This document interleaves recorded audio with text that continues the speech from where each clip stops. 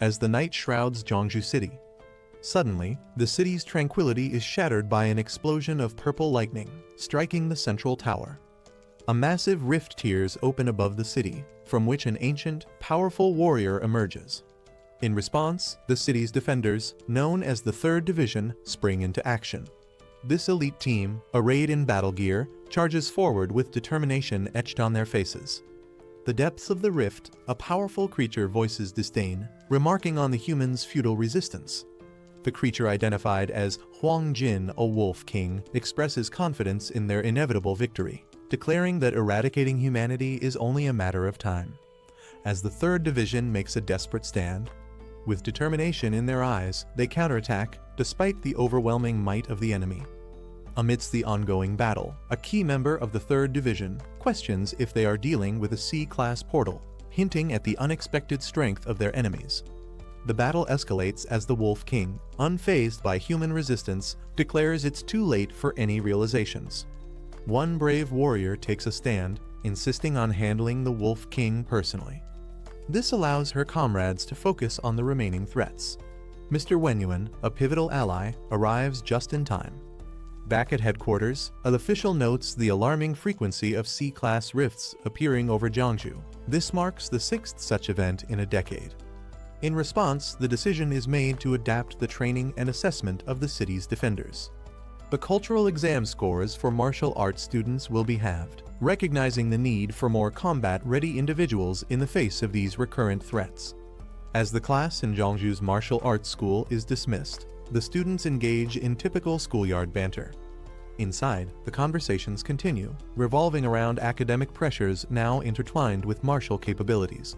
A student laments the missed opportunity to sit next to Lin Yanren, a particularly admired classmate. Lin Yanren becomes the center of attention, not just for her beauty, but also as a symbol of the martial arts path. As peers inquire about her future plans, the Academy of Literature and the Martial Arts University is more than academic. It's about choosing a life path in a world where martial prowess can determine one's safety and status. Su Bai sits in the classroom, deep in thought, his book open but his mind elsewhere, faced with the decision of his future educational path. He recognizes that his average academic performance won't stand out at the Academy of Literature, and in a world increasingly defined by martial prowess, the relevance of traditional education seems diminished. Caught between aspirations and realities, Su Bai discusses his family's financial limitations and the lack of any special talents, which make the option of attending the martial arts university seem unreachable. His frustration is palpable as he questions the fairness of a system that seems to favor those with inherent abilities or resources.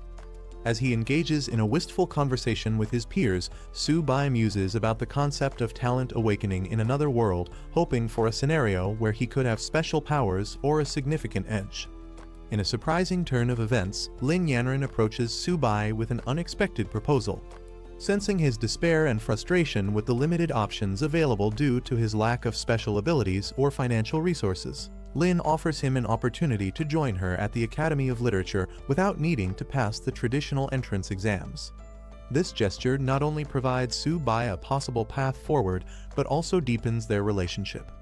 As Su Bai processes this unexpected lifeline, his world is further turned upside down by the sudden activation of a personal system, a common trope in fantasy and martial arts narratives where the protagonist gains access to a unique set of skills or abilities through a digital interface.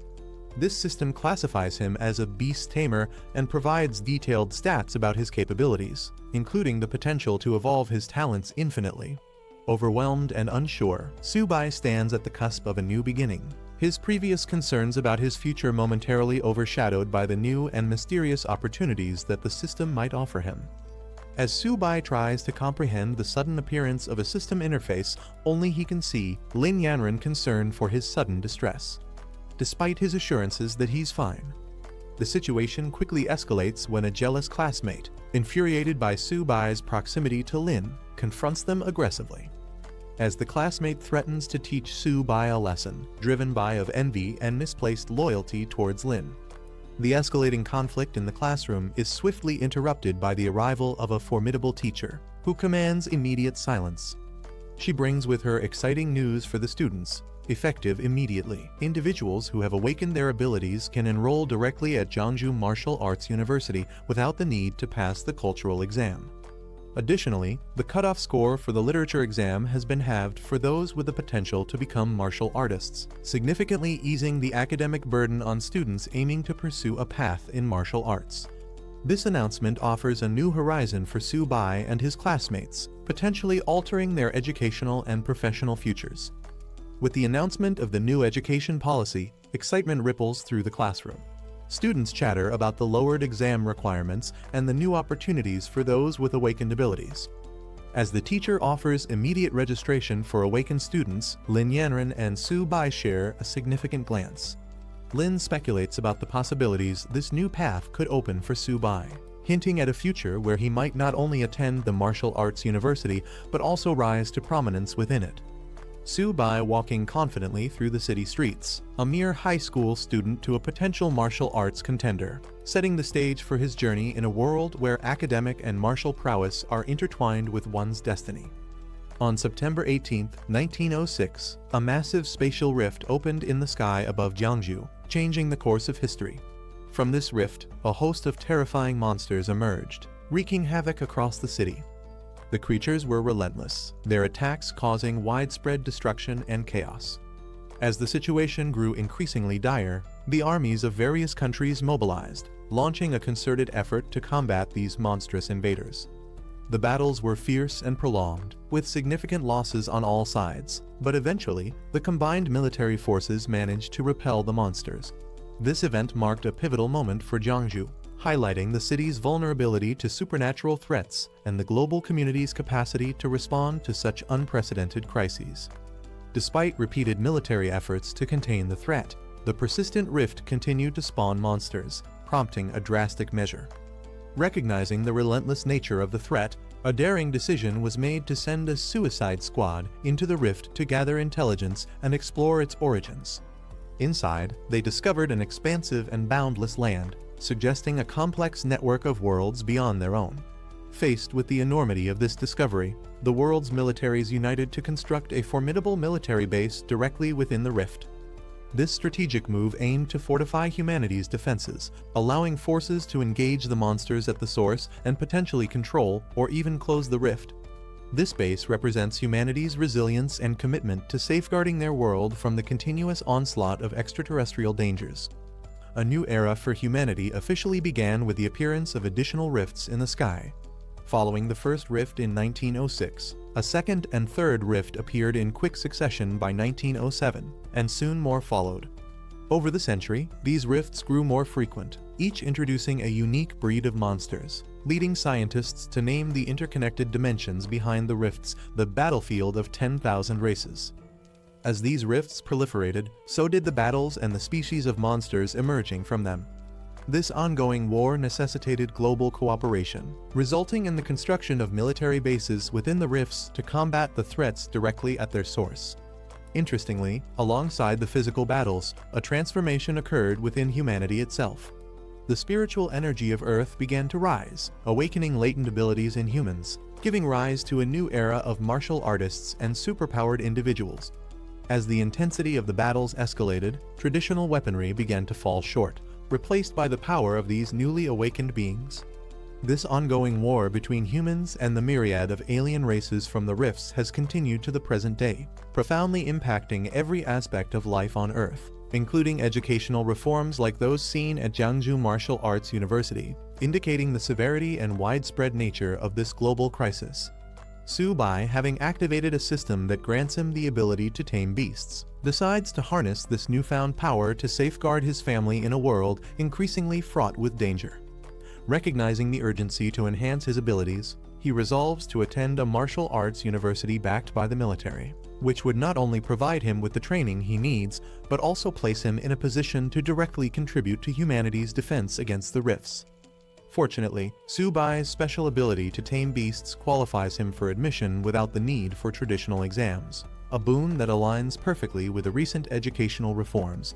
Armed with his savings of more than 2,000 coins, he approaches the university with determination, hopeful that his financial resources will be sufficient to cover any additional expenses. As he steps into the university, he remembers that his system is supposed to automatically detect and guide him towards suitable opportunities. Yet, upon entering, nothing happens, leaving him momentarily confused.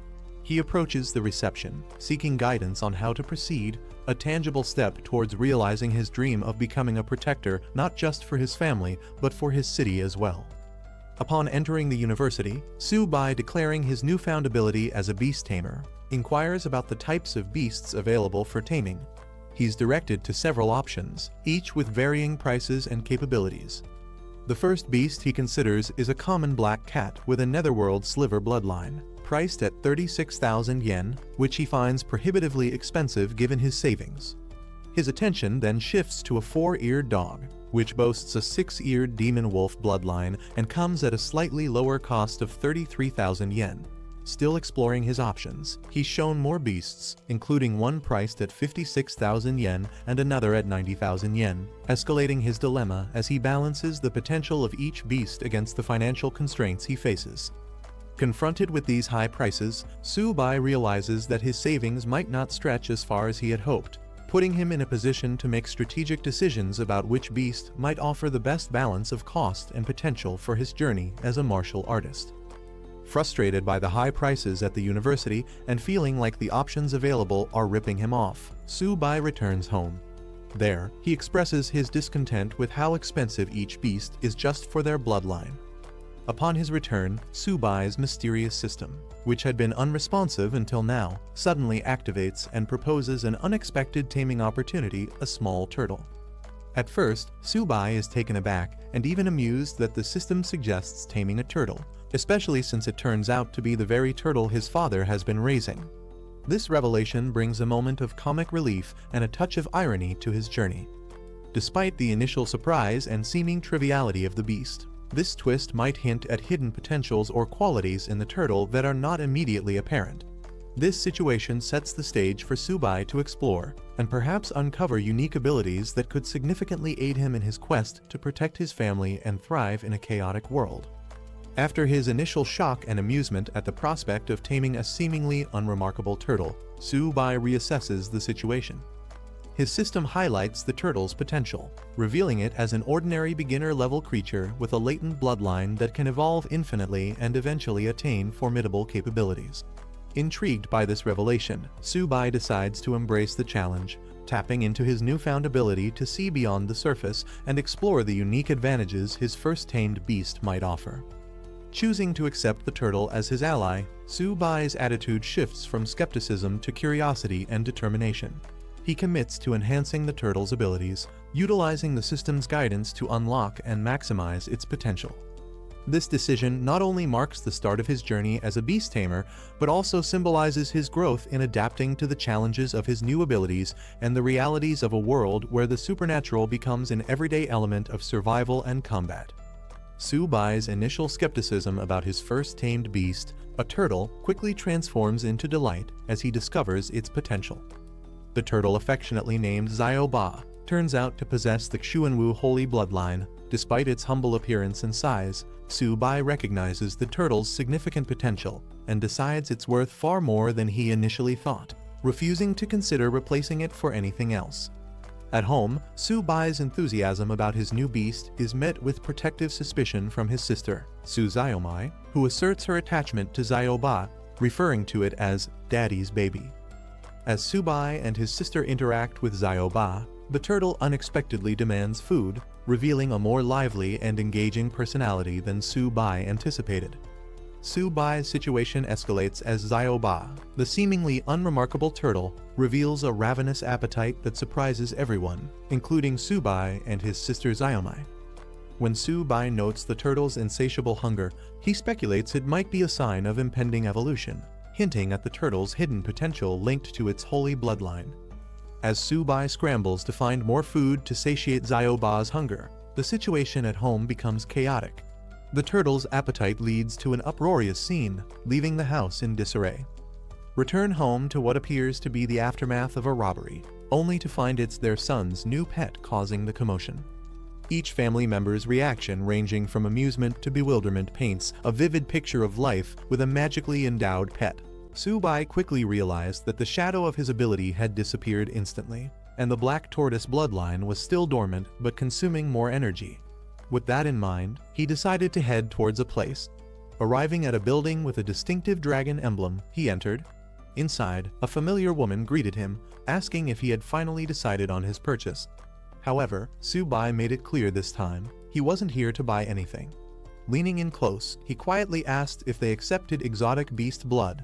This immediately caught the attention of a well-dressed man sitting nearby. Surprised, the man questioned whether Su-bai really had such a valuable resource.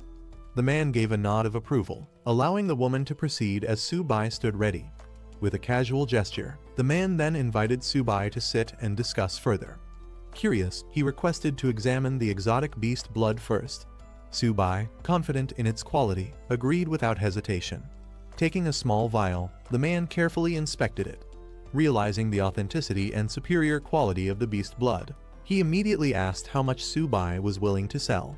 Su-bai calculated the effort it took to extract the beast blood. Considering its worth, he expected at least 100 yuan. However, when the man casually offered 1,000 yuan, Su-bai was visibly shocked. His reaction made the man smirk, realizing Su-bai had a good understanding of the product's value. But before the deal could be sealed, the man suddenly laughed, revealing he was just joking. Given the exceptional quality of the beast blood, he corrected himself. The real price was 10,000 yuan. Hearing this, Su-bai was even more stunned. Just as he was about to react, the man continued, offering a final price of 15,000 yuan, making it clear he couldn't go any higher. Su-bai couldn't believe his blood was worth so much. He struggled to hide his excitement, but the thought of earning that much made it impossible to suppress his smile. Without hesitation, he agreed to the deal, though he casually remarked that if he weren't in urgent need of money, he wouldn't have sold it so easily. As he left, the man reminded him to return if he ever had more high-quality goods. Su-bai walked away, feeling satisfied. Checking his balance, he still couldn't believe it. Selling the exotic beast blood for 15,000 yuan meant he could sustain himself for a while now. As Su-bai walked, he received a call from his teacher, informing him that the academic results were out and there was important news. He was instructed to come to school that afternoon to complete his application. However, before he could get more details, the signal cut out. Frustrated by the sudden loss of connection, he tried calling back but had no luck. Just then, a warning screen appeared before him, detecting hostile intent nearby. It identified 3 enemies within range, all targeting him. Realizing he was being ambushed, Su-bai quickly turned around. One of the attackers was already approaching, gripping a large spiked club while grinning menacingly. Their leader confidently assumed he had something valuable after seeing the pet store owner's reaction. Without hesitation, he demanded Su-bai hand it over. Trying to reason with them, Su-bai explained that he only sold items, not bought them. Yet, luck was clearly not on his side. He quickly assessed the situation. Only one of them was a primary warrior, which meant he had a chance. Confidence sparked in his eyes. He wasn't afraid. However, the thug laughed at his expression, mocking his supposed cowardice and demanding the money. Su-bai appeared to surrender, curling up slightly, as if preparing to comply. He suddenly made his move, pretending to surrender, but instead hurling his turtle companion straight at the bald thug. Caught off guard, the thug quickly raised his weapon to strike, but the unexpected attack threw him off balance. His eyes widened in shock as he realized too late this was a trap. Panic took over as he let out a terrified scream. Su-bai took advantage of the opening, delivering a powerful counterattack that sent the bald thug flying. The force was so strong that it even made the thug imagine an egg cracking in his head. His 2 subordinates panicked and rushed to his aid, furious that Su-bai had dared to lay a hand on their boss. Without hesitation, they charged at him, weapons in hand. But Su-bai used his turtle companion's defense to shield himself. One of the attackers lunged, thinking he had Su-bai cornered.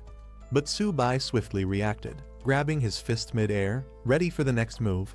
He struck the incoming attacker, sending him flying backward. The second thug barely had time to react before he, too, was slammed into the ground. The bald leader, now regaining his footing, roared in fury. His face twisted with rage as he crawled forward, vowing to kill Su-bai. Su-bai quickly prepared to retreat. He called out to his turtle companion, signaling to pull back before things escalated further. With precise movements, he countered the bald thug's charge, flipping him over and sending him crashing hard into the ground. The thug howled in pain, his earlier confidence shattered. Subai stood tall, looking down at his fallen enemies. They had provoked him, and now they were paying the price. Just as he was about to leave, he noticed something strange. His turtle companion had somehow ended up next to the unconscious thug. Subai noticed his turtle companion holding something glowing in its mouth. Curious, he rushed over, questioning what it had found. Before he could react, the turtle tossed the object into the air. Subai caught it, realizing it was a Kai and blood potion, an incredibly valuable item worth tens of thousands. Shocked, he muttered that warriors typically absorb this potion over an entire month. Yet, his turtle had consumed it all in one go. He stared at the creature, now radiating energy, wondering if it could even handle such a massive boost. Subai's eyes widened as he felt a surge of power coursing through his body.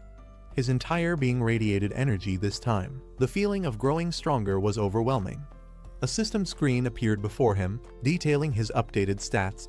His tamed beast's evolution had increased his attributes significantly, even granting him a new talent. Checking the turtle's stats, Subai was shocked its physique and defense had skyrocketed. The turtle had also grown in size, its shell now radiating with power. The Kai and blood potion had caused an immense transformation, leaving Subai stunned at how much both he and his beast had advanced. Subai recalled what he had learned in class: normal high-level strength type exotic beasts usually only reached 30 in stats. Yet, his turtle was already exceeding that without even activating its full potential. Realizing the incredible potential his companion had, Subai decided it was time to leave. He patted the turtle, telling it they needed to get moving. Meanwhile, back at school, the academic results had been released, and it was time to submit applications. However, there was also a major announcement. Tomorrow, a special admissions teacher from Marshall University would arrive to conduct an ability test. This was a rare opportunity, as only 2 students would be guaranteed a spot. In class, Lin Yanren asked Subai if he had decided between the Humanities Institute or Marshall University. Without hesitation, he declared that he must get into Marshall University. Surprised, she reminded him that she had asked him to apply to the Humanities Institute with her. Marshall University sends students to the battlefield. It's dangerous, and she was clearly worried. She hesitated, bringing up his grades, implying that he might not be suited for such a path. But Subai remained firm. Someone had to go to the front lines, and he saw it as a good thing. With a confident smile, he revealed his real reason: he wanted to protect someone important. Lin Yanren's heart skipped a beat as she wondered, could he be talking about her? In the classroom, the teacher asks Lin Yanren which institution she plans to apply to. She hesitates, considering her options. A classmate assumes she'll choose the Humanities Institute since she hasn't awakened any abilities or trained physically. Still undecided, Lin Yanren responds that she needs more time to think. Meanwhile, the teacher emphasizes the importance of this decision, instructing students to take their report cards home, discuss with their parents, and submit their applications by tomorrow. As the school day ends, the announcement echoes schools out. The students acknowledge the teacher before heading out. As Lin Yanren relaxes in a medicinal bath, she calls Subai. She announces her decision: she's applying to Marshall University. She hints at a surprise, leaving Subai stunned. Subai, in the middle of training, can't believe what he just heard. He questions if she's serious, but Lin Yanren affirms her choice without hesitation.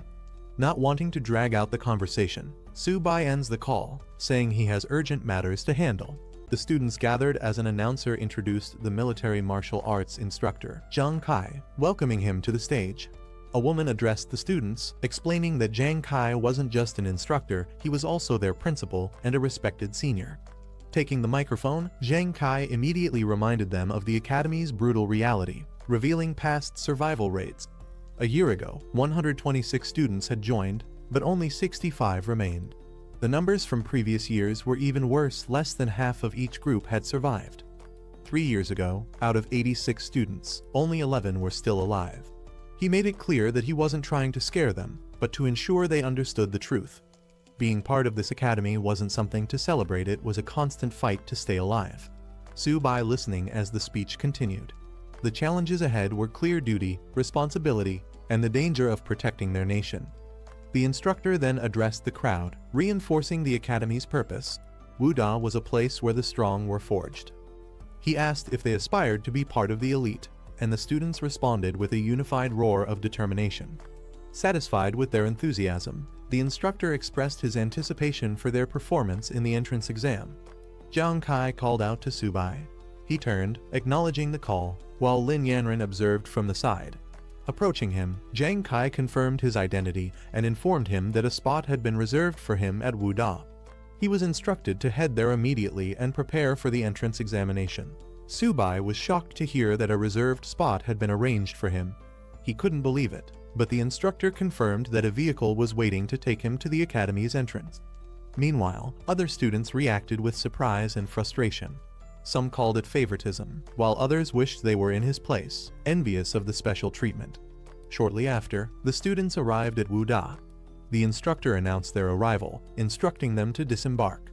As they stood outside, the instructor called for the students to follow, signaling the beginning of their journey at Wuda. As Subai and the students explored Wuda, they came across a towering stone pillar engraved with the school's motto. The inscription spoke of unwavering honor and dedication to the nation. Subai was impressed by its grandeur, while another student explained its significance. The instructor then led the group forward, guiding them to collect their uniforms before heading to the dormitories. Once there, she directed the male students to their designated area, informing them that they would soon receive further instructions regarding the examination. Subai acknowledged her guidance before heading inside. Reaching his assigned room, Subai reflected on the importance of resources in martial arts training. Inside the dormitory, a red-haired student showed off a rare bottle of medicine, explaining that it was made from extremely rare monster blood his father had acquired. He emphasized how valuable it was, something most people would never see in their lifetime. The others were fascinated, some admitting they had never encountered anything like it before, while one mentioned having bought similar products, but never something this rare. At that moment, Subai entered the room, introducing himself as their new doormate in room 303. A student Han Jiagang acknowledged him, noting that now everyone was present. He then introduced the other two students Tao Jiajun, who casually greeted Subai, and Fan Keon, who gave a friendly nod. Han Jiagang's doormates welcomed Subai, telling him there was no need for formalities since they were all roommates. They showed him the rare monster blood that Han Jiagang's father had obtained, explaining that it was difficult to acquire and required extensive effort to find. Subai, while unpacking, was surprised to hear it came from Yu Mountain and wondered if he was the one who had originally sold it. He casually asked about its price, assuming it must have been expensive. Han Jiagang, however, dismissed the cost, saying each drop was only around 30,000, totaling less than 100,000, an amount he considered insignificant. Hearing this, he realized that he had originally sold it for 30,000, but someone had resold it for triple the price. Frustrated, he cursed the middlemen who had taken advantage of the deal. Inside the dormitory, Subai's roommates excitedly pointed outside, claiming there was an incredibly beautiful girl downstairs. One of them even declared that she was his pick for the upcoming beauty contest. Curious, they rushed to the window, their eyes locking onto the tall, Lai Yanren confidently walking toward the dormitory. They were mesmerized by her appearance, praising her elegance and wondering why she was there. Meanwhile, outside, the dormitory manager stopped Lin Yanren, asking about her purpose in the men's dorms. Without hesitation, she stated that she was looking for Subai. The dormitory manager called out for Subai, announcing that a beautiful girl was waiting for him outside. His roommates were stunned by the revelation, unable to believe what they had just heard. Subai, without hesitation, decided to leave, while his roommates watched in disbelief. They couldn't understand why someone as stunning as her would be looking for him. Suspicious, they started to wonder if Subai was more influential than he appeared. Outside, Lin Yanren greeted Subai, complimenting how well he looked in his uniform. He responded casually. Lin Yanren adjusted Subai's uniform, complimenting him on how good he looked. Subai was caught off guard by her sudden closeness, unsure how to respond. Meanwhile, his doormates watched from the window, completely stunned. Seeing Lin Yanren personally fixing Subai's clothes left them in disbelief. They were outraged, unable to accept that Subai was casually interacting with someone they considered a goddess. Lin Yanren then brought up the reserved spot at Wuda, asking if Subai was upset about it. He reassured her that he wasn't angry, though he had initially planned to earn his place through the entrance test. Lin Yanren thanked him sincerely, admitting she had been worried about his reaction. Subai simply smiled, placing a hand on her head, telling her there was no way he could be upset with her. Lin Yanren informed Su-bai that the entrance examination was approaching and offered him some pills to help. However, Su-bai declined, saying she had already helped him enough and should keep them for herself. Before leaving, Lin Yanren waved at Su-bai, telling him she'd see him tomorrow. Su-bai could only watch as she walked away. Meanwhile, inside the dormitory, the other students had been observing everything. Shocked that Su-bai had not only interacted closely with Lin Yanren, but had even touched her head, they were desperate to find out who he really was. Back in the dorm, Su-bai returned to a completely different atmosphere. His roommates, who were once skeptical of him, now treated him with newfound respect, calling him Brother Su and eagerly inviting him to sit with them. Su-bai's dormmates surrounded him, eager to know about his connection with Lin Yanren. He casually mentioned that they were just high school classmates, but they weren't convinced, insisting he was being too humble. Taking advantage of their newfound camaraderie, Han Jiagang suggested that since they were dormmates, Su-bai should invite Lin Yanren to bring some of her friends over. Su-bai was caught off guard, unsure how to respond. To celebrate their first meeting, Han Jiagang proposed taking Su-bai out for a good meal and a chat. The others quickly agreed, deciding to handle all the arrangements themselves while telling Su-bai to rest. As they excitedly rushed out, Su-bai was left standing there, slightly overwhelmed by how quickly their attitude toward him had changed. After his dormmates left, Su-bai reflected on how interesting they were. He then took out Little Ba, letting it stretch out and breathe. Curious about what Lin Yanren had given him earlier, Su-bai checked the package and found a blood essence potion. He smiled, realizing that it would be beneficial for his little companion Little Ba. With a mischievous grin, Su-bai teased Little Ba, asking if it knew what to do after consuming the potion. Meanwhile, his dormmates arrived at an extravagant hotel for their gathering. Su-bai was surprised at the high-end choice, questioning if it was necessary. However, Han Jiagang assured him that all he needed to do was enjoy himself and leave the rest to them. At the luxurious hotel, Han Jiagang raised a toast, expressing how fortunate he felt to have such great dormmates, especially Su-bai. The others eagerly joined in, welcoming the camaraderie. As they settled down, Su-bai mentioned his connection with Lin Yanren, casually implying that he could arrange introductions to some of her friends later. Shifting the topic, he told Jiagang that he needed his help with something. Revealing a bottle of rare monster blood, Su-bai downplayed its importance but asked for Jiagang's assistance in handling it. The others were instantly intrigued, recognizing its incredible value. Jiagang examined the blood carefully, realizing that it was of even higher quality than his own. Shocked, he admitted that he had never seen anything like it before. Han Jiagang was shocked by the rarity of Su-bai's monster blood and immediately offered to call his father for assistance. Later, Jiagang stepped aside to make the call, but his father was initially unimpressed, assuming his son had once again run out of pocket money. Jiagang quickly reassured him that this was serious. Explaining the situation, he told his father that his classmate had 7 drops of rare monster blood far superior to what they had obtained before. Unable to determine its value, he sought his father's advice.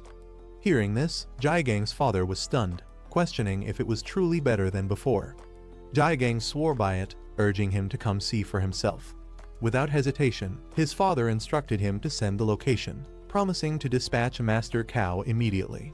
An hour later, Master Cow arrived to examine the monster blood. The moment he saw it, he was in awe, calling it the purest and most potent he had ever encountered. He excitedly declared that with such high energy content, he could create something extraordinary. Jiagang's father, still skeptical, questioned if Master Cow was exaggerating. However, Master Cow insisted that even with the finest equipment, the value of this blood would only increase. Meanwhile, Su-bai casually sipping a drink as Jiagang marveled at how overpowered his monster blood truly was. Jiagang's father inquired about the price for Su-bai's monster blood. However, Su-bai clarified that it wasn't for sale, he was only willing to exchange it for blood essence of equal value. Acknowledging their connection through Jiagang, his father assured Su-bai that he wouldn't be shortchanged. He offered to take all the monster blood in exchange for 14 bottles of blood essence, a deal that Su-bai readily accepted. With a knowing smile, Jiagang's father then made an unexpected offer. He invited Su-bai to join the Han family, promising free resources and additional benefits. Su-bai politely declined Jiagang's father's offer, stating that he had no plans to join a family for now. However, Jaegang's father tried to persuade him to reconsider. Before the discussion could continue, Lin Yanren suddenly entered the room with a commanding presence. She firmly declared that Su Bai had already made his decision and that no one had the right to pressure him into joining any family. She made herself clear her stance was non-negotiable. Su Bai was surprised to see Lin Yanren and asked why she was there. The others in the room were equally shocked, recognizing her instantly and wondering why she had suddenly appeared. Lin Yanren casually stated that she had come to take care of her own matters and hadn't expected to run into Su Bai. Meanwhile, Jaegang's father and Master Cao observed the situation closely. Jaegang's father was clearly unsettled, realizing there was something significant about her presence. As Master Cao tried to explain who she was, his expression changed to shock as he fully grasped her identity. Jaegang's father explaining that it's all a misunderstanding. He insists that Su Bai and his son are not just classmates but also close brothers. Lin Yanren asking if he's heading back to school. She suggests they go together. Su Bai nods saying he's done with his matters here and is ready to leave. Before leaving, Su Bai bids farewell to Jaegang's father and Master Cao, telling Jaegang that they'll meet back at the dorm. Jaegang's father responds, wishing him well. As Su Bai walks away with Lin Yanren, Jaegang suddenly panics and rushes forward, calling out to her, saying he's heading back too. But his father grabs him, scolding him and demanding he come back, clearly frustrated by his reaction. Jaegang's father sternly advises him to get along with Su Bai, emphasizing that the future of the Han family might depend on their relationship. Jaegang is confused by this statement, but is even more shocked when his father warns him to keep a respectable distance from Lin Yanren.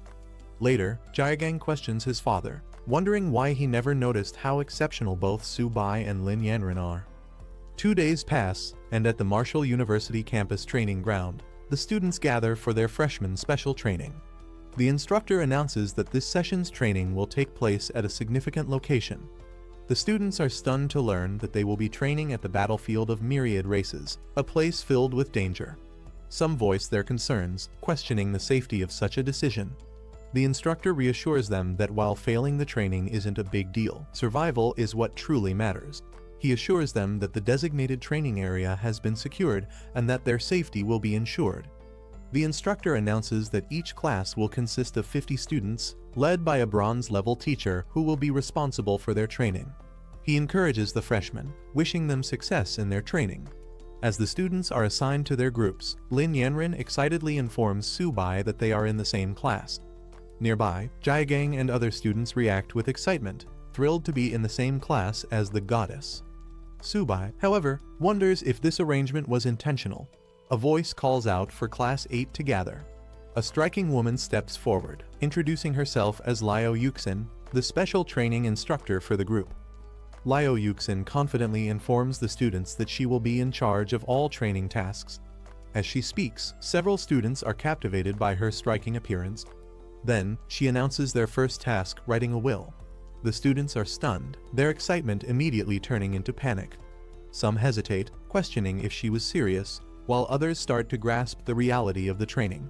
She gives them a day to complete this task, instructing them to gather at the teleportation plaza at 8 am for their departure to the battlefield of myriad races. Some students wonder if their lives are truly at risk, while others start worrying about the future. A few are left reflecting on their unfinished goals, realizing they might not return. Lin Yanren asks Su Bai about his plans before departure. He replies that he doesn't have much to prepare and plans to head back to the dorm. As they part ways, she tells him they'll meet tomorrow. Meanwhile, other students feel the pressure of the upcoming battlefield training and focus on their preparations. Later, at the dorms, a group of students invites Su Bai to join them for a fun night before their departure. However, Su Bai declines, saying he has things to take care of. Jaegang, understanding his decision, offers to bring anything back for him if needed. Su Bai acknowledges and lets them go. Jaegang notices Su Bai's pet turtle and comments on its tough shell. Su Bai introduces it as Little Bai, explaining that it's quite a foodie. As the others leave for their night out, they bid farewell to Su Bai, who stays behind. He tells them to enjoy themselves. Alone in the dorm, Su Bai prepares food for Little Bai, teasing it for always eating. He lets it feast, reminding it to prove its worth on the battlefield. Meanwhile, he prepares his own supplies, making sure everything is ready for tomorrow. Little Bai eagerly devours its meal, and Su Bai reassures it that no one will take its food away. As Su Bai feeds Little Bai, a notification appears, announcing that the tamed beast has evolved into an ordinary high-tier beast. Along with Su Bai's level increasing, Little Bai gains a new talent, Heavy Strike. A detailed status screen reveals Little Bai's improved attributes, including Constitution, Defense, and Agility. Its talents now include Shell Defense, which boosts defense when fully retracted, Turtle Skin Defense, which enhances durability at the cost of stamina, and Heavy Strike, which increases attack power depending on stamina consumption. Another screen displays Su Bai's updated stats, confirming that he, as a beast tamer, benefits from his beast's evolution. His base attributes have grown, and Little Bai's abilities will partially enhance him as well. Excited about the improvements, Su Bai acknowledges that the Blood Kai powder played a crucial role in the upgrade. He praises Little Bai, encouraging it to give its best performance in the upcoming battle. Little Bai responds confidently, ready for the challenge ahead. The preparations for battle are complete, and a report is sent to the chief instructor confirming that all students are ready. Instructors stand by as orders are given to activate the teleportation array. With a command, the massive portal begins to hum with energy. Students marvel at the enormous teleportation array, acknowledging that only Marshall University could provide such a grand sight. Before departure, Lin Yanran expresses concern for Su Bai, urging him to stay cautious on the battlefield. Su Bai reassures her with confidence, promising that they will complete their mission successfully. She nods, wishing him luck as they prepare to embark on their journey. As the teleportation process begins, Su Bai and the students step forward, preparing for the transfer. A bright glow surrounds them as the command is given. The students arrive at their destination, disoriented but amazed. Jiagang stumbles slightly, exclaiming in surprise, while others look around in awe. A student wonders if this is the military base within the battlefield of myriad races. They take in the vast structure, realizing they have truly arrived.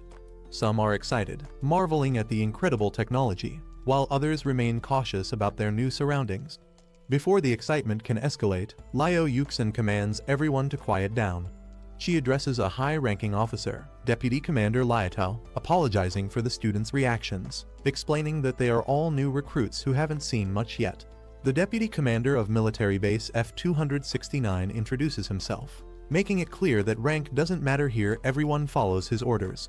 He demands acknowledgement, and the students, led by Liu Yuxin, respond in unison, affirming their understanding. As the commander addresses them, Jiagang questions why they should be impressed by a mere deputy commander. However, Su Bai observes the scar on his face, recognizing that he must be a seasoned officer. The commander then assigns their first task, cleaning the battlefield. However, it's not just about clearing debris. They must also eliminate any remaining shadow cats lurking in the area. He deems it a perfect test for new recruits stepping onto the battlefield for the first time. The deputy commander explains the reward system. Eliminating shadow cats earns merit points, which can be exchanged for valuable resources like blood kai powder and body refinement elixirs, helping students enhance their strength. Hearing this, the students become excited. Jiagang and others realize why so many risk their lives to enter the battlefield of myriad races. The opportunity to exchange merit points for potions makes the mission even more rewarding. Noticing their enthusiasm, the commander smirks, acknowledging their eagerness for action. Without wasting time, he gives the order to move out. The students respond energetically, ready to start. Su Bai, confident in his skills, looks forward to accumulating merit points. He also considers how much Little Bai will benefit from this hunt, anticipating a feast for his pet. The group arrives at a section of the base where wounded soldiers are being treated. Many are covered in injuries, fresh from battle, groaning in pain as they receive medical attention. Seeing this, the students are shocked. They question whether these injuries were caused by shadow cats, the lowest-ranked monsters. Doubt and fear spread among them. If even such weak creatures are this dangerous, how will they survive? One student panics, worrying about making it back alive. However, Liu Yuxin quickly shuts down the fear-driven murmurs, reminding them that the battlefield of myriad races is not a place for hesitation. Anyone who joined Marshall University should already be prepared for danger. Lin Yanran, feeling uneasy, tells Su Bai to stay close to her in battle, not wanting anything to happen to him. Su Bai acknowledges her concern, but he knows they must remain vigilant at all times if they want to make it through alive. A soldier reports to the deputy commander that they have been guarding the northern gate and have successfully eliminated 35 beasts that attacked the camp. Awaiting further orders, the commander decides it's time for the recruits to experience the true nature of the battlefield. With a firm command, he orders the camp gate to be opened. Liao Yuxin reminds them that this is a rare opportunity. As Deputy Commander Liatao himself is leading the team, they must prove themselves in battle. Liatao warns the recruits, having left their wills behind, they must now be prepared to walk alongside death every second from here on out. The commander addressed the gathered rookies, ensuring they were ready for the mission. With their confident response, he wasted no time giving the order to move out. Meanwhile, the strike force was instructed to follow and provide protection. As they proceeded, Liao Yuxin questioned why Captain Fu was personally leading the team, noting that clearing a battlefield wasn't particularly dangerous. The commander casually dismissed her concerns, saying it would be a waste to send inexperienced rookies straight to the front lines. When Yuxin pressed further, he cut her off, telling her not to ask unnecessary questions. Later, as they marched, Yuxin expressed gratitude for his presence, but the commander brushed it off, stating that the students were warriors on the battlefield and it was his duty to protect them. At Didu, the highest military command post in Long, an urgent report was brought forth. Officials wasted no time in allowing the messenger to speak.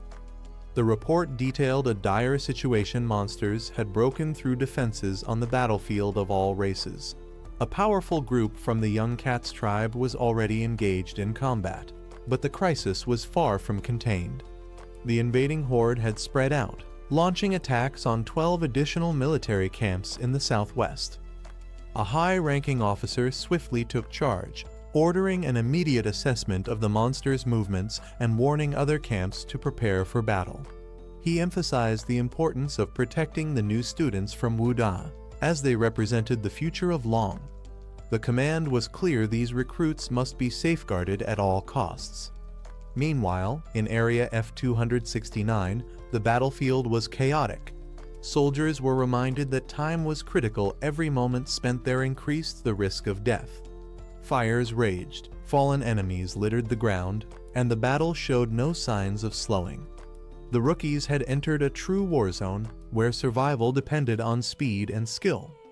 Su Bai and his team continued harvesting resources from the battlefield. One of them pointed out that the hides, blood, flesh, and claws of the Yaoming cats could be used to craft weapons and medicines. Another remarked that with such valuable materials, it was no surprise that many people were willing to venture into such a dangerous place. Excitedly, someone announced they had found another monster core, celebrating their luck. Su Bai focused on gathering more resources, planned to collect additional cores to exchange for blood spirit essence. He figured this would allow his companion, Little 8, to level up once again. However, his interface suddenly flashed with an urgent alert. 164 Yaoming cats were rapidly approaching from 3 kilometers away in the southwest forest. The warning classified the situation as an extreme danger, rating the threat level at 5 stars and the danger to life at 4 stars. Su Bai was taken aback. The last time his system had issued a warning, it was for a minor threat, a low-level martial artist. But now, it was flagging a 5-star, life-threatening crisis. Alarmed, Liao Yuxin noticed his change in expression and immediately asked what was wrong. Su Bai urgently called out to Liao Yuxin, warning her about a large horde of monsters moving toward them from the southwest. Perched on a tree, she seemed skeptical but listened as he insisted on the danger.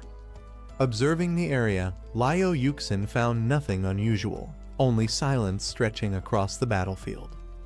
Frustrated, she reminded Su Bai that this was a battlefield, not a place to stir panic. Recklessly alarming others could have severe consequences. However, Su Bai insisted he wasn't joking. The threat was real, and the monsters were approaching fast.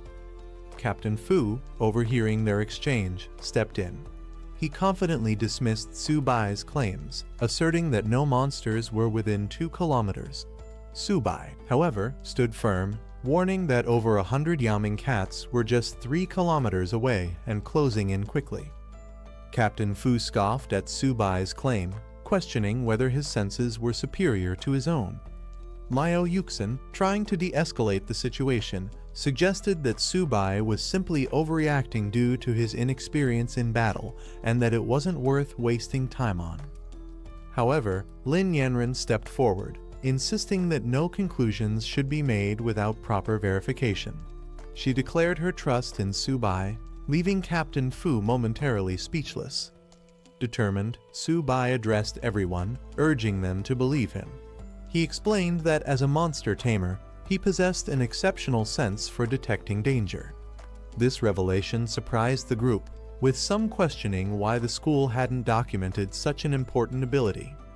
Subai clarified that since he was guaranteed a spot at Wuda, his special abilities weren't officially recorded.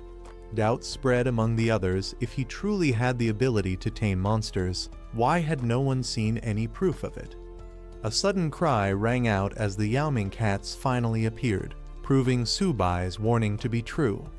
The group quickly realized the sheer number of enemies approaching, forcing them to act fast. Orders were given to form a defensive formation immediately. As the threat grew, the call for reinforcements was sent out. However, bad news followed. Nearby camps were also under attack, meaning no backup would be coming. They were on their own.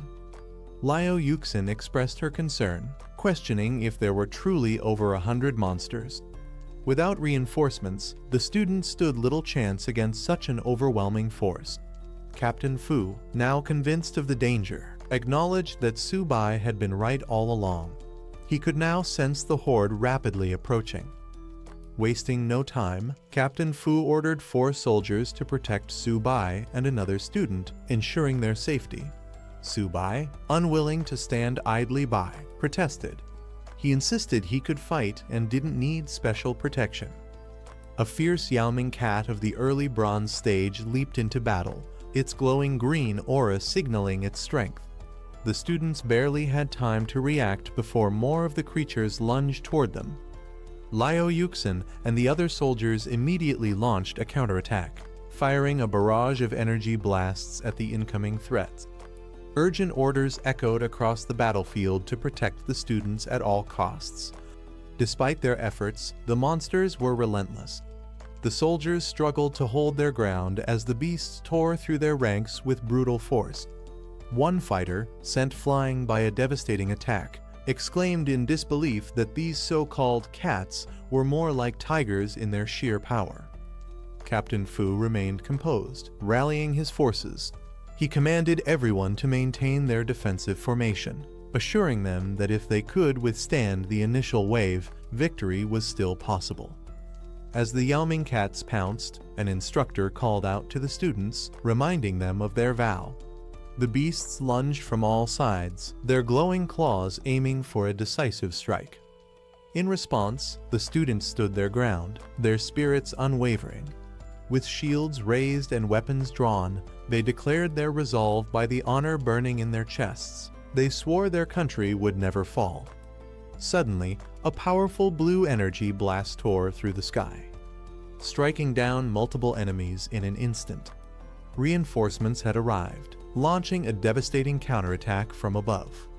As the battle intensified, Zhang Mani leaped into action, commanding the others to hold the Yaoming cats at bay while she rained arrows upon them from above. Meanwhile, Luo Yongqiang charged forward, dismissing the threat as nothing more than mere cats, vowing to handle them himself. Liao Yuxin was impressed. With Mani's exceptional archery and Yongqiang's brute strength, this batch of students was proving to be extraordinary. Subai observed them in admiration, acknowledging their power and skill. He couldn't help but note that while they had impressive abilities, his only weapon was his trusted companion, Little 8. Around him, other students were in awe of Mani's combat prowess, some even referring to her as a goddess. They marveled at how both she and Yongqiang were on an entirely different level, far beyond their own abilities. A strange and piercing sound echoed across the battlefield, sending a wave of confusion and unease through the fighters. Alarmed, one of the soldiers shouted for everyone to cover their ears, but the unsettling noise had already disrupted their focus. The students' expressions turned grim as they realized what they were facing: the king of the Yaoming cats, a fearsome beast that had reached the middle silver stage. With its towering presence and immense aura, the Cat King radiated overwhelming power. Its stats confirmed the worst: its agility was off the charts, making it an even deadlier threat. Captain Fu, now visibly shaken, demanded an immediate call for reinforcements. A silver stage monster of this caliber had no business being here, and their chances of survival were now slimmer than ever. Determined to strike first, a warrior lunged at the Yaoming Cat King, dismissing its threat and launching an attack. Another student attempted to assist, aiming to disrupt the beast's vision and create an opening. However, Liao Yuxin's expression turned to panic as she realized the recklessness of their actions. She shouted at them to retreat, warning that a silver stage monster was not something they could handle so carelessly. Before they could react, the Cat King countered with a devastating energy attack, sending its challengers flying through the air. The overwhelming force of the beast was undeniable, and the reality of its power became clear as one of the students crashed hard into the ground, unable to withstand the impact. Liao Yuxin shouted in frustration, urging the students to fall back immediately. But it was too late. The Cat King had already launched its counterattack. Seeing no other option, the soldiers provided cover fire, desperately trying to suppress the beast's advance. A terrified student found himself directly in the Cat King's path, its massive frame looming over him. With energy surging around it, the beast prepared to strike. The student screamed for help, realizing he was powerless against such overwhelming strength. Just as the fatal blow was about to land, a sudden blast struck the Cat King, knocking it back. Little Bai arrived with force, deflecting the attack and creating a moment of hope amid the chaos. Liao Yuxin and the others stared in disbelief at the unexpected newcomer. A turtle? She could hardly believe it. Another student quickly recognized it as Su Bai's beast companion, Little Bai. Su Bai stepped forward with confidence, finally revealing himself as a beast tamer. He declared that while the others should handle the smaller enemies, he and Little Bai would take on the Cat King directly. The astonishment only grew when Little Bai unleashed a powerful attack, sending the mighty Cat King flying. The students were completely dumbfounded. How could a turtle be this strong? Liao Yuxin, still trying to make sense of it, turned to Su Bai in shock. Was this truly the beast he had tamed? Nothing about it seemed ordinary. The tide of battle had shifted, but with this unexpected twist, everyone was left questioning just how powerful Su Bai and his companion really were. Su Bai commanded Little Bai to unleash its strength against the Cat King. The seemingly slow turtle suddenly moved with incredible speed, shocking everyone. The students could hardly believe their eyes. Was this really a turtle? As the battle raged, even Liao Yuxin admitted her surprise at Su Bai's abilities. No one had expected him to be this skilled, and his beast companion was unlike anything they had ever seen. With Su Bai now facing off against the Cat King, Liao Yuxin took charge of the battlefield. She rallied her classmates, calling for them to regroup and eliminate the remaining ghost cats before they could overwhelm them.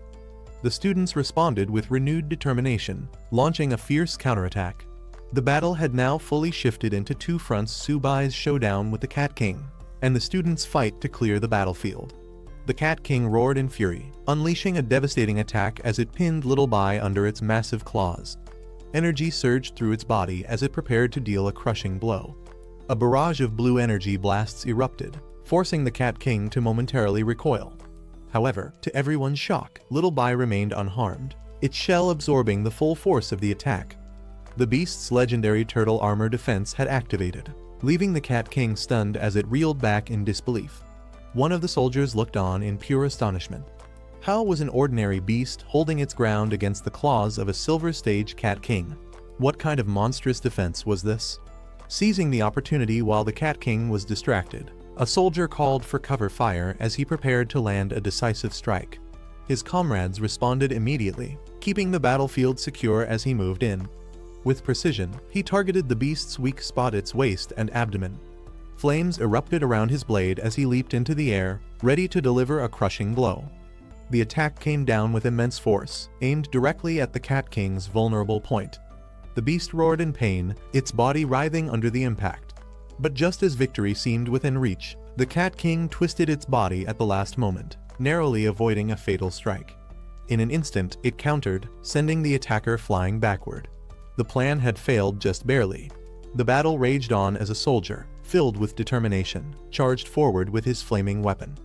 He roared at the beast, declaring that this fight would end with either its defeat or his own.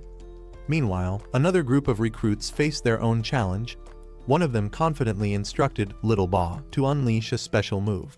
As the small turtle-like creature began to spin, some of the team looked on in confusion, questioning what was so special about it. Doubt filled the air as they observed the turtle rotating in place. They weren't sure how this was supposed to be an effective attack. However, one of them quickly recalled knowledge from a book, noting that the Cat King's weakness lay in its waist and abdomen. One of the recruits charged in, launching a powerful attack with a swift aerial strike, his determination unwavering. The force of his strike sent shockwaves through the battlefield, carving through the ground as energy erupted from the impact. The spinning turtle move, which had initially seemed questionable, now came into play. The energy it generated surged toward the enemy, targeting the exact weak spot mentioned in the book, the waist and abdomen. The beast, caught off guard, roared in pain as the attack connected, proving its effectiveness. Seeing the direct hit, another fighter stepped forward, ready to capitalize on the moment. A smirk crossed his face as he acknowledged that the weak spot had been struck. Now, the real challenge was whether the enemy could endure what was coming next. The battlefield raged on, but with each moment, the recruits grew stronger and more confident in their strategies. The fight was far from over, but they had proven that teamwork and knowledge were just as crucial as raw strength. The Cat King let out a final agonized roar as the attack struck its weak point. Blood dripped from its wounds as it struggled to stay on its feet, but its strength quickly faded. The once mighty beast collapsed onto the battlefield, defeated. The recruits stood in stunned silence for a moment, watching the fallen enemy. They had fought hard, but had they really won? Then, confirmation came. Someone triumphantly announced that the Cat King had been defeated. Relief and excitement spread through the group as the realization set in. One of the recruits, still processing the moment, hesitated before asking if they had truly won. The battle had been intense, and victory felt almost surreal. Then, before he could react, a teammate rushed forward, embracing him in excitement. She praised him for his incredible feat, exclaiming that he had managed to defeat a gold Cat King. Still catching his breath, he stood there, dazed, wondering if it was really over. With the battle over, admiration for Subai spread among the recruits. They praised his strength, impressed by his victory over the gold Cat King. Some, however, were more interested in his turtle companion, wondering where they could get one for themselves. Meanwhile, Little Ba, the turtle, wandered off and found something intriguing in energy-filled crystal. As it happily grabbed its newfound prize, Subai called out in exasperation, demanding it return before causing trouble. Just then, an ominous presence filled the air. One of the recruits noticed something strange in the sky. Looking up, they saw dark shapes approaching fast. Realization hit. The Cat King's dying roar had not just been a cry of pain, but a call for its kin. Danger was far from over, and an even stronger threat might be on the way. At the base combat center, alarms rang as a report came in. Energy fluctuations from the front lines had revealed the emergence of multiple unidentified dangerous beasts at base F-269. A high-ranking officer was shocked to learn that Lin the Tiger's daughter was among the trainee students in the area. At the command center, Wen Yuan urgently requested full support for the battlefield. The officer in charge agreed to dispatch a scout battalion, but Wen Yuan refused to wait. He was heading there himself. Knowing the dire situation, he demanded reinforcements to arrive within 20 minutes. Though the officer hesitated at the short time frame, he had no choice but to issue the order immediately. Meanwhile, another officer analyzed the unfolding crisis. He realized that if Lin the Tiger were to lose control, Jiangju wouldn't be able to contain the disaster. The situation was spiraling out of control fast. Back on the battlefield, an even greater threat emerged. A towering, shadowy beast loomed above, its glowing eyes filled with malice. To the shock of the recruits, it spoke in the human language, insulting them as a lower species.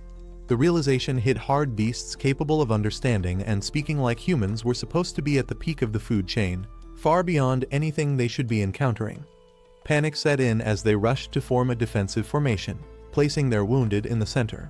As the recruits caught their breath, a dark and menacing presence emerged. A massive shadowy beast loomed over the fallen Cat King, its sinister red eyes filled with rage. It growled in contempt, furious that mere humans had dared to slaughter its kin. Before anyone could react, the creature lunged at the Cat King's lifeless body, devouring it in an instant. The recruits stood frozen in horror. Something this powerful shouldn't even exist here. It was an impossibility, a nightmare come to life. A warning notification suddenly flashed in front of one of the recruits. The system detected an extreme threat. A gold-level beast had appeared. The message was clear. Immediate evacuation was the only chance of survival. Then, the true horror revealed itself. Standing before them was a mutated Shadow Cat King, a monstrous entity unlike anything they had faced before. The combat analysis was grim. It was bloodthirsty, with the ability to enter a frenzy state, doubling its attack power at the cost of its defense. Panic spread among the recruits as they faced the reality of their situation. A gold-level beast was something even their instructors had never encountered before. One of them broke down, terrified and desperate to leave, while another grimly pointed out that reinforcements hadn't arrived yet. With no other option, the deputy commander took charge. He ordered everyone to escort the wounded to safety, while he stayed behind to hold off the monstrous enemy. With a determined battle cry, he charged straight at the beast, ready to risk everything. However, his courage was met with brutal reality. The beast barely acknowledged his attack, swiping him aside effortlessly. The deputy commander was sent flying, the overwhelming power difference evident. The creature mocked him. Was he really foolish enough to challenge it alone? Seeing their leader in danger, one of the recruits quickly shouted for Little Ba to step in and protect him. The battle was far from over, but the gap in strength was becoming painfully clear. Little Ba launched itself into action, intercepting the gold-level beast's devastating attack. Flames and energy surged through the battlefield as the turtle bravely took on the monstrous foe, its shell acting as an impenetrable barrier. The beast staggered back in disbelief. Despite its overwhelming power, it couldn't break through the turtle's defenses. It was forced to acknowledge the creature's resilience. This turtle's shell was unbelievably tough. But even the strongest defense had its limits. Deep cracks formed across Little Ba's shell as it bore the brunt of the attack. One of the recruits rushed forward, eyes filled with concern, calling out to see if the brave turtle was still all right. Su Bai staggered, blood trickling from his lips. Lin Yanren, noticing his condition, immediately panicked. He was injured. But something was off. Su Bai wasn't in a direct fight, so how could he be wounded? Liao Yuxin, observing from a distance, couldn't believe it either. She speculated that this might be due to the beast's tamer talent, Origin Confluence, a rare ability. The commander, however, found it hard to accept and decided to check on Su Bai himself. A system warning confirmed their suspicions. Su Bai's tamed beast was in critical condition, and because of Origin Confluence, he was sharing its pain and injuries. As they reached him, they found no external wounds, yet his body showed clear signs of strain. Yuxin marveled at the possibility that Su Bai had truly mastered this legendary beast-taming skill. Lin Yanren anxiously asked if he was alright, and despite his weakened state, Su Bai managed to assure them he was fine. Liao Yuxin quickly realized that Su Bai was suffering from the attacks meant for his tamed beast, the silver-level nether cat. Knowing he couldn't withstand the damage alone, she immediately called for support. Lin Yanren agreed they couldn't let him fight by himself. The other trainees rallied behind them, weapons drawn, ready to assist. Meanwhile, the enemy loomed in the shadows, glowing eyes burning with disdain. It scoffed at their efforts, viewing them as nothing more than insignificant pests. As the battle erupted, Liao Yuxin and the others charged forward, launching an assault on the beast. But just as she prepared to strike, something unexpected happened. Her expression changed as she sensed imminent danger. With wide eyes, she realized she had miscalculated. Lin Yanren rushed forward, pushing Su Bai out of harm's way as a dark force surged toward them. A massive explosion erupted, engulfing the battlefield in flames. As the smoke cleared, Lin Yanren held on to Su Bai, her eyes widening in disbelief. Su Bai, now steady, smirked with confidence. He revealed that the crystallization of the Silver Cat King had finally been fully absorbed. Su Bai's tamed beast, the little tortoise, had undergone a breakthrough, advancing to bronze tier with significantly enhanced attributes. Its new talents granted it a powerful defensive barrier, a spirit-infused form for combat, and even the ability to manipulate gravity. A brilliant golden light engulfed the battlefield as the tortoise evolved into a massive armored beast. Liu Yuxin and the commander could hardly believe their eyes. This wasn't an ordinary upgrade. Could it have reached an epic-level transformation? Meanwhile, Lin Yanren helped Su Bai to his feet, relieved to see that his injuries had healed. Su Bai assured her that he was fine now. Su Bai stood tall, commanding his tamed beast to eliminate the enemy. In response, the newly evolved tortoise unleashed its power, striking with devastating force. The monstrous foe was sent flying, crashing into the ground with immense impact. The commander, unable to believe what he had just witnessed, noted that despite only being bronze tier, Su Bai's beast radiated an overwhelming presence. As the dust settled, the once dominant beast lay defeated, thrown into the distance like it was nothing. The Cat King, enraged by its defeat, let out a terrifying roar as dark energy crackled around it. Consumed by fury, it declared its intent to annihilate everyone. Seeing its berserk transformation, the commander urgently warned the team to retreat. This fight had escalated beyond expectations. With a sinister laugh, the Cat King unleashed its shadow clones, summoning multiple monstrous figures that lunged toward the group. There was no time to escape. Combat was inevitable. Before the clones could reach their targets, Su Bai's tamed beast took action. The golden tortoise roared, its immense body shielding the team from the incoming attack. Su Bai didn't hesitate. He commanded his beast to put an end to the chaos. In an instant, a powerful gravitational force erupted from the tortoise, pulling everything toward it. One of the trainees struggled to defend himself as a shadow beast lunged at him, its claws aimed for a lethal strike. But before it could land, a massive force pulled the creature away. Su Bai's tamed beast unleashed its gravitational might, sending the enemies hurtling through the air. With an earth-shattering roar, the armored tortoise stood tall, radiating an unstoppable power. Su Bai's eyes burned with determination as he commanded his beast to go all out. Responding to its master's call, the golden tortoise let out a deafening roar, gathering an overwhelming surge of energy in its core. The air trembled as it unleashed a massive energy blast, a blinding beam of golden light shooting toward the heavens. The shockwave from the attack spread across the battlefield, forcing everyone to shield themselves. As the golden energy engulfed the battlefield, the enemy was completely overpowered. From a distance, a man watched from atop a tree, intrigued by the overwhelming scene before him. Down below, the surviving warriors scrambled to clear the battlefield, tending to the wounded and gathering what remained. After the battle settled, the man approached, relieved to see Lin Yanren unharmed. She assured him that she was fine, then curiously asked about his sudden arrival. Meanwhile, the deputy commander of the F-269 military base provided a report. During the battle, their forces worked alongside university students and mentors, eliminating over 800 nether cats, including bronze, silver, and even a gold-level beast. He explained that they were now assessing casualties and tending to the wounded. Shocked by the mention of a gold-level creature, one of the officers couldn't believe such a powerful foe had appeared. But what surprised him even more was that Su Bai had been the one to take it down. Hearing this, the man now identified as Mr. Wenyuan turned his attention to Su Bai.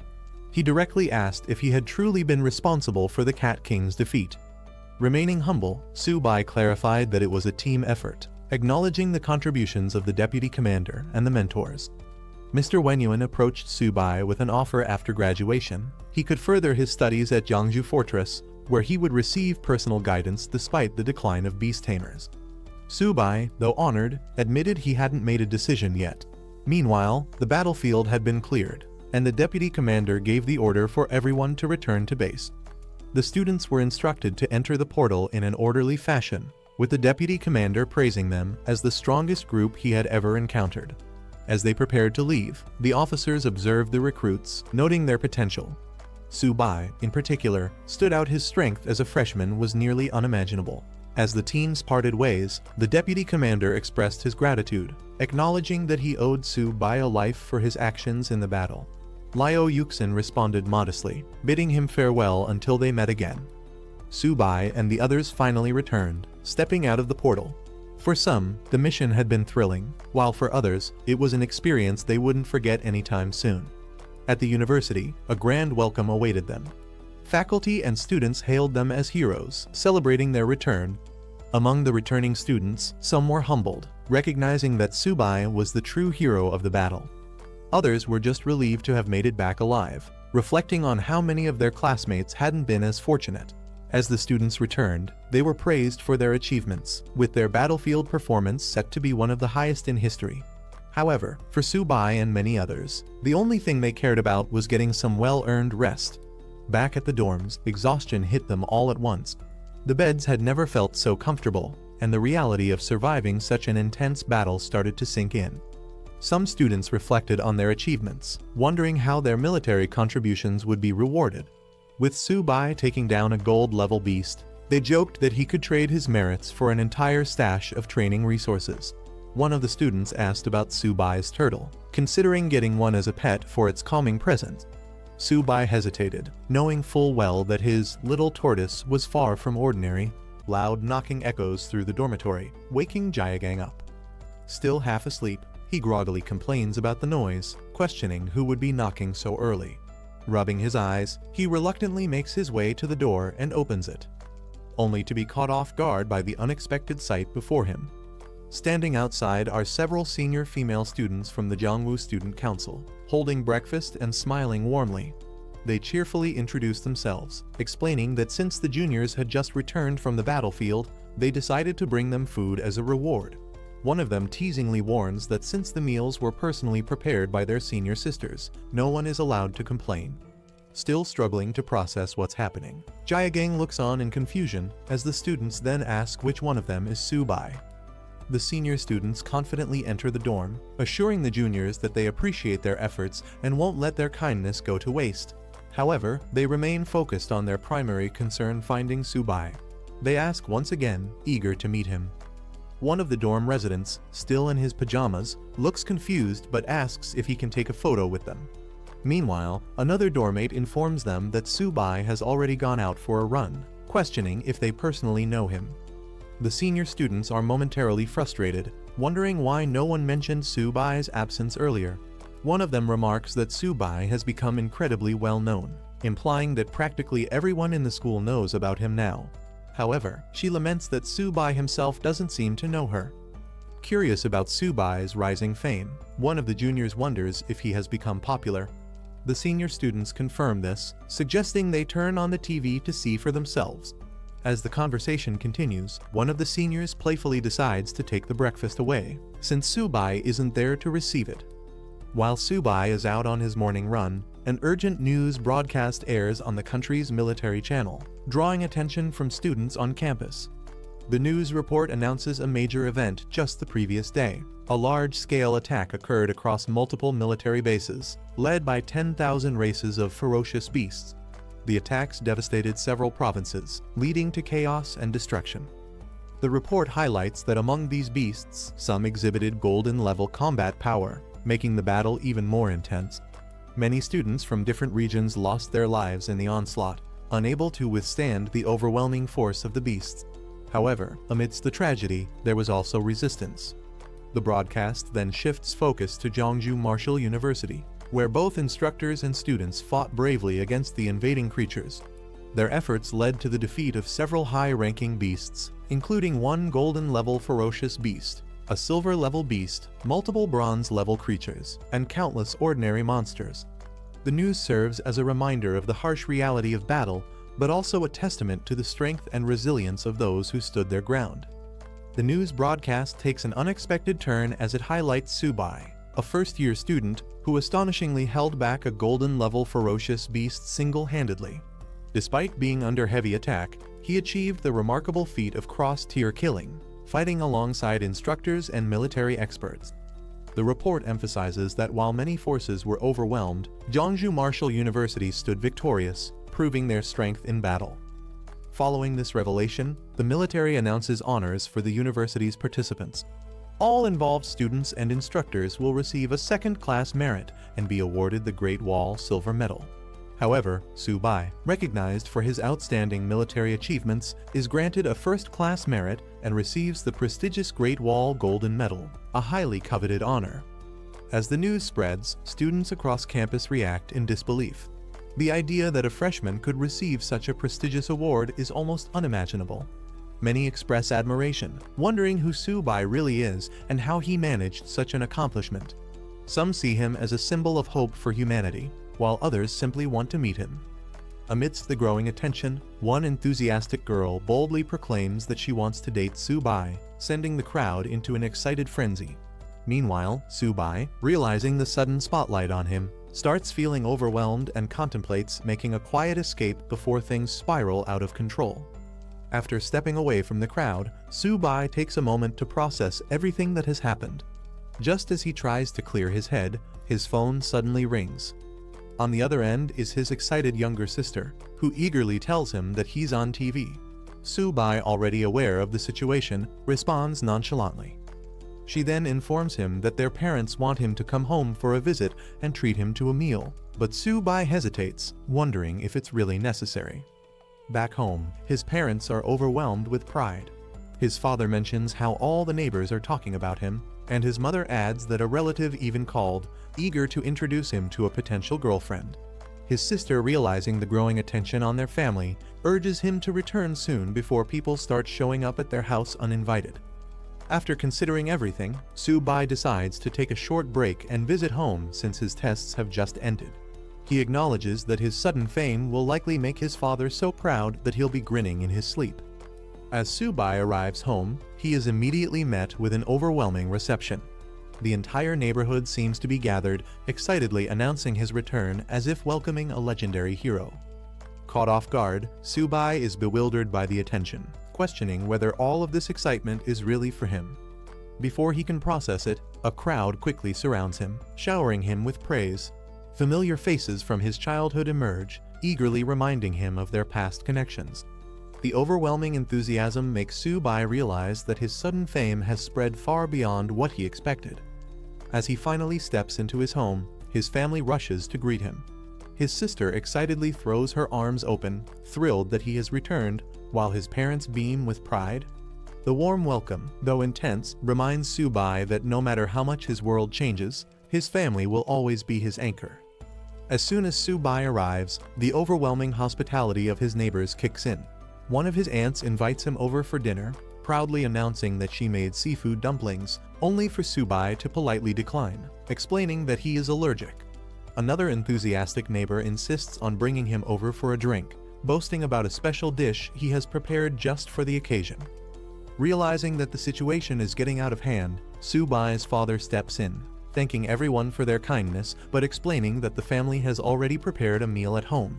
He assures them that once things settle down, Su-bai will make time to visit each of them.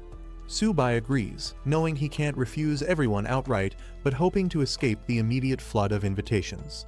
The situation takes a turn when one of the elders eagerly suggests introducing Su-bai to her granddaughter, hoping to set them up. Before Su-bai can even react, another person interjects, claiming that she isn't worthy and that they should introduce him to someone else instead. Overwhelmed and unsure of how to respond, Su-bai finds himself stuck in the middle of their matchmaking plans. Later, back home, Su-bai vents to his sister, regretting that he didn't sneak in under the cover of darkness to avoid all the attention. His sister laughs, teasing him that it wouldn't have mattered one of their aunts had already stationed herself near their house, waiting to introduce her granddaughter to him no matter what. Realizing he's completely trapped by his newfound fame, Su-bai sighs, wondering how long this chaotic homecoming will last. After the chaotic welcome from his neighbors, Su-bai finally makes it home, where his parents prepare a warm family meal. His mother informs him that his father is personally cooking today, and she asks his sister to assist in the kitchen while telling Su-bai to take a break. Dropping his bag onto the couch, Su-bai slumps down and stretches, savoring the rare moment of peace. He leans back, relieved to finally take a breather after everything that has happened. A glowing Sitem screen suddenly appears before him, flickering with mysterious data. Shocked, Su-bai instinctively reacts, raising his hand as he tries to comprehend what's happening. As Su-bai stares at the system window, a message appears, notifying him that a contractable creature has been detected, a little kitten. The system prompts him with a choice, tame or give up. Confused by the sudden activation of what seems to be a Beastmaster ability, he hesitates, trying to make sense of it. His sister notices his distracted state and asks what's wrong. Su-bai, still bewildered, turns to her and asks if their family has a cat. She casually confirms, directing his attention to their pet. Looking over, Su-bai spots a small white kitten happily eating from its bowl. He questions if this is the creature the system was referring to and jokingly wonders if they could have gotten a more high-end pet. His sister, clearly attached to the kitten, defends it, saying it's adorable. She explains that she found Bai a few days ago on the road and decided to bring him home. Still processing the strange system prompt, Su-bai watches the little kitten, wondering if there's more to this unexpected situation than meets the eye. Seeing how much his sister adores the kitten, Su-bai decides to go along with it, agreeing that it's cute. However, his curiosity lingers as he glances at the system screen, which has revealed surprising information. The kitten, seemingly an ordinary stray, actually possesses a lineage of the white tiger's sacred beast and has the potential to grow infinitely strong, eventually capable of slaying gods. Shocked by this revelation, Su-bai struggles to believe that this small creature could be so powerful. The system further details its stats, showing its talents, including sharp claws that double both attack speed and power, and its evolution method eating. Confronted with the choice once again, Su-bai hesitates only briefly before deciding that taming it first would be the safest option. As he prepares to confirm the selection, his sister cheerfully comments that the kitten seems to like him. Su-bai takes this moment to confess something important. He's now a beastmaster, someone who can form powerful bonds with creatures. With a playful smile, he asks if he can keep Bai for himself, suggesting that the kitten might be more than just a household pet. Su-bai's attempt to claim Bai as his own is met with instant resistance. His sister, visibly shocked and furious, shouts in defiance, refusing to give up her beloved pet. Su-bai, unfazed by her reaction, tries to reason with her. With a smirk, he hints that negotiation is always an option. Sensing an opportunity, he casually suggests offering her a laptop in exchange for the kitten. Determined to convince her, Su-bai ups the ante, reminding her about a dress she had been eyeing.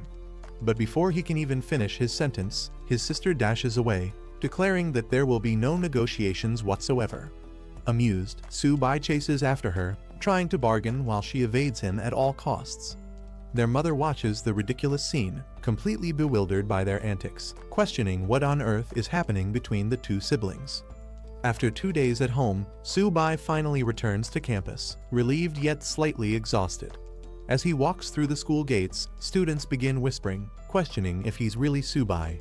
Some recognize him as the one who received the golden medal, but others are more puzzled by the sight of a cat peeking out of his bag, wondering if he's secretly a cat lover.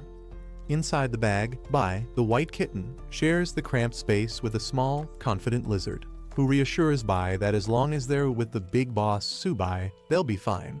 However, Bai seems annoyed by the lack of space, grumbling about being crowded. As Su-bai walks across campus, more students take notice of him. Some seem unimpressed by his average appearance, yet they're shocked by how many girls visit his dorm looking for him. Realizing that his fame isn't dying down anytime soon, Su-bai internally debates wearing a mask to avoid unwanted attention. Before he can settle back into campus life, an urgent announcement echoes across the school, summoning him to the principal's office. Hearing his name repeated over the loudspeakers, Su-bai sighs his return to school is already off to an eventful start. As Su-bai makes his way to the principal's office, he wonders what exactly the principal could want from him. Upon arrival, the principal warmly welcomes him, praising him as a true man of Huaxia for his outstanding performance at the F-269 military base. As a reward for his achievements, the principal offers Su-bai a chance to request anything he wants from the school.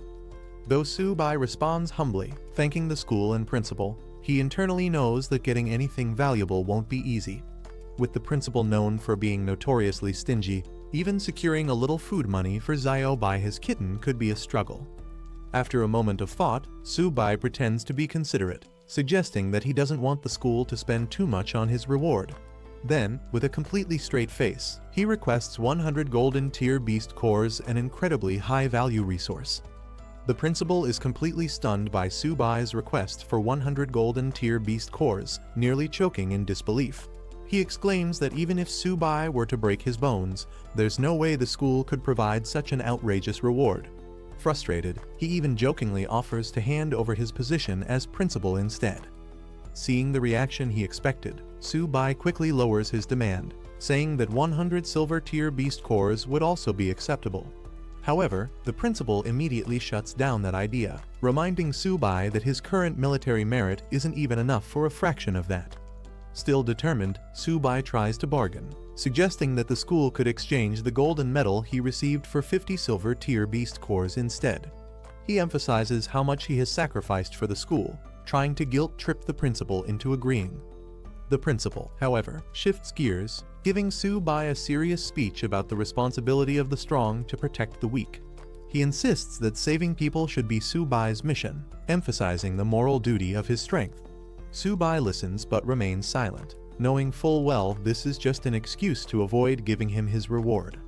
Not wanting to waste more time on empty words, Su-bai cuts off the speech, firmly stating that they should skip the nonsense and just give him 50 silver tier beast cores. Realizing that Su-bai won't back down, the principal finally relents, acknowledging Su-bai's talent and agreeing that the military and school won't let a genius like him go to waste. The principal, after much hesitation, finally makes a decision he will give Su-bai 10 bronze tier beast cores. Su-bai is immediately outraged, exclaiming that such a low-tier reward is unacceptable. Not willing to back down, Su-bai pushes for at least 20. However, the principal flares up, countering with a firm offer of 15 cores, take it or leave it. Realizing he won't get anything more out of this negotiation, Su-bai accepts the deal, though internally he finds the whole situation ridiculous. He mentally notes that the principal is as stingy as expected, clearly unwilling to part with better rewards. Just as he's about to leave, the principal stops him, saying there's one more small matter to discuss. Su-bai, already skeptical, wonders what kind of trouble is coming next. The principal observes that young people are becoming harder to deceive, acknowledging his own reputation as a schemer. Su-bai silently agrees with the rumors, confirming the principal's shrewd nature. The setting shifts to a large hall where the principal addresses a gathered group of students. He informs them that the 100 Schools League is now under military organization. While their school lacks the same level of resources as elite institutions like Imperial City Martial University and Magic City Martial University, he expresses his hopes that they can still achieve great results. With preparations underway, roll call begins. The first name called is Hu Qingshu, a third-year student with Bronze Intermediate Wood ability, who promptly responds. As more names are read out, students including Bai Ningbing and Xing Changxiang acknowledge their presence, standing ready for the upcoming challenge. As the roll call continues, Feng Juge's name is called. Meanwhile, a conversation starts between two students about the unfairness of their school's situation. They note that Zhangju Martial University was established later than other prestigious institutions, meaning it receives fewer training resources. This lack of support has led to consistently low rankings for their school in previous years. The roll call proceeds with names like Su-bai, a first-year student, and Zhang Mani, who both confirm their presence. More students, including Luo Yongkang, are called, and with that, the roll call concludes. The principal, standing before the assembled students, addresses them. He announces that this year, 10 representatives from their school will participate in the 100 Schools League, emphasizing that they are the most outstanding students from each grade. However, before proceeding further, he has an important announcement to make. The principal makes a surprising announcement: Su-bai will be the captain of the school's 100 Schools League team. The students react with shock, and Su-bai himself is caught off guard, questioning if there has been some mistake. One of the students steps forward, arguing that this decision is unfair.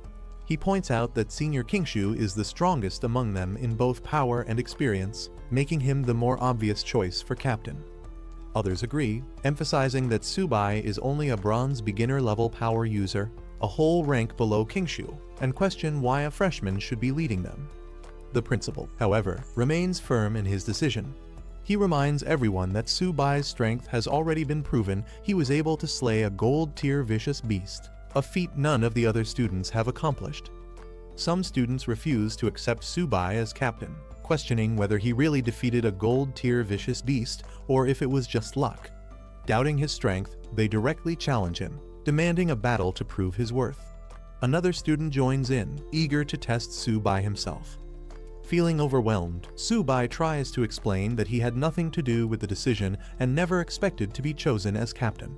Internally, he realizes that the principal has made him a target for criticism and potential fights. Before the situation escalates, the principal intervenes, dismissing further disputes and instructing everyone to focus on preparing for the upcoming 100 Schools League, which is less than 20 days away. He encourages the students to train hard and show their best performance. Seeing an opportunity to escape, Su-bai quickly makes a run for it, pretending to have urgent matters to attend to. As he dashes off, the other students call after him, demanding answers. Meanwhile, he can't help but note how quickly the principal left the scene, avoiding any further arguments. After Su-bai hurriedly leaves, the skeptical students continue to mock him, refusing to believe he actually defeated a gold-tier vicious beast. One of them calls him a coward, convinced it must have been luck. Another, smirking, says there's no need to rush once they reach the 100 Schools League. They'll make sure Su-bai regrets being chosen as captain.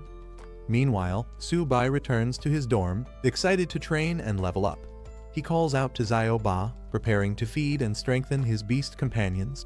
As he sits down with his white cat, Xiao-bai, he acknowledges that the principal kept his word, providing him with 15 bronze-tier beast cores, which should be enough to boost their strength. He affectionately feeds Xiao-ba, calling it a little foodie, while assuring Xiao-bai that there's something for it as well. The two eagerly devour their food, looking forward to growing stronger. Su-bai continues feeding his two beast companions, Xiao-bai, the white cat, and Xiao-ba, the turtle. He notices that Xiao-bai's level is too low, so he starts by giving it a Kai blood elixir to boost its strength. Meanwhile, Xiao-ba keeps eating non-stop, astonishing Su-bai with its enormous appetite. As Xiao-ba devours more resources, Su-bai realizes that each bite costs a fortune, possibly worth hundreds of thousands or even millions. Frustrated, he questions just how much food the turtle needs to evolve. With only a few resources left, Su-bai warns Xiao-ba that if it still doesn't evolve, he'll give the remaining items to Xiao-bai instead. Just as he says this, Xiao-ba suddenly reacts, glowing with intense energy. Lightning crackles around it as its body begins to change, signaling that the long-awaited evolution is finally happening.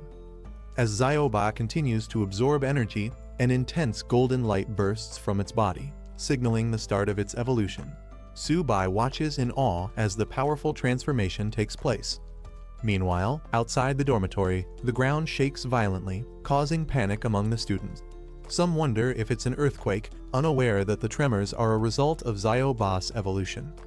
A notification screen appears, confirming that Xiao-ba has successfully upgraded to bronze intermediate level. Moreover, 30% of its Xuanwu Black Tortoise bloodline has been activated, significantly boosting its attributes and talents. Its defense has skyrocketed to 862, and it has acquired powerful abilities, including the Xuanwu Barrier, Turtle Spirit Possession, and Xuanwu Gravity, making it a formidable beast. Su-bai is thrilled, realizing that although Xiao-ba didn't gain new talents, its existing abilities and stats have drastically improved, making it far stronger than before. After Xiao-ba's evolution, Su-bai is thrilled to see that Xiao-ba has also leveled up. The system notification confirms that Xiao-ba has upgraded to a high-level normal beast, awakening a powerful new talent, Ghostly Phantom Step. Additionally, it possesses the White Tiger Sacred Beast bloodline, meaning it has limitless potential for future growth. Xiao-bai's stats have also significantly improved, with its agility increasing explosively, making it much faster and deadlier in combat. Su-bai is ecstatic, realizing that both of his tamed beasts have successfully evolved, strengthening his team immensely. Meanwhile, Su-bai himself has also advanced to the bronze intermediate level, gaining attribute boosts from both Xiao-bai and Xiao-ba. His constitution, agility, and spirit have all improved, and he now benefits from powerful talents, including infinite evolution of contracted beasts, universal beast taming skills, and origin confluence, allowing him to share energy and damage with his tamed beasts. Now, with his newfound strength and his beasts at their peak, Su-bai looks ahead with excitement, ready to prove himself and his companions on the grand stage of the 100 Schools League. At Zhongzhou Martial University's library, a student is impressed by its massive size, not expecting it to be this grand. Inside, he approaches the librarian to access resources.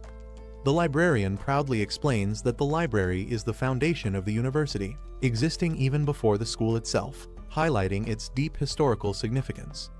As she processes his request, she is surprised that he, a freshman, already has 180 credits, which is quite unusual. She then directs him to the section containing books on beast taming, telling him to browse freely for any information he needs. Thanking her, he heads towards the bookshelves. Entering the section, he notices a vast collection of beast taming books and realizes that it will take a considerable amount of time to go through all the available materials. Determined, he prepares himself to dive into the study ahead. As Su-bai browses through the bookshelves, he comes across a book by someone named Luo Fan, a name that feels oddly familiar to him. Curious, he picks up the book and begins reading, coming across passages about the convergence of heaven and earth, the undying soul, and the gathering of divine weapons and sacred beasts. The text intrigues him, particularly a concept called origin confluence, which he realizes he has already mastered. However, the phrases about the undying soul and sacred beasts being armed leave him with lingering questions. As he continues to read while walking through the library, a few other students notice him. Recognizing him as the freshman they've heard about, they seem unimpressed. One of them dismisses beast tamers, claiming that no matter how much they study, their future is bleak. Instead of paying him much attention, they decide to head elsewhere. As Su-bai continues reading, he becomes more fascinated by Luo Fan's legacy. He learns that this powerful senior created 3 divine skills: origin confluence, sacred beasts armed, and undying soul. Not only that, but he once fought alone against an invasion from various tribes, displaying unmatched strength. However, despite his incredible abilities, he was ultimately outnumbered and fell on the battlefield. Realizing the significance of this knowledge, Su-bai decides to study the book carefully. Suddenly, something strange happens. His eyes widen in shock as an unusual energy stirs within him. The book begins to glow and float in the air, radiating an intense golden light. He feels a mysterious force flowing into his body, leaving him both amazed and confused by the supernatural occurrence unfolding before him. After experiencing the strange energy from the book, Su-bai takes it to the librarian and asks if he can borrow it. The librarian greets him and takes the book to check its classification. However, she quickly realizes something odd. It has no library label and may not belong to the collection.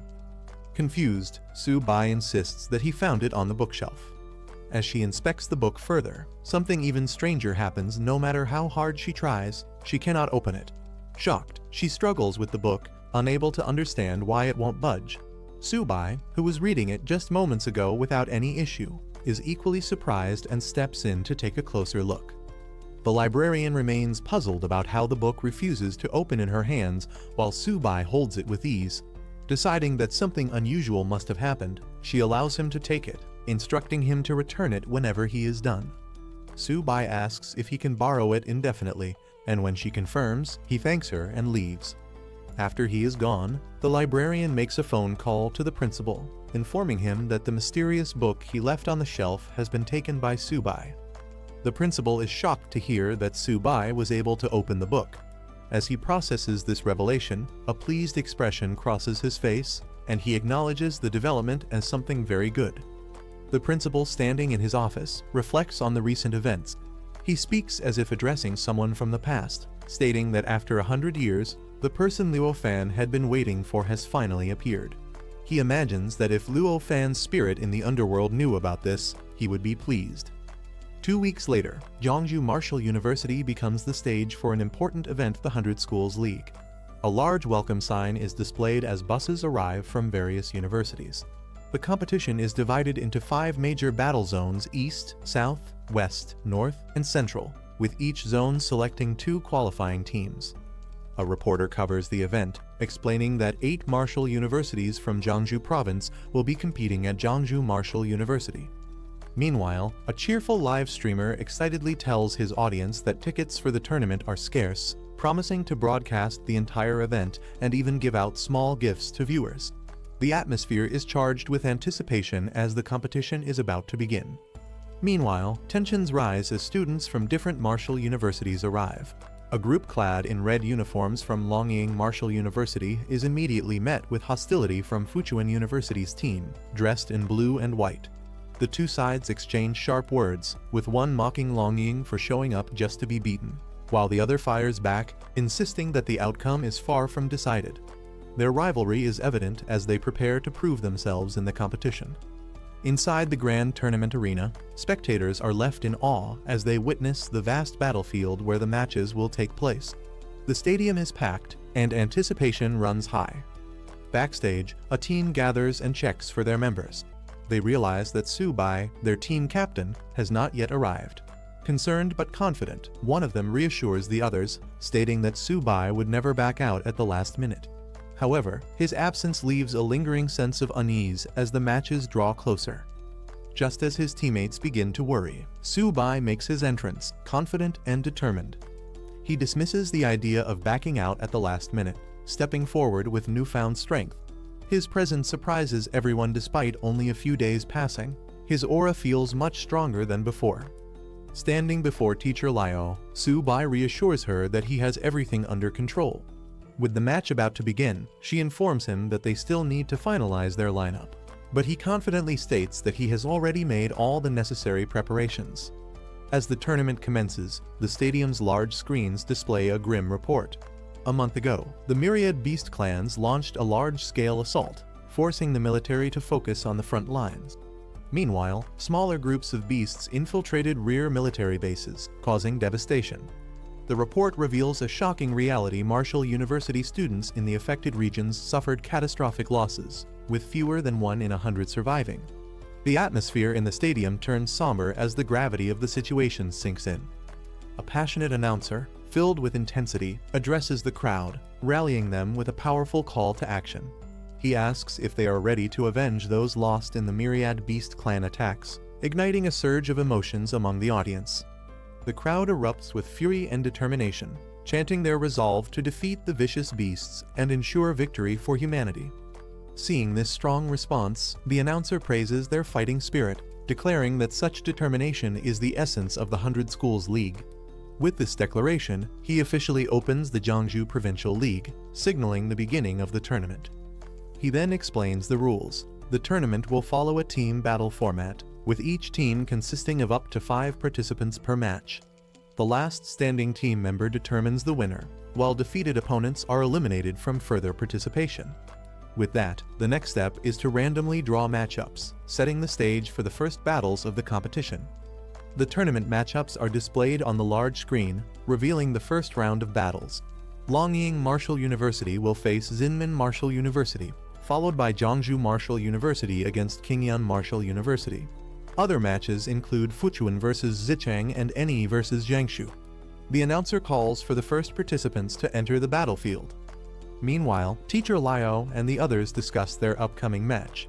They acknowledge that Longying is already engaged in battle and realize they still haven't finalized their team lineup. At that moment, the principal arrives, directly asking Subai if he has arranged the lineup.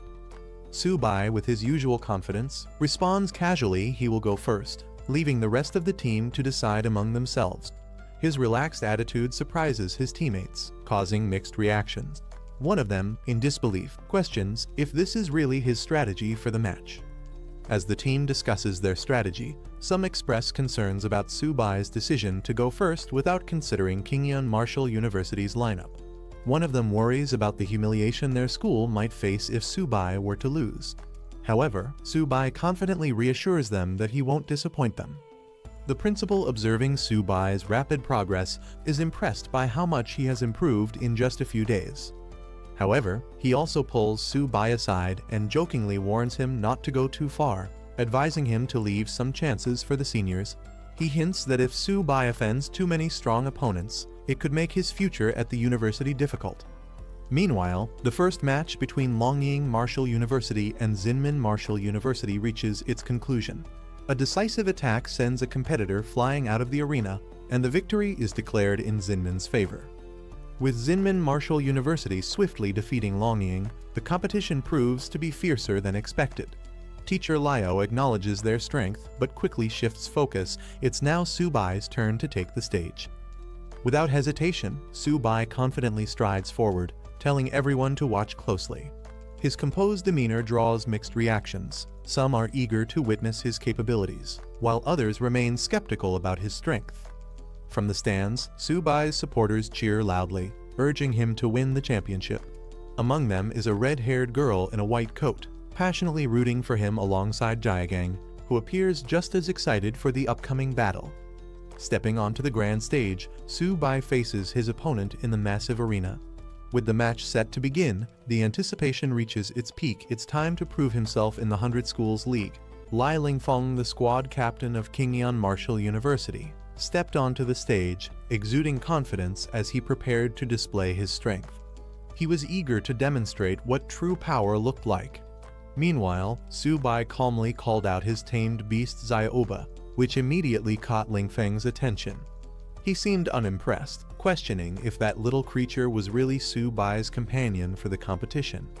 Lingfeng couldn't hold back his laughter, mocking Su-bai for bringing what looked like a household pet into the tournament. As Su-bai casually drank his soda, he nonchalantly mentioned that he was in a rush that morning and hadn't even eaten yet. The audience erupted in disbelief. Spectators openly ridiculed Su-bai, wondering why he would bring such a weak-looking creature into a serious competition. Some even criticized Jiangsu Martial University, claiming the school had lost all credibility by allowing someone like Su-bai to participate. As Su-bai casually ate peanuts and drank cola on stage, the spectators, including Liu Yuxin and others, were in disbelief. They couldn't understand why he seemed so relaxed when facing a mid-bronze rank opponent. Some even questioned if he was underestimating his opponent too much.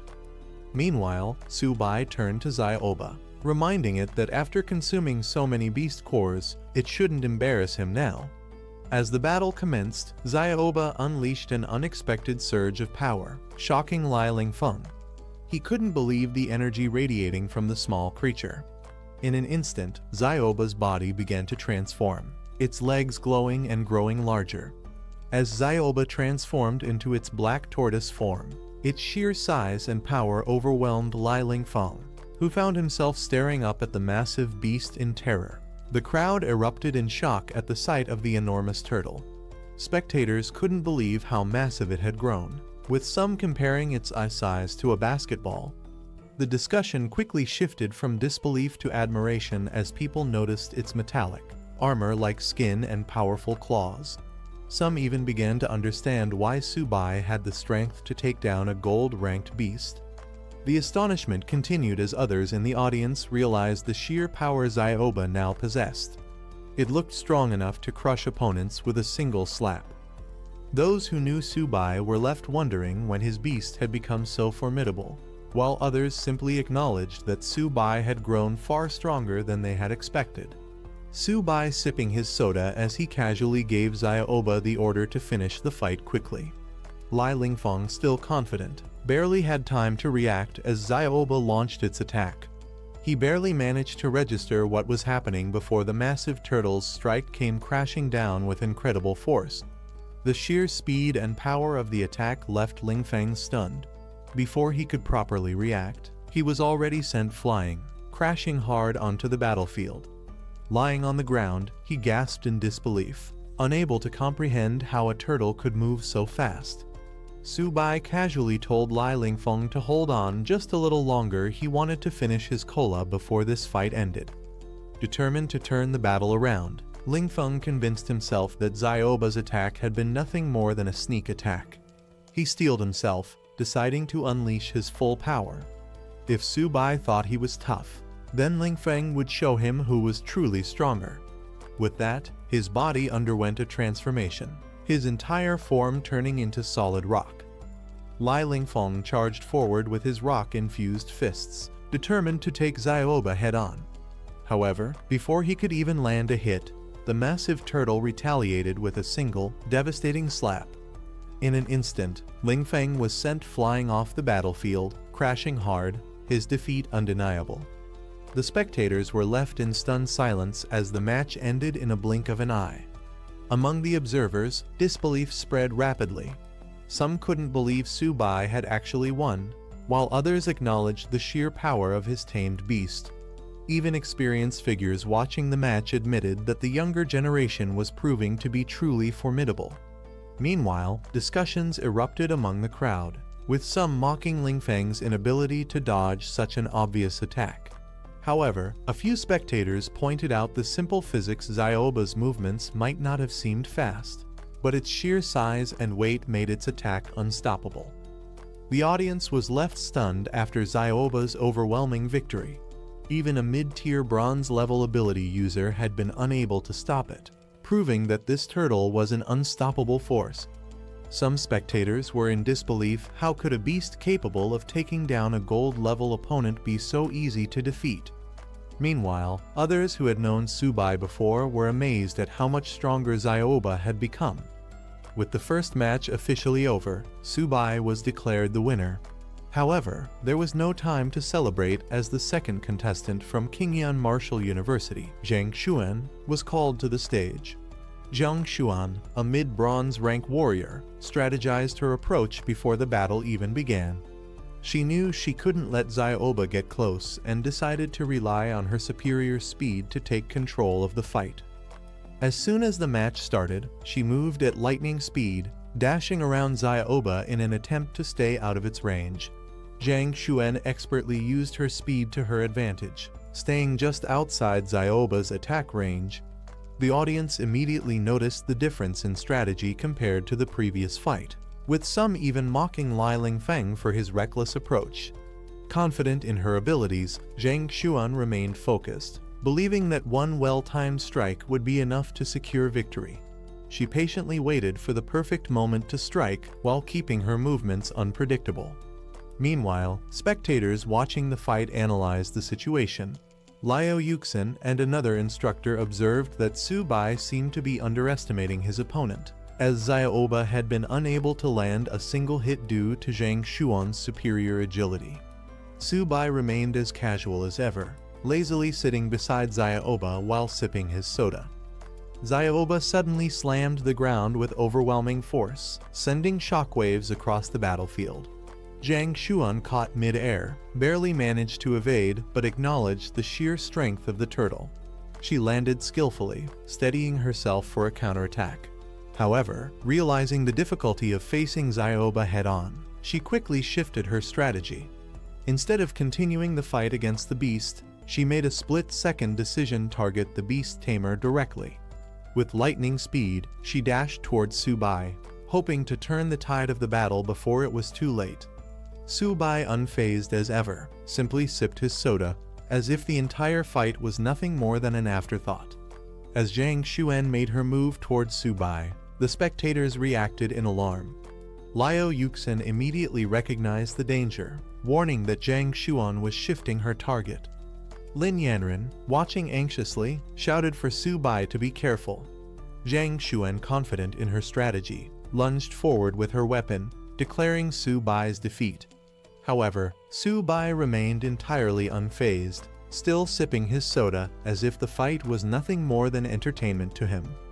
At the last moment, something unexpected happened. Tsubai continued drinking, completely unbothered, as a sudden force intervened.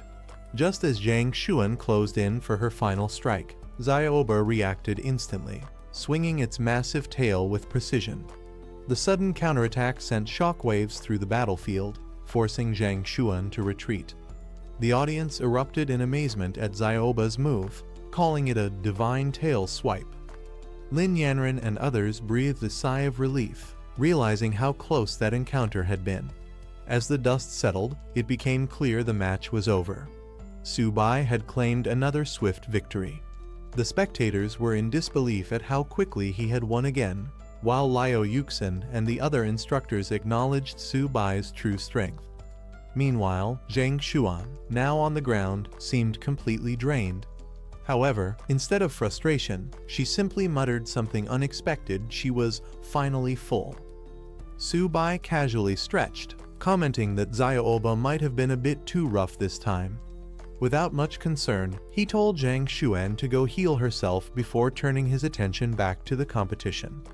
Meanwhile, Zhang Xuan, exhausted and lying on a stretcher, muttered weakly while Tsubai nonchalantly declared that he was finally going to get serious. With complete confidence, he stood alongside Zyoba, issuing a challenge to the remaining competitors who was brave enough to step up next. The crowd erupted as another opponent was sent crashing into the water, the large screen replaying the dramatic fall. Without hesitation, he called for the next challenger. His confidence was unshaken as another opponent fell before him, knocked down with ease. Amid the competition, Tsubai casually snapped a picture, flashing a grin while Zioba dealt another decisive blow, sending yet another fighter flying. Finally, the match concluded with the announcement of his victory. The referee raised his hand, declaring Jeongju Martial University's Tsubai as the winner. The audience erupted in disbelief and admiration as Tsubai dominated the match, effortlessly securing victory with Zioba at his side. Despite relying on his turtle companion, he had taken down 5 opponents in a row without breaking a sweat. Spectators were in awe, calling him both incredible and unorthodox.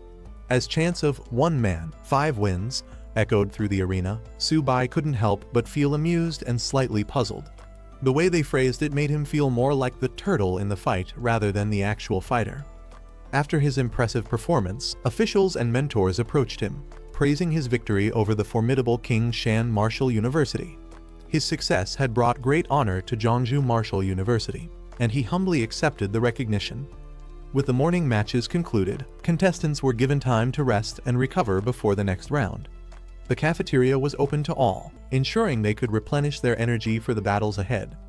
The competition was far from over, but for now, the fighters had earned a well-deserved break. As the competition continued, an announcement declared that food in the cafeteria was free of charge, much to the delight of the contestants. Meanwhile, in the Fuchuan Martial University lounge, the team strategized for their upcoming match. They anticipated facing Jeongju Martial University again, which meant they would likely go up against Tsubai. His tamed beast Zioba was nearly unbeatable in close combat, making them anxious about how to counter him. In another lounge, Xinmin Martial University was also preparing. Their coach reassured them that despite Tsubai's strength, he wasn't invincible. He had weaknesses that could be exploited. Their best chance to win was to find a way around Zioba's formidable defense and target Tsubai directly. Back in the arena, the announcer praised the fierce spirit and determination displayed by the students in the morning matches. With the first round complete, the second round of the competition was about to begin. Spectators marveled at Tsubai's dominance, some joking that the rest of Jeongju Martial University's team didn't even need to participate. With him alone, they believed he could defeat all the other schools. His teammates couldn't deny that having such a powerful ally was a great advantage. However, not everyone shared the same enthusiasm. A cautious observer reminded others that they were still in the provincial stage. Once Jeongju Martial University faced stronger opponents from outside the province, their overwhelming success might not continue. While the team had struggled for recognition in the past, Tsubai's presence now made their other members seem even more insignificant. As the excitement built up, the second round matchups were announced.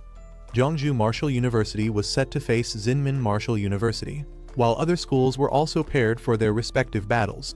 In the first match of the round, Tsubai was chosen to fight against Lai Feng from Xinmin Martial University. As he stepped onto the stage, his opponent remained calm. Xinmin had anticipated this matchup and had already prepared a strategy specifically to counter Tsubai and his beast companion, Zioba. Tsubai leaned casually against Zioba, completely at ease as he watched his opponent. With a smug grin, he reassured Lai Feng not to be too nervous and promised the match would be over quickly.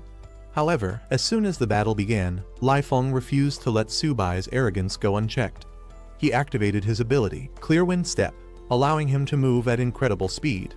As a high-level bronze rank fighter and captain of Xinmin Martial University, he was determined to prove that Tsubai wasn't invincible. Using his swift movements, Lai Feng closed in, aiming to break through Zioba's formidable defense. Zioba, unfazed, braced itself as the attack approached. Whether Lai Feng's strategy would be enough to bypass its defense remained to be seen.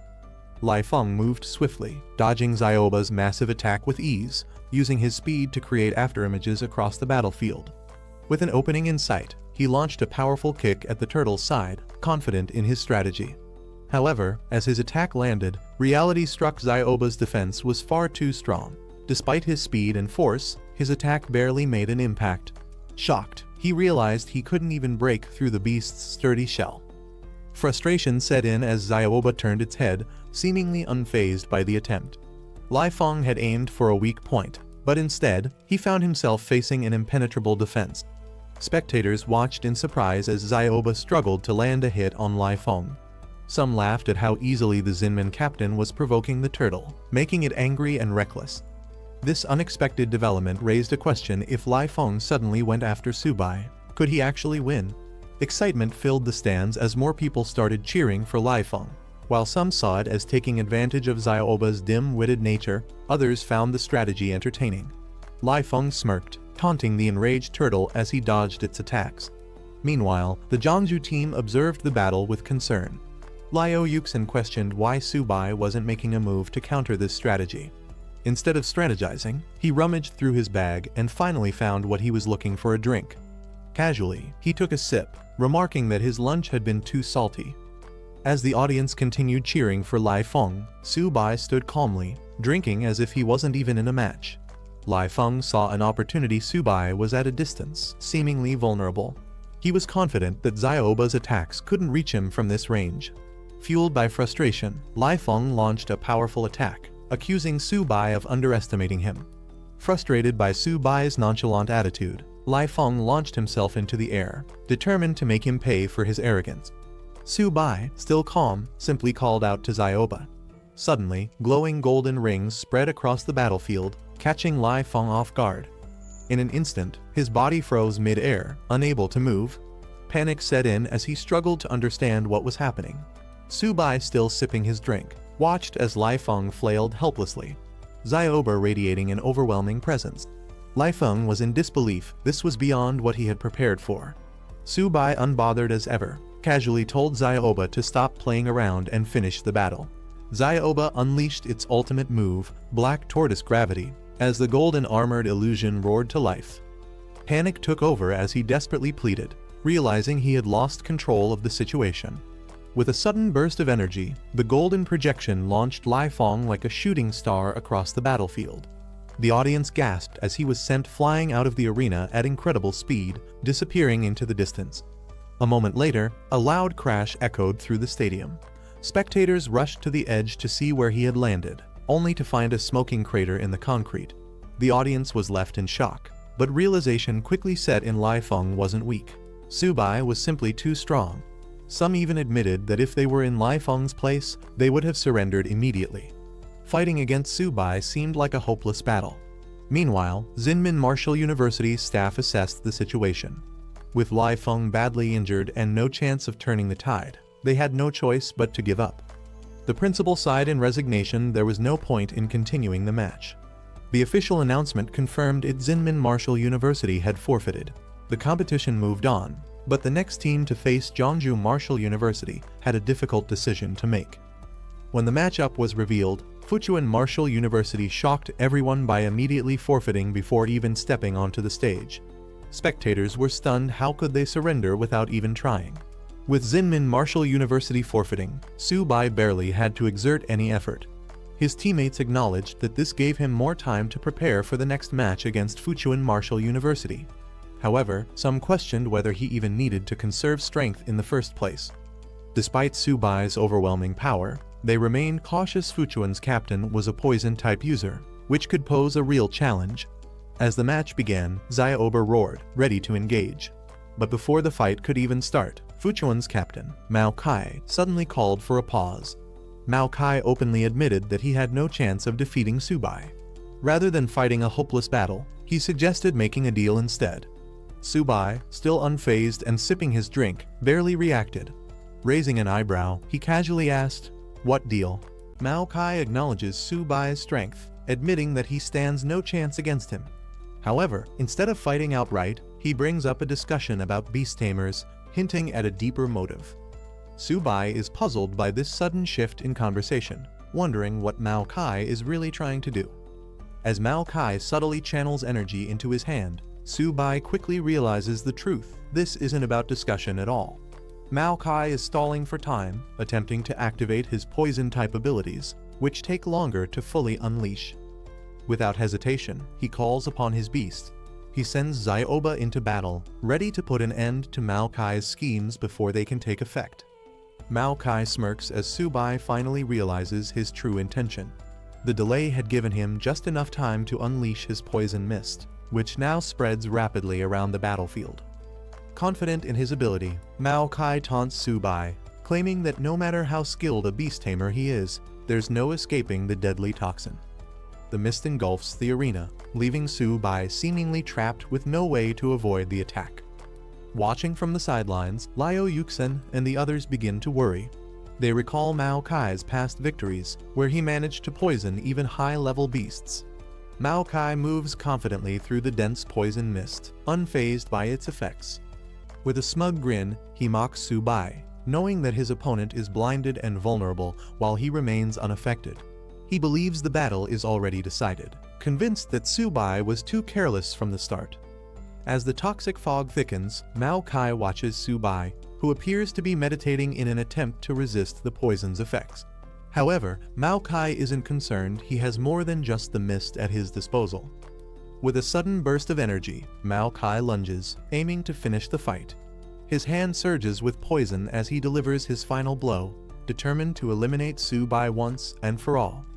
Mao Kai launches his attack, aiming to strike from behind, but Su-bai remains completely unfazed.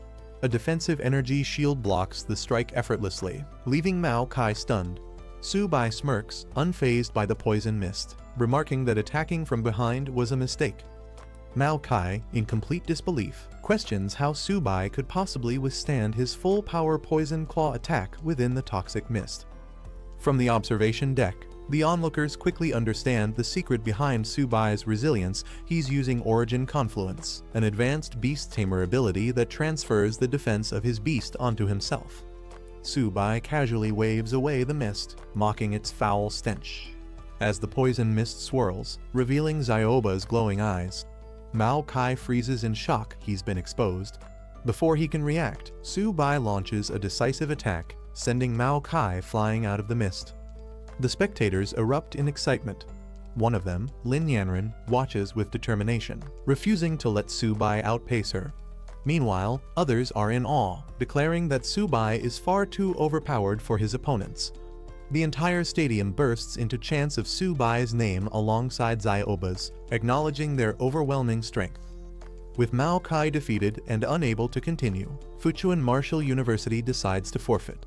The announcer officially declares the champion of the Provincial League Su-bai from Zhongzhou Martial University. Standing beside Zioba, Su-bai acknowledges his victory with relief, knowing the competition is finally over. After the match, the principal of Zhongzhou Martial University congratulates Su-bai for bringing honor to their institution. Seizing the moment, Su-bai playfully suggests that, given his achievement, he should receive additional resources for his cultivation. The principal, however, sees right through Su-bai's opportunistic request. With a knowing smirk, he chuckles to himself, amused that this clever brat is already trying to take advantage of the situation. With Zhongzhou Martial University emerging as the Provincial League champion, the principal announces that the military will reward them with military merit points, which can be exchanged for valuable resources. However, some students murmur their doubts, noting that only Su-bai participated in the competition. They question whether they would receive any benefits from the victory, leaving the principal struggling to respond.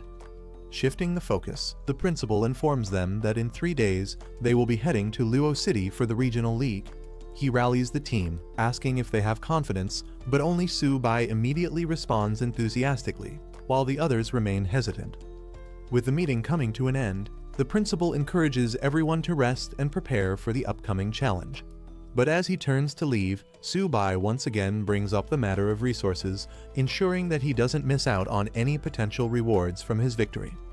Before leaving, the principal specifically calls out Su-bai, expressing his high expectations for his performance in the upcoming regional league. However, Su-bai sighs, noting how quickly the principal dodges any conversation about resources. With the provincial league officially concluded, the top martial universities are recognized, but the most talked about competitor is undoubtedly Su-bai from Zhongzhou Martial University. His dominant performance, where he single-handedly defeated 5 opponents in each battle, has made him the highlight of the event. As Su-bai's achievements are broadcasted, people across the city take notice. His name spreads rapidly, inspiring martial arts students and earning admiration from onlookers who eagerly express their desire to meet him. Meanwhile, away from the attention, Su-bai finally finds a quiet place, the training room. In the training room, Su-bai reassures Ziobai, his small feline companion, that its chance to shine will come soon. He then reveals that he exchanged his military merit points for 4 silver high-tier beast cores, instructing Xiaobai to use them wisely. Knowing their value, he urges the little beast to eat sparingly. However, Xiaobai wastes no time, its eyes gleaming with excitement. Suddenly, a powerful burst of energy erupts around them, engulfing Xiaobai in a brilliant glow. As the energy surge settles, Xiaobai undergoes an incredible transformation, evolving into a sharp gold-white tiger and unlocking its sacred beast-white tiger bloodline. Subai is stunned. It only took 1 silver high-tier beast core for such a massive breakthrough. Seeing the success, Subai decides to go all in, giving all the remaining beast cores to Xiaobai, encouraging it to eat them and continue leveling up. He reassures the newly evolved beast that there's no rush, there's no competition for the food, so it can take its time absorbing the energy. However, after consuming all the remaining beast cores, nothing happens. Subai watches in disbelief as Xiaobai casually sits there, looking completely satisfied but showing no further reaction. Frustrated, he questions how such precious silver high-tier beast cores seemingly had no effect after the first one. Suddenly, a massive surge of energy erupts, engulfing Xiaobai in a radiant golden vortex. Subai watches in shock as an unprecedented transformation unfolds before his eyes. As the light fades, Xiaobai has evolved into a massive, majestic sharp gold-white tiger. Subai is stunned by its incredible new form, realizing this transformation is far beyond what he expected. Excited, he can't help but admire how much cooler this evolution is compared to Xiaobai. A new status screen appears, revealing Xiaobai's enhanced attributes and powerful talents. Now at bronze mid-tier, it has significantly increased stats and 3 powerful abilities. Sharp Gold 100 Claws delivers 100 rapid attacks, each strike growing stronger. Sharp Gold Spirit coats the body in energy, amplifying damage and tearing effects. Sharp Gold Ghost Shadow increases speed by 300%, making it nearly untouchable in battle. Subai examines Xiaobai's updated stats, thrilled by its heaven-defying attributes. He acknowledges that spending his 4 silver high-tier beast cores was absolutely worth it. Pleased with his beast's transformation, he praises Xiaobai, emphasizing that its strength will be crucial in the upcoming regional league.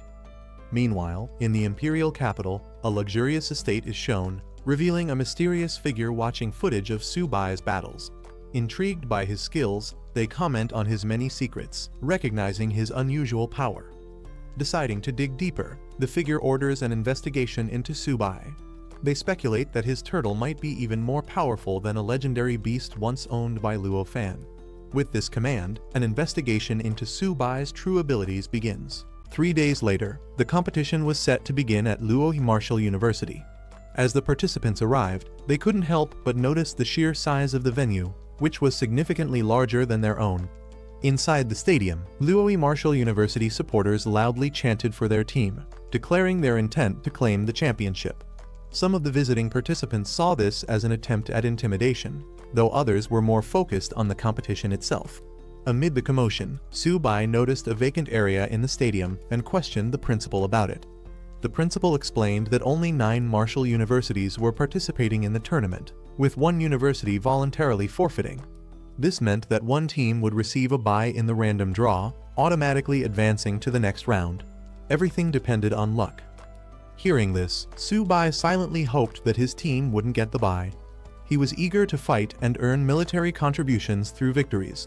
With determination, he turned to the principal, insisting that he be allowed to participate, no matter what. As the anticipation for the tournament grew, Subai wasn't the only one eager to compete.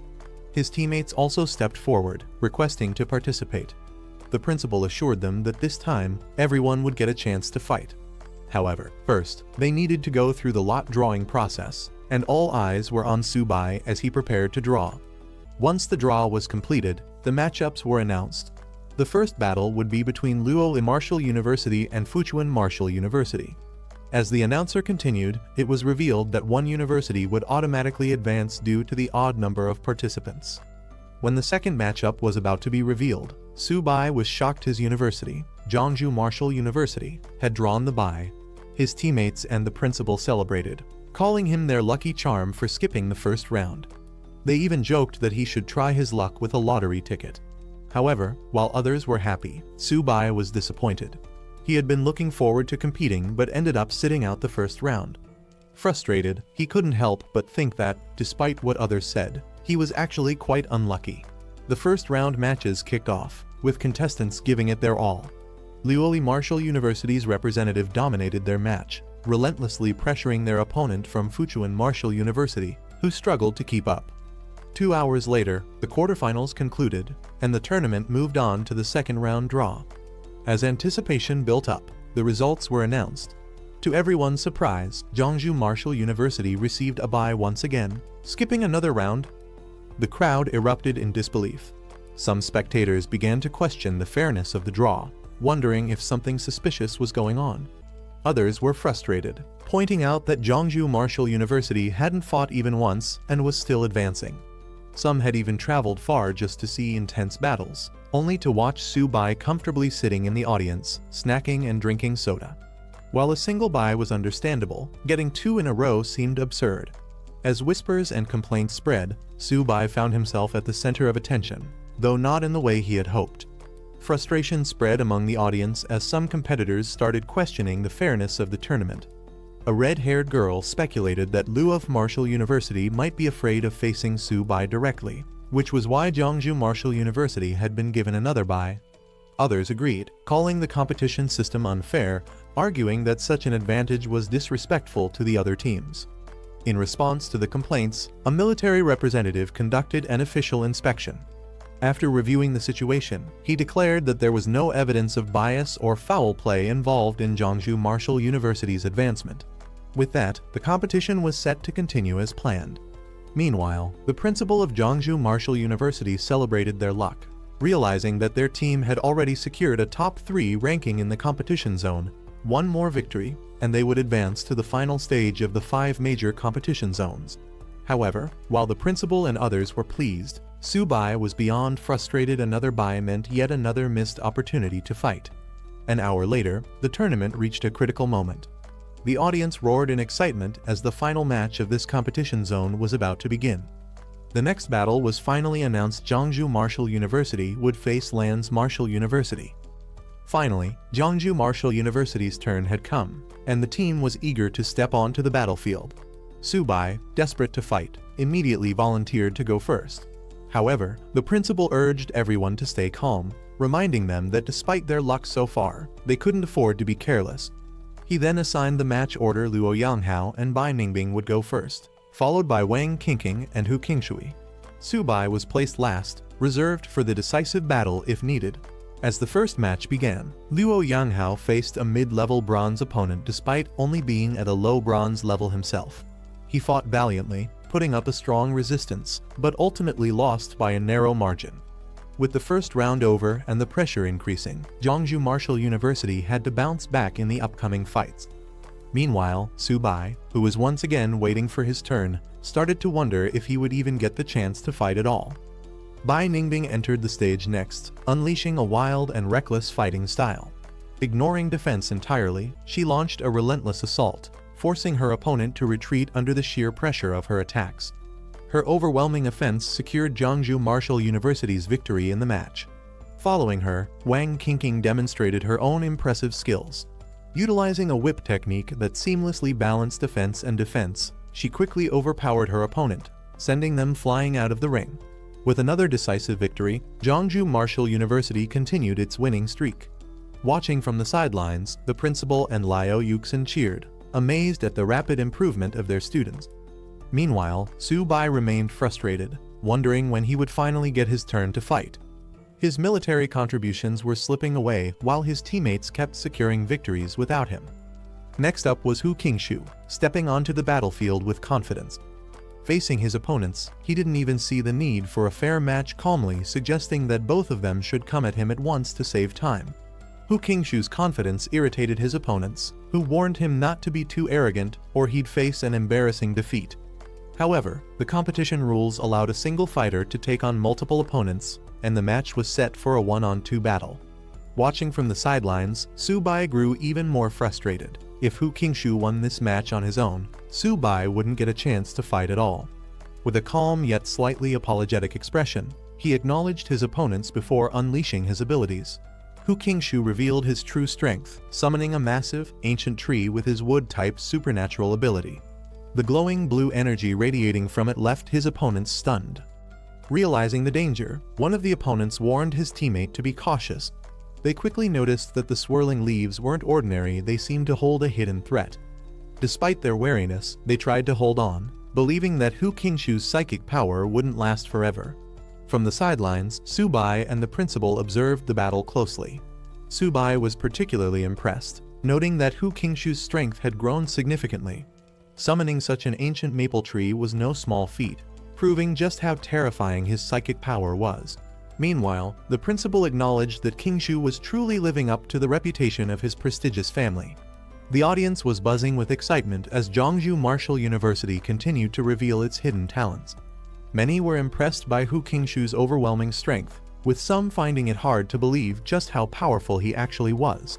However, others still held Subai in higher regard, pointing out that his tamed beast had already defeated a golden-ranked opponent. Meanwhile, Hu Qingshu's opponents were struggling to keep up. Despite their hopes that his psychic power would weaken over time, they saw no signs of it diminishing.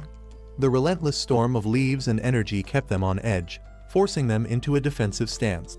Hu Qingshu controlled the swirling leaves with precision. Gathering his power, he made his next move, unleashing a breakthrough attack that sent his energy surging forward, aiming to finish the battle in one decisive strike. Hu Qingshu's devastating attack landed with full force, sending his opponents flying out of the ring. The referee wasted no time announcing Zhongzhou Martial University as the winner of the round, further cementing their dominance in the competition. With their victory, Zhongzhou Martial University, alongside Luohe Martial University, officially secured their spot in the national finals. After the match, the principal congratulated Hu Qingshu on his impressive performance, acknowledging that he had surprised everyone with his display of power. Qingshu humbly accepted the praise, but the principal wasn't finished. To Subai's surprise, the principal announced that he was the real hero of the competition. Confused and frustrated, Subai couldn't help but wonder if they were mocking him since he hadn't even stepped onto the battlefield. The team, however, laughed and explained that thanks to Subai's 2 consecutive buys in the draws, their path to victory had been much easier. Their joking remarks left him speechless as he realized his contribution to the team's success was entirely unintentional. With the competition over, the principal addressed the team, reminding them to rest and prepare for the national finals in 1 week. He also revealed that in addition to their earned military contributions, the school would be rewarding them with extra resources for training. The announcement was met with excitement, and the team erupted in cheers. Meanwhile, Subai sighed to himself. Since he hadn't participated in any battles, he was returning empty-handed and now had to figure out how to gather enough resources to feed his tamed beasts. At the Lin family mansion, Yanren was in the middle of intense combat training against robotic opponents. Her movements were swift and relentless, as if she had no intention of stopping. From a distance, Uncle Wenyuan called out to her, reminding her it was time to eat. However, Yanren refused to take a break, insisting that she wanted to continue training for another hour. Watching her from the sidelines, Wenyuan sighed. Ever since Subai had participated in the 100 Schools League, Yanren had become obsessed with training. She watched all of Subai's matches and practiced tirelessly, disregarding the importance of rest. Amid her training, Yanren mentioned that she had nearly run out of the pills Wenyuan had given her. She asked if he could request more from her father, eager to increase her strength as quickly as possible.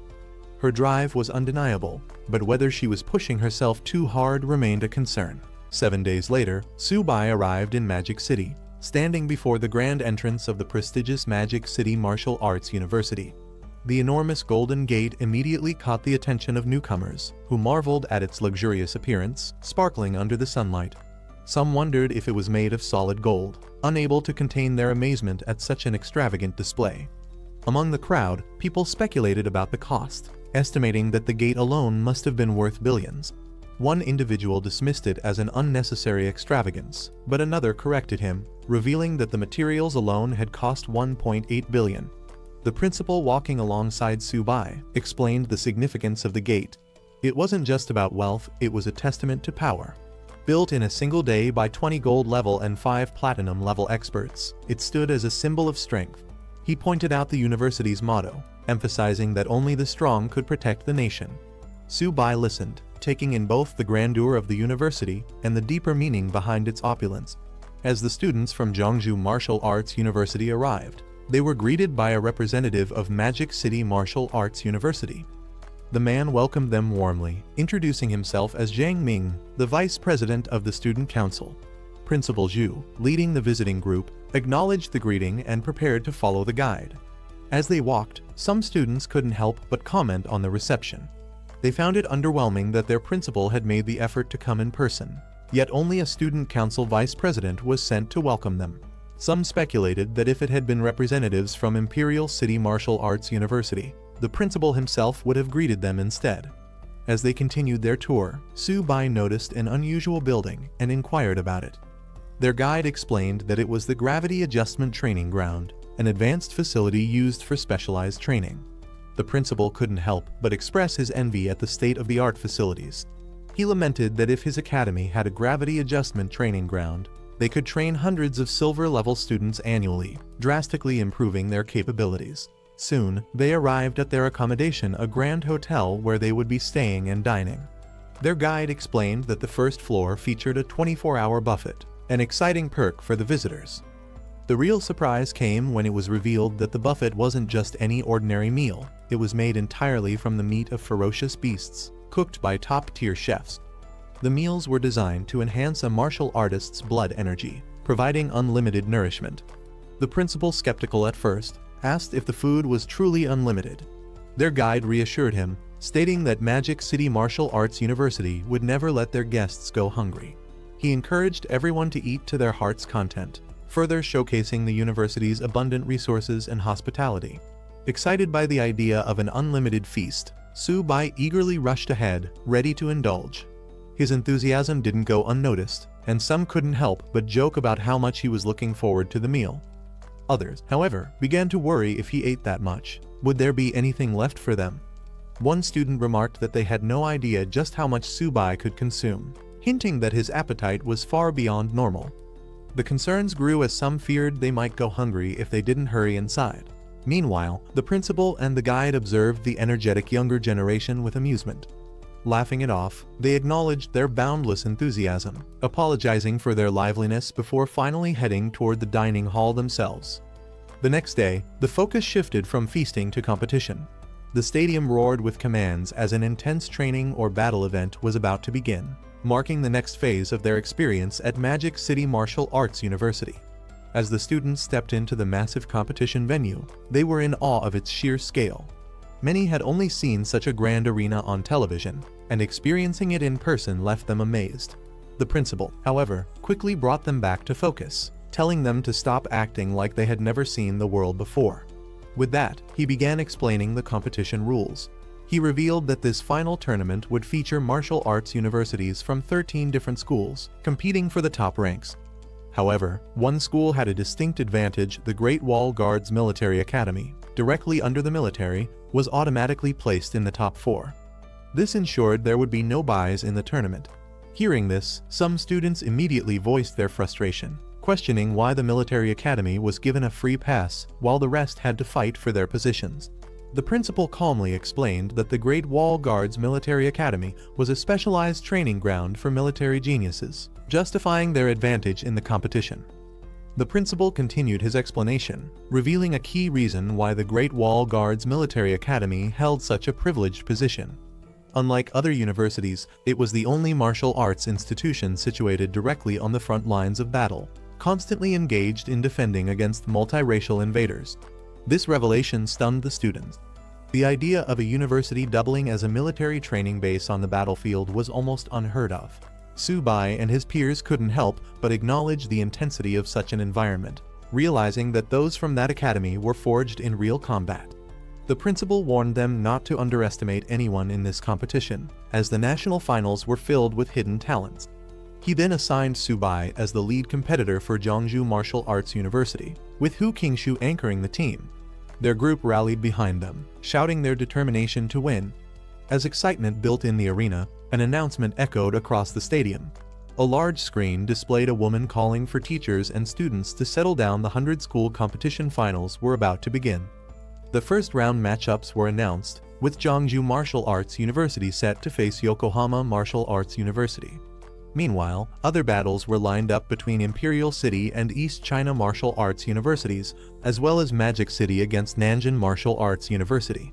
All three matches would happen simultaneously, raising the stakes for every team. Jeongju's group breathed a sigh of relief, realizing they had avoided drawing any of the top three universities in the first round. Their opponent, Yokohama Martial Arts University, was about on par with them, making it a fair challenge. One eager teammate immediately volunteered to fight first, wanting to take the lead. However, Subai wasn't about to let anyone steal the spotlight. He stepped up, insisting that he would go first to set the tone for Jeongju and show their strength. With that, the battle commenced. Stepping into the arena, Subai faced off against his opponent, who immediately recognized him. Subai's acknowledging Jeongju Martial Arts University's impressive achievement in reaching the finals. Unfazed, Subai wasted no time. Summoning his beast, he called out to Xiaoba, preparing to finish the fight as quickly as possible. With a burst of energy, flames erupted as his attack launched toward his opponent. Xiaoba, a massive turtle, emerged in the arena, shocking the audience. Many in the crowd were surprised that Jeongju had sent a beast tamer to compete, especially one using a turtle. Yet, some spectators noticed that the creature looked much larger than before, making them eager to see what would unfold. Subai's opponent was in complete disbelief. Staring up at Xiaoba's massive form, he struggled to accept what he was seeing. The beast was far too large, far too powerful, it had to be cheating. Before he could process it any further, the battle was already over. With a single, overwhelming attack, he was sent flying out of the arena, screaming in frustration. Meanwhile, Subai barely seemed interested in the match's outcome. Casually sitting down, he remarked at how weak his opponent was. He hadn't even started eating his peanuts yet. Lying on the ground in defeat, the martial artist couldn't believe it. He had always thought beast tamers were weak, but this battle proved otherwise. Spectators were baffled by Subai's carefree attitude. Bringing a small stool to the national finals seemed outright disrespectful, making some question if he was even taking the competition seriously. Others, however, understood his confidence. Those familiar with Subai's previous battles explained that his turtle, Xiaoba, wasn't just any beast, it possessed overwhelming defense and strength, easily reaching silver level. Meanwhile, a new challenger stepped forward, angered by Jeongju Martial Arts University's casual approach. She saw Subai's nonchalance as an insult and was determined to make him pay.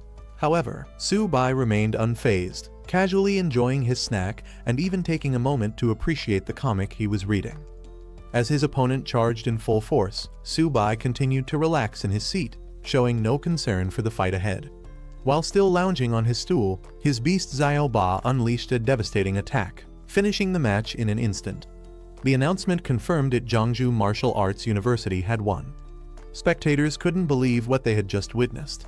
Not only had Subai barely moved during the fight, but he had been snacking on peanuts the entire time. His behavior was so casual that it bordered on humiliating for his opponents. Meanwhile, the principal of Jeongju Martial Arts University couldn't help but chuckle at the situation.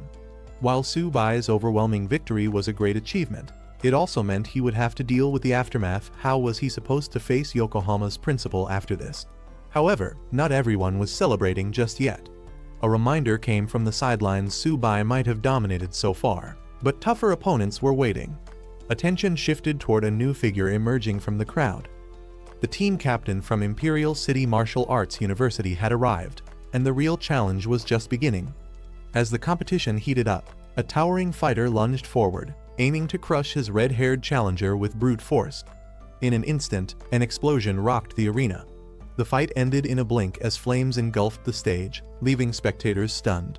When the smoke cleared, the red-haired warrior stood victorious, holding his burning weapons with a casual apology. He had hit a little too hard. The announcement confirmed that Imperial City Martial Arts University had won decisively. Observing from the sidelines, the Jeongju principal took note of the fighter's terrifying strength. He quickly realized that this was no ordinary competitor. This was a fire attribute martial artist at the peak of the silver level. The match ended, and Jeongju Martial Arts University was declared the winner. As the announcement echoed through the stadium, one of the spectators immediately requested to handle Subai personally, eager for a rematch.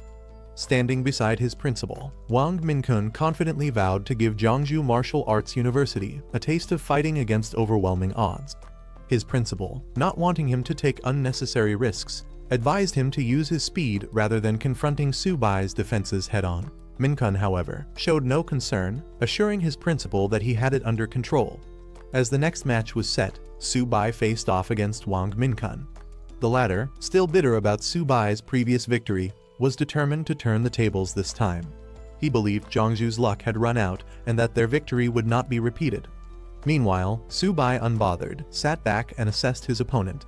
Noting that Minkun was a silver rank wind attribute user, Wang Minkun unleashed his power, calling upon the force of the wind. With swirling gusts forming around him, he boasted about showing the true strength of his rank. A powerful wind vortex erupted from him, rushing towards Ba and Su Bai with overwhelming force. As the attack intensified, Su Bai realized the gravity of the situation. The force of the wind was so strong that even Earth's gravity struggled to restrain Minkun.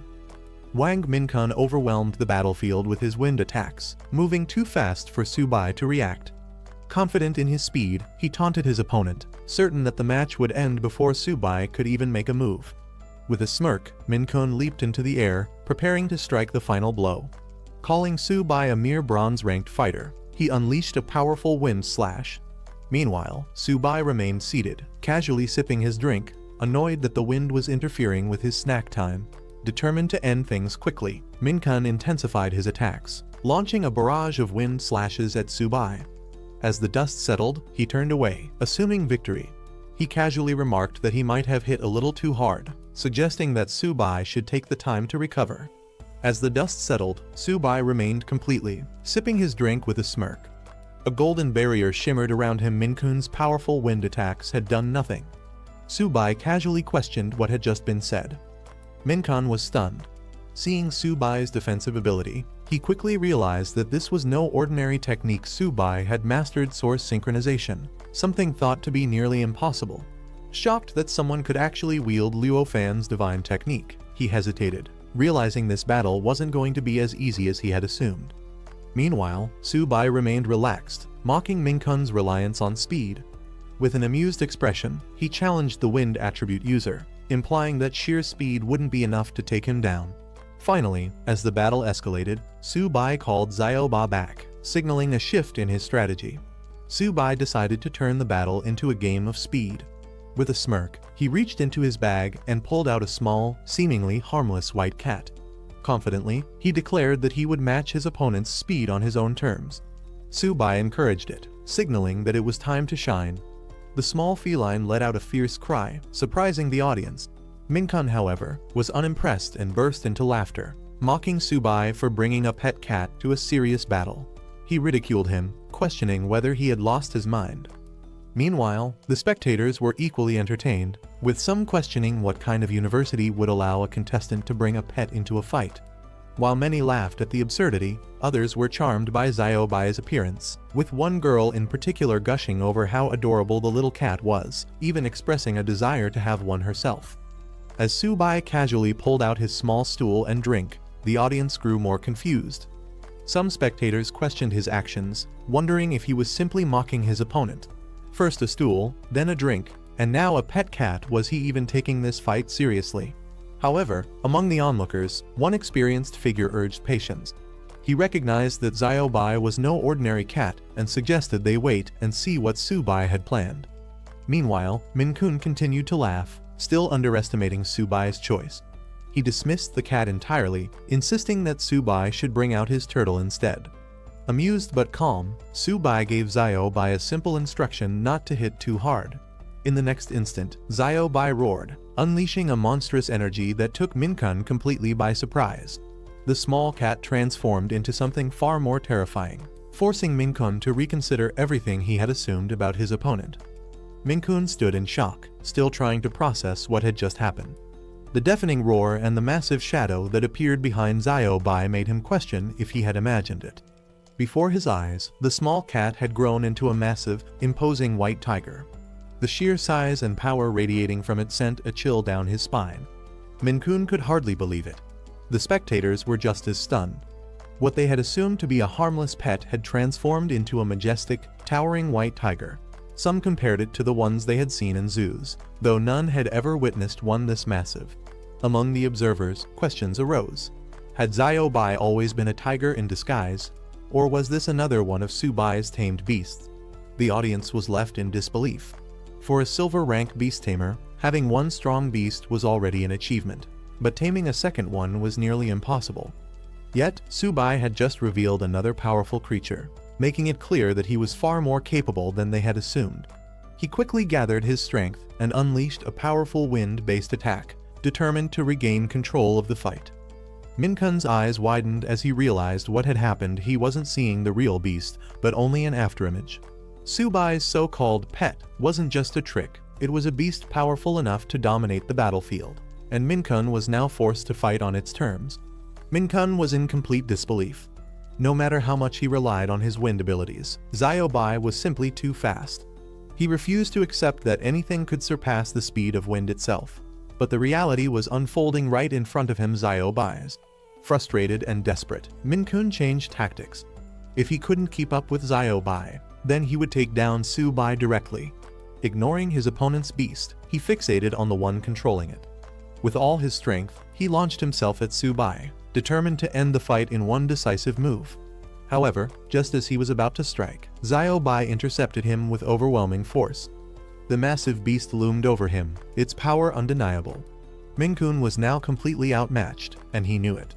Minkun was in complete shock. He couldn't accept what was happening. How could Subai's beast be this powerful? Before he could react, Xiaobai struck with devastating force, sending him flying across the battlefield. The impact was brutal, and he crashed hard, unable to regain control. As silence fell over the stadium, the final announcement echoed through the air. Jeongju Martial Arts University was victorious. Subai had won, leaving his opponent defeated and sprawled across the ground, unable to continue. The match was over. The crowd erupted in disbelief. Subai, a mid-tier bronze rank, had just defeated a prestigious silver rank captain. Among the spectators, people murmured about Subai's white tiger. Some felt it was even fiercer than his turtle, wondering how he could have tamed such a powerful beast. The intensity of Xiaobai's presence was undeniable. The stadium soon shifted from shock to admiration as chants of Subai's name filled the air. The audience cheered, rallying behind the unexpected champion, fully acknowledging his incredible strength. Meanwhile, the judges were just as perplexed. None of them had ever heard of Subai before. Yet his performance was beyond anything they had seen, even compared to students from elite universities or the military academy. The judges were astonished by Subai's performance.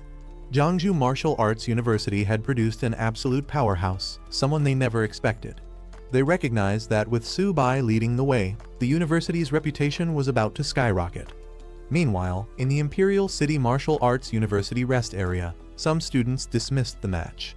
They considered Minkun's loss a reflection of his weakness rather than Subai's strength. To them, Luoyi Martial Arts University had simply sent an unworthy opponent. Elsewhere, a group of students viewed Subai with open disdain. They mocked him, calling him a country bumpkin who had the audacity to bring two tamed beasts just to freeload off the high-end accommodations. At the center of this brewing hostility was Cao Zixuan, the captain of Imperial City Martial Arts University. Lounging confidently, he declared that if they met Subai in the semifinals, there would be no holding back. His team wouldn't just defeat Subai, they would crush him. A golden barrier shimmered around him. Minkun's powerful wind attacks had done nothing. Subai casually questioned what had just been said. Minkun was stunned. Seeing Subai's defensive ability, he quickly realized that this was no ordinary technique. Subai had mastered source synchronization, something thought to be nearly impossible. Shocked that someone could actually wield Luo Fan's divine technique, he hesitated, realizing this battle wasn't going to be as easy as he had assumed. Meanwhile, Subai remained relaxed, mocking Minkun's reliance on speed. With an amused expression, he challenged the wind attribute user, implying that sheer speed wouldn't be enough to take him down. Finally, as the battle escalated, Subai called Xiaobai back, signaling a shift in his strategy. Subai decided to turn the battle into a game of speed. With a smirk, he reached into his bag and pulled out a small, seemingly harmless white cat. Confidently, he declared that he would match his opponent's speed on his own terms. Subai encouraged it, signaling that it was time to shine. The small feline let out a fierce cry, surprising the audience. Minkun, however, was unimpressed and burst into laughter, mocking Subai for bringing a pet cat to a serious battle. He ridiculed him, questioning whether he had lost his mind. Meanwhile, the spectators were equally entertained, with some questioning what kind of university would allow a contestant to bring a pet into a fight. While many laughed at the absurdity, others were charmed by Xiaobai's appearance, with one girl in particular gushing over how adorable the little cat was, even expressing a desire to have one herself. As Subai casually pulled out his small stool and drink, the audience grew more confused. Some spectators questioned his actions, wondering if he was simply mocking his opponent. First a stool, then a drink, and now a pet cat. Was he even taking this fight seriously? However, among the onlookers, one experienced figure urged patience. He recognized that Xiaobai was no ordinary cat and suggested they wait and see what Subai had planned. Meanwhile, Minkun continued to laugh, still underestimating Subai's choice. He dismissed the cat entirely, insisting that Subai should bring out his turtle instead. Amused but calm, Subai gave Xiaobai a simple instruction not to hit too hard. In the next instant, Xiaobai roared, unleashing a monstrous energy that took Minkun completely by surprise. The small cat transformed into something far more terrifying, forcing Minkun to reconsider everything he had assumed about his opponent. Minkun stood in shock, still trying to process what had just happened. The deafening roar and the massive shadow that appeared behind Xiaobai made him question if he had imagined it. Before his eyes, the small cat had grown into a massive, imposing white tiger. The sheer size and power radiating from it sent a chill down his spine. Minkun could hardly believe it. The spectators were just as stunned. What they had assumed to be a harmless pet had transformed into a majestic, towering white tiger. Some compared it to the ones they had seen in zoos, though none had ever witnessed one this massive. Among the observers, questions arose. Had Xiaobai always been a tiger in disguise, or was this another one of Subai's tamed beasts? The audience was left in disbelief. For a silver rank beast tamer, having one strong beast was already an achievement, but taming a second one was nearly impossible. Yet, Subai had just revealed another powerful creature, making it clear that he was far more capable than they had assumed. He quickly gathered his strength and unleashed a powerful wind-based attack, determined to regain control of the fight. Minkun's eyes widened as he realized what had happened. He wasn't seeing the real beast, but only an afterimage. Subai's so-called pet wasn't just a trick, it was a beast powerful enough to dominate the battlefield, and Minkun was now forced to fight on its terms. Minkun was in complete disbelief. No matter how much he relied on his wind abilities, Xiaobai was simply too fast. He refused to accept that anything could surpass the speed of wind itself. But the reality was unfolding right in front of him. Xiaobai's. Frustrated and desperate, Minkun changed tactics. If he couldn't keep up with Xiaobai, then he would take down Subai directly. Ignoring his opponent's beast, he fixated on the one controlling it. With all his strength, he launched himself at Subai, determined to end the fight in one decisive move. However, just as he was about to strike, Xiaobai intercepted him with overwhelming force. The massive beast loomed over him, its power undeniable. Minkun was now completely outmatched, and he knew it. Minkun was in complete shock. He couldn't accept what was happening. How could Subai's beast be this powerful? Before he could react, Xiaobai struck with devastating force, sending him flying across the battlefield. The impact was brutal, and he crashed hard, unable to regain control. As silence fell over the stadium, the final announcement echoed through the air. Jiangsu Martial Arts University was victorious. Subai had won, leaving his opponent defeated and sprawled across the ground, unable to continue. The match was over. The crowd erupted in disbelief. Subai, a mid-tier bronze rank, had just defeated a prestigious silver rank captain. Among the spectators, people murmured about Subai's white tiger. Some felt it was even fiercer than his turtle, wondering how he could have tamed such a powerful beast. The intensity of Xiaobai's presence was undeniable. The stadium soon shifted from shock to admiration as chants of Subai's name filled the air. The audience cheered, rallying behind the unexpected champion, fully acknowledging his incredible strength. Meanwhile, the judges were just as perplexed. None of them had ever heard of Subai before, yet his performance was beyond anything they had seen, even compared to students from elite universities or the military academy. The judges were astonished by Subai's performance. Jeongju Martial Arts University had produced an absolute powerhouse, someone they never expected. They recognized that with Su Bai leading the way, the university's reputation was about to skyrocket. Meanwhile, in the Imperial City Martial Arts University rest area, some students dismissed the match. They considered Min Kun's loss a reflection of his weakness rather than Su Bai's strength. To them, Luoyi Martial Arts University had simply sent an unworthy opponent. Elsewhere, a group of students viewed Su Bai with open disdain. They mocked him, calling him a country bumpkin who had the audacity to bring 2 tamed beasts just to freeload off the high-end accommodations.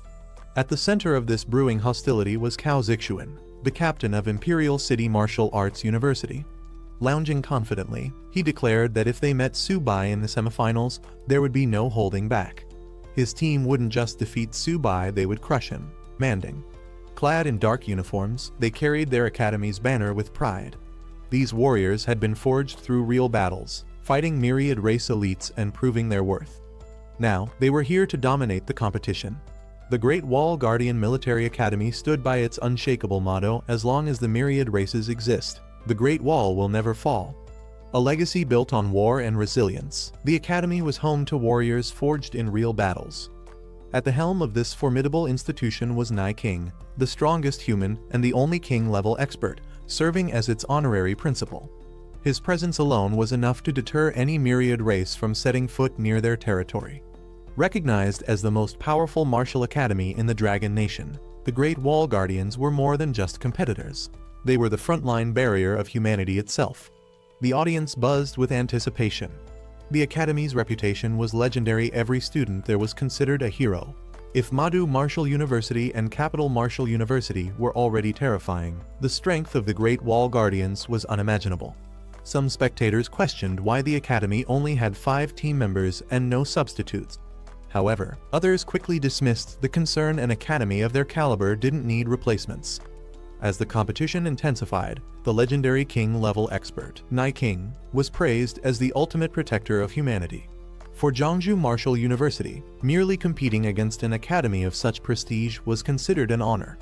Watching from the sidelines, Su Bai couldn't help but wonder when would he reach such a level of strength. The official draw results for the semifinals were announced. The first battle would be between the Great Wall Guardian Military Academy and Capital Martial University. The second match would pit Madu Martial University against Jeongju Martial University. Meanwhile, at Madu Martial University's camp, their fighters were unimpressed. One of them, Cao Zixuan, showed complete disinterest in their upcoming match, claiming Jeongju Martial University was too weak to be worth his time. Other members echoed his sentiment, mocking Jeongju for making it this far. To them, facing such an opponent wouldn't even be a challenge. One of their team members eagerly volunteered, confident that they could single-handedly defeat Jeongju in a single round. The first battle of the semifinals began as the Great Wall Guardian Military Academy sent out their captain, Han Zhan. A lord-level expert and grandson of the legendary General Han Dang, he was clad in purple-gold armor forged from diamond-level cores, exuding an overwhelming presence. The crowd watched in anticipation, wondering who Capital Martial University would send to face him. Without hesitation, Han Zhan called out his opponent Wang Yang, the captain of Capital Martial University, challenging him to settle their rivalry on the battlefield. Excitement erupted among the spectators. A direct clash between 2 captains at the start of the match. This was shaping up to be a king versus king battle, a fight between top-tier powerhouses. The battle commenced with lightning-fast action. Han Zhan's overwhelming strength sent Wang Yang flying across the arena, leaving the crowd in shock. Wang Yang, the captain of Capital Martial University, stepped onto the battlefield with an air of confidence. He downplayed the situation, treating Han Zhan's challenge as unnecessary, but his smug demeanor hinted at his arrogance. The crowd erupted with cheers, particularly from Wang Yang's admirers, who saw him as the ideal warrior. Su Bai, however, remained unimpressed, questioning what was so special about him. As the match continued, Su Bai turned to his team, instructing Luo to go first. Luo hesitated, unsure if he was up to the task, but Su Bai reassured him it was time to prove themselves. Meanwhile, Han Zhan prepared to fight, standing tall in his battle armor. With overwhelming confidence, he gave his opponent the first move. As the match intensified, Wang Yang unleashed his Howling Wind technique, summoning powerful blue energy waves that tore through the battlefield. The crowd watched in awe as Han John countered with his diamond-level battle armor, a technique refined to perfection. His purple energy clashed against Wang Yang's storm, creating a dazzling display of raw power. Despite Han John's defensive mastery, his opponents charged at him, attempting to overwhelm him with numbers.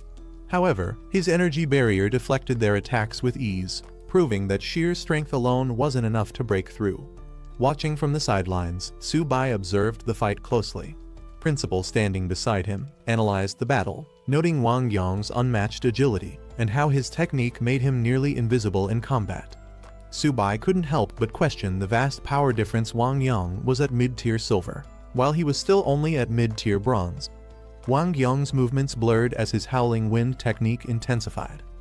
Revealing his true strength, Han Jan unleashed a surge of power. His mid-tier silver rank was now on full display. Without hesitation, he struck with a devastating move, sky-splitting slash. A massive wave of energy descended, engulfing the battlefield in flames and sending shockwaves in all directions. The impact left Wang Yang struggling to maintain his balance as the sheer force pushed him back. The audience watched in shock as Han Zhan's sky-splitting slash shook the battlefield. Some recognized the technique immediately, recalling that General Han had once used it to take down a diamond-level enemy. Among the spectators, experts analyzed Han Zhan's strategy. Despite being known for its destructive power, he had adapted the skill for control rather than pure offense, an unconventional but brilliant approach. His tactical genius solidified his reputation as the strongest military commander. Meanwhile, Wang Yang wielding a massive weapon, he unleashed a surge of energy, revealing himself as another mid-tier silver warrior. Han Zhan reacted instantly, evading the incoming strike with precision. Han Zhan, recognizing Wang Yang's attempt to force a direct clash. Confident in his overwhelming strength, he declared the battle was already over. In an instant, his attack landed, creating a fiery explosion that shook the arena. The impact sent shockwaves across the battlefield, leaving the audience in stunned silence. Wang Yang was struck down, his body convulsing from the sheer force of the attack before collapsing to the ground. The spectators reacted with mixed emotions. Some were in awe of Han Zhan's power, while others were unsettled by his sheer dominance. Discussions broke out among the audience, with some acknowledging that if Han Zhan had used the blade's edge instead of its back, Wang Yang wouldn't have survived. The battlefield fell silent as the dust settled. Some spectators questioned the brutality of the fight, wondering if such overwhelming force was necessary in a mere competition. Others debated whether ending it in a draw would have been a more honorable choice. Wang Yang acknowledged his defeat. He steadied himself with his weapon, admitting Han Zhan's strength was beyond his own. With the first round concluded, the Great Wall military martial arts team secured victory. From the sidelines, Su Bai observed the battle carefully. He noted the sheer strength of the opposing team. However, there was no hesitation. His match was next. Turning to Luo Yangqiang, he asked if he was ready. Before the next round began, the principal reminded Yang Hao to fight within his limits. The goal was participation. There was no need to push beyond what he could handle. However, Yang Hao was determined. He assured the principal that he wouldn't let Jiangsu Martial University down. With that, the second round commenced. Zhang Lexiao, a sinister-looking opponent wielding dual blades, stepped onto the battlefield, his confidence clear. Mocking his opponent, Zhang Lexiao taunted Yang Hao, making it clear that he viewed him as nothing more than a plaything. But Yang Hao wasn't fazed. With his massive cleaver in hand, he charged forward, launching a powerful vertical slash. Yang Hao struck first, his cleaver slicing through the air in a powerful vertical slash. The impact connected, but Zhang Lexiao barely flinched. In an instant, Zhang Lexiao retaliated. His movements were swift, his dual blades creating a web of red slashes around Yang Hao. Lexiao laughed, taunting him as he continued his assault, treating the fight like a game. Yang Hao gritted his teeth, struggling to keep up with his opponent's unpredictable attacks. From the sideline, frustration grew among Jiangsu Martial University's team. Watching Yang Qiang struggle against Zhang Lexiao's relentless attacks felt like outright humiliation. Some urged the principal to call him back before it got worse. But Su Bai refused to accept that. He insisted that Yang Qiang was fighting for more than just a match. He was defending the pride of their university. Stopping him now would mean surrendering that honor. Zhang Lexiao continued his torment, taunting Yang Qiang to surrender. He warned that the longer he resisted, the worse it would get. But despite the pain and exhaustion, Yang King refused. He clenched his weapon tightly and declared that Jiangsu Martial University would never admit defeat. He struck again, this time with enough force to break any remaining resistance. Zhang Lexiao continued his relentless assault, slashing through the air with an eerie excitement. He mocked Yang King's stubbornness, taunting him to surrender. But even as his body trembled, covered in wounds, Yang King refused to yield. With one final strike, Lexiao delivered a devastating blow, sending Yang King crashing to the ground. The impact echoed through the arena, leaving him motionless on the floor. The crowd murmured in shock. Some questioned the cruelty of the fight. Was there really a need to push an opponent this far? Others wondered if Lexiao had any humanity left, as his actions went beyond mere competition. The match ended with Zhang Lexiao's victory. Jiangsu Martial University's team was furious, seeing their comrade humiliated. Su Bai clenched his fists, determined to make Madu Martial University pay for their arrogance. Before he could step forward, Bai Ningbing took the stage. Confident and composed, he promised not to let Zhang Lexiao continue his unchecked arrogance. The principal warned him not to be reckless, but Bai Ningbing had already made up his mind. As Bai stepped into the ring, Zhang Lexiao greeted him with a smirk, unimpressed. He mocked his new opponent, finding him far less entertaining than the last. But Bai Ningbing wasn't interested in banter. He immediately shattered his own sheath, signaling he had no intention of playing games. The second round began. Without hesitation, Bai Ningbing launched forward using Void Step. His blade aimed to end the fight in an instant. Bai Ningbing wasted no time, launching himself at Zhang Lexiao with his White Spirit Blade technique. His movements were swift and precise, aiming for a decisive strike. Lexiao smirked, amused at his opponent's ruthlessness, but he wasn't about to let himself be taken down so easily. With a burst of red energy, he countered, deflecting Bai's assault while maintaining his eerie grin. The spectators watched in awe. The sheer brutality of the battle left many questioning whether they were really witnessing a fight between students. The arena was filled with a scent of blood, heightening the tension. Some onlookers suggested stopping the fight before it escalated further, fearing one of them might die. But neither Bai Ningbing nor Zhang Lexiao had any intention of backing down. The battle was only getting started. Zhang Lexiao weaved his twin blades through the air, forming a deadly net of crimson slashes. But Bai didn't hesitate. With burning determination, he charged straight through the attack, his White Spirit Blade technique tearing through the red streaks. Lexiao dodged at the last moment. Bai's attack had real force behind it. Still, he laughed, unfazed by the threat. He taunted Bai, questioning if he truly had what it took to end him. Bai struck again, his movements razor-sharp. But Lexiao countered effortlessly, blocking the attack. With a cruel smile, he belittled Bai, dismissing him as nothing more than a low-tier fighter from a nameless university. Zhang Lexiao smirked, pressing his blade against Bai Ningbing's throat. He declared the fight over, confident in his victory. But Bai refused to accept defeat. With a fierce glare, he tightened his grip on his sword, forcing himself forward despite the searing pain. Then, Bai impaled himself to strike Lexiao at the same time. Blood splattered across the arena as both fighters were locked in a fatal exchange. For Bai, winning didn't matter anymore. If taking his opponent down meant sacrificing himself, so be it. His grin widened as he declared that killing Lexiao was enough. Bai Ningbing tightened his grip, as he declared that Jiangsu Martial University fought differently, unlike cowards who preyed on the weak. He drove his blade forward, aiming to end it all. Zhang Lexiao's arrogance shattered in an instant. He begged for his life, his voice desperate. He called out to his principal, pleading to be saved. A firm hand reached out, stopping Bai's blade just before it could strike. The principal of Madu Martial University stepped in, swiftly restraining Lexiao and conceding defeat on behalf of their team. The announcer declared Madu Martial University's defeat, leaving their team stunned. Bai Ningbing stood firm, while Zhang Lexiao, who had moments ago been so arrogant, now trembled in disgrace. One of the Madu representatives lashed out in frustration, unable to accept their loss, but Jiangsu's principal stepped in, ensuring order was maintained. Bai Ningbing was quickly shielded, his victory secured. Madu's principal turned toward Jiangsu's team. He reminded them that reaching the top 4 didn't mean they were strong enough to challenge Madu. However, Jiangsu's side stood their ground, making it clear that their students' lives were just as valuable. The principal's calling Su Bai to the stage.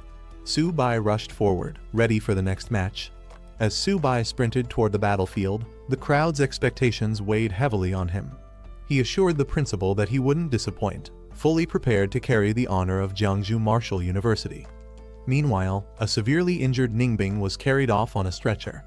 The principal commended him for his efforts, reminding him that his performance had already brought honor to Jiangsu. The medical team reassured him that his well-being came first, but Su-bai would ensure their team's revenge. On the opposing side, Cao Zixuan impatiently stepped forward, eager to fight. With an arrogant smirk, he volunteered to take down Jiangsu's team himself. However, his principal advised restraint, reminding him that the championship match still awaited. Su-bai stepped into the arena as he directly challenged Madu Martial University. If Madu lost, he demanded a public apology for their disrespect toward Jiangsu. Jiangsu's supporters erupted in cheers, fully backing Su-bai. They were eager to see Madu humbled and forced to admit their mistake. Among the onlookers, a group of reporters and live streamers quickly picked up on the story. They saw it as the perfect headline: Jiangsu Martial University boldly calling out one of the top-tier schools, demanding an apology in front of everyone. Meanwhile, on the Madu side, Cao Zixuan and his team scoffed at the demand. To them, Jiangsu didn't even deserve consideration. One of Madu's fighters, Huang Sheng, volunteered to accept the challenge, eager to show Jiangsu the overwhelming difference in strength. Su-bai stood confidently in the arena, looking at his opponent. His tone was calm but firm. Was Madu finally here to apologize? To him, strength was the only truth, and the strong never bowed to the weak. His arrogance was met with approval from his side, reinforcing their belief in superiority. Instead of dragging things out, he suggested Madu send up another fighter. Taking them on one by one was a waste of time. He had more important things to do. The spectators were stunned. Many saw Su-bai's challenge as sheer arrogance. Madu's top fighter, Cao Zixuan, hadn't even stepped in yet.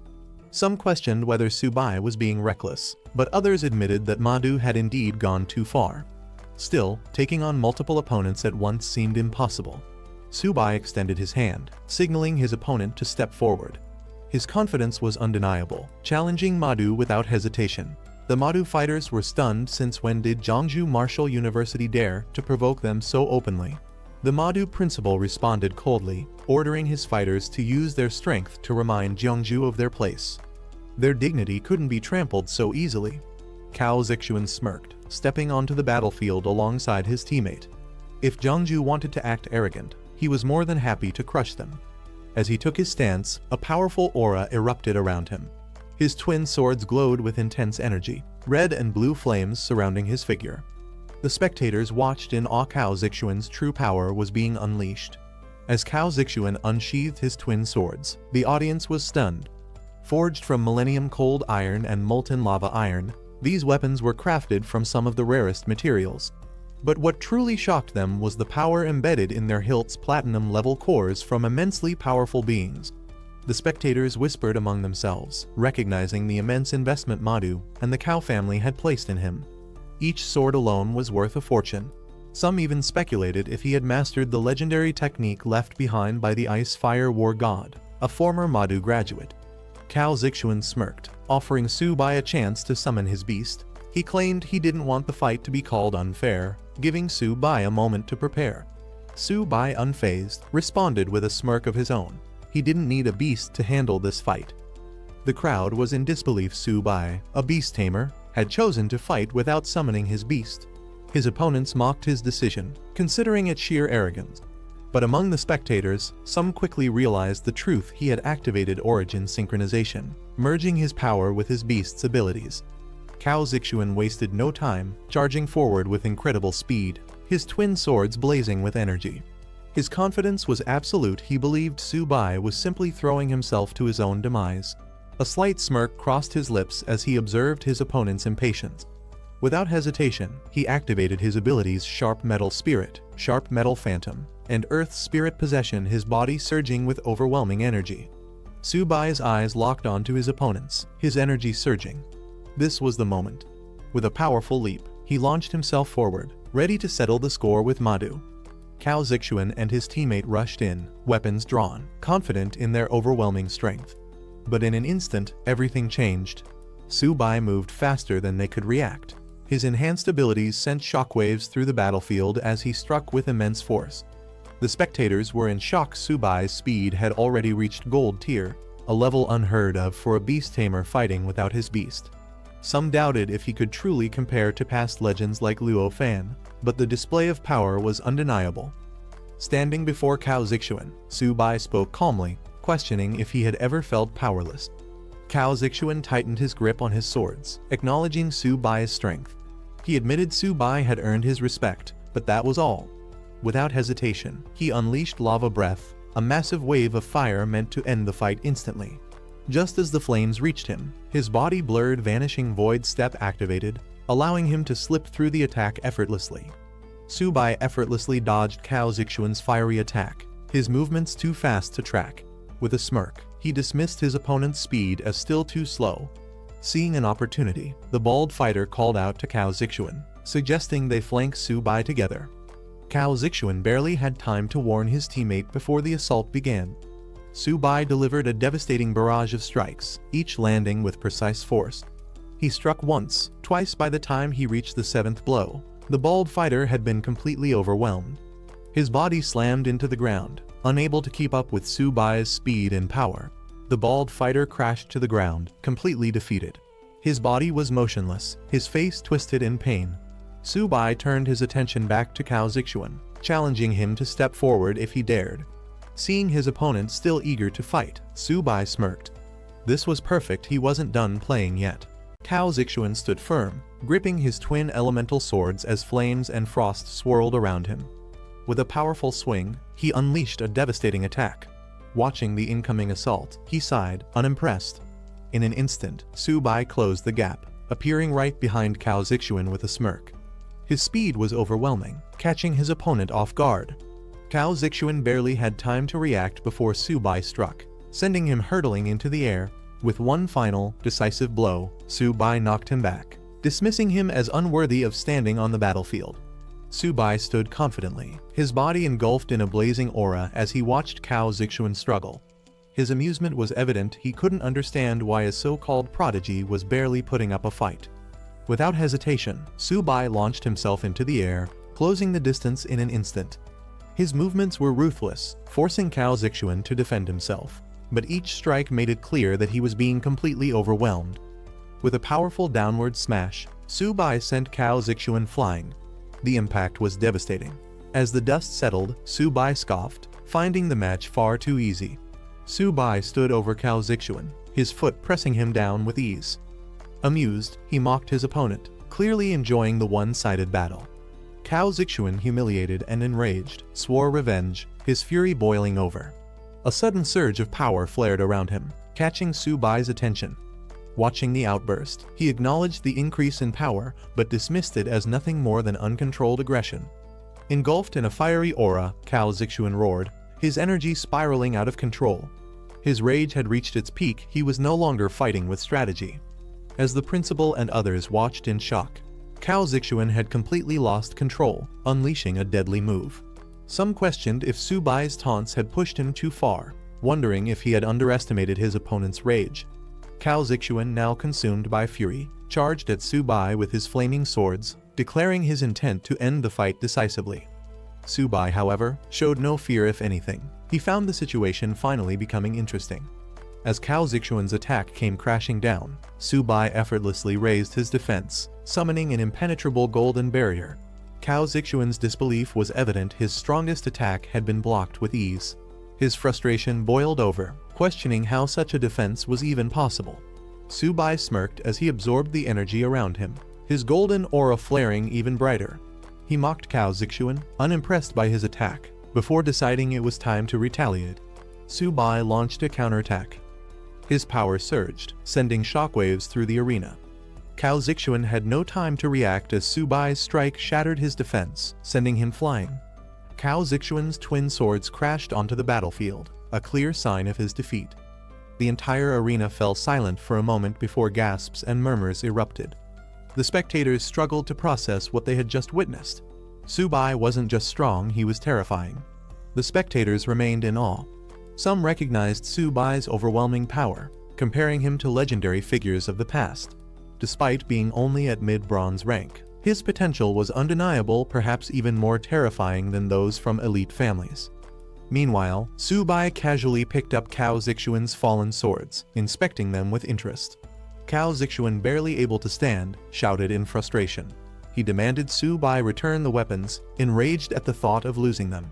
However, Subai remained indifferent.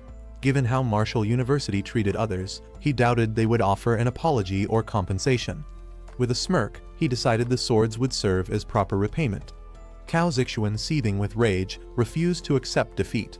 With reckless determination, he lunged at Subai, declaring his intent to end the fight on his terms. Subai watched him with a calm expression. As Cao Zixuan lunged, Subai swiftly dodged and countered, questioning if his opponent even had the strength left to continue. Without hesitation, Subai delivered a powerful knee strike, sending Cao Zixuan soaring through the air. As Cao Zixuan crashed onto the battlefield once again, it was clear this fight had been over long before he realized it. Subai charged forward, his eyes locked onto Cao Zixuan. He wouldn't allow anyone to trample over Zhongzhou Martial University. With lightning speed, he closed the distance, unleashing a barrage of strikes. Cao Zixuan had no time to react. Each attack landed with crushing force, punishing him for his arrogance. The crowd erupted in shock. Subai's strength was beyond anything they had imagined. His speed, technique, and overwhelming power left no weaknesses. Some questioned if anyone from Martial University could even stand against him, while others speculated that only Hanja might pose a challenge. As the dust settled, the arena echoed with cheers for Subai. Zhongzhou Martial University had made its statement loud and clear. The humiliation of Martial University was complete. This was the price of provoking them. The referee officially declared Subai the winner as he stood over Cao Zixuan's defeated body. The outcome had been decisive. Zhongzhou Martial University had secured yet another victory. As Subai turned, he noticed a strong gaze fixed on him. Han Yan had been watching him intently since the start of the match. Han Yan made his intentions clear. He wasn't just observing, he was waiting. A future battle between them was inevitable. Meanwhile, Subai examined the twin swords in his hands, amused by Cao Zixuan's earlier desperation. If he had been that anxious over them, they must be valuable. However, before he could leave, a voice suddenly called out, stopping him in his tracks. A senior official from Martial University stepped forward, demanding the return of Cao Zixuan's swords. However, Subai reminding him that the battlefield's rules dictated that seized weapons did not have to be returned. With a smirk, Subai made an offer. If Martial University apologized to Zhongzhou Martial University and all the weaker academies they had bullied, while also compensating for the damage they caused, he would consider returning the weapons. The official was furious, finding the demand outrageous. But Subai merely pointed out that he was treating them with the same philosophy they had always followed: survival of the fittest. The crowd erupted in support of Subai, eager to see how Martial University would recover from such a humiliating defeat. The tables had turned, and their usual arrogance had backfired. However, Martial University's principal had no intention of letting things end this way. His aura flared with immense power, his diamond rank energy surging through the air. Declaring that Subai needed to be taught a lesson, he prepared to take matters into his own hands. Gasps of shock filled the arena as bystanders realized what was about to happen. A high-ranking expert was about to attack a student. Warnings rang out, urging Subai to retreat before it was too late. But before anyone could intervene, the powerful figure charged forward. The Martial University principal unleashed his full power, his diamond rank energy exploding outward with terrifying force.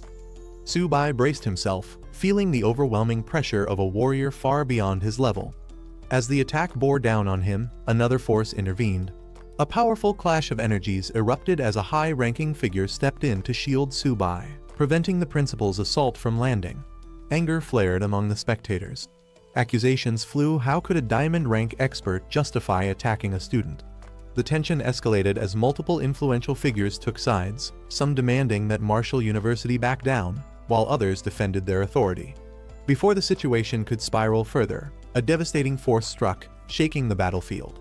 The sky crackled with energy as an even greater power prepared to intervene, threatening to change the course of the confrontation entirely.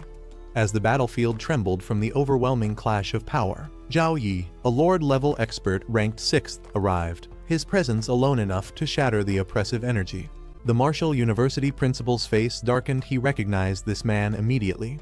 Elder Zhao, once absent for years, now stood before him, furious at the chaos Martial University had become. Elder Zhao didn't hold back his disappointment. Seeing a high-ranking expert resort to attacking a student was disgraceful. He questioned how Martial University had fallen to such a level in his absence. Turning to Su Bai, Elder Zhao acknowledged his strength. He had observed the match and was impressed. In a rare move, he publicly apologized on behalf of Martial University, shocking everyone.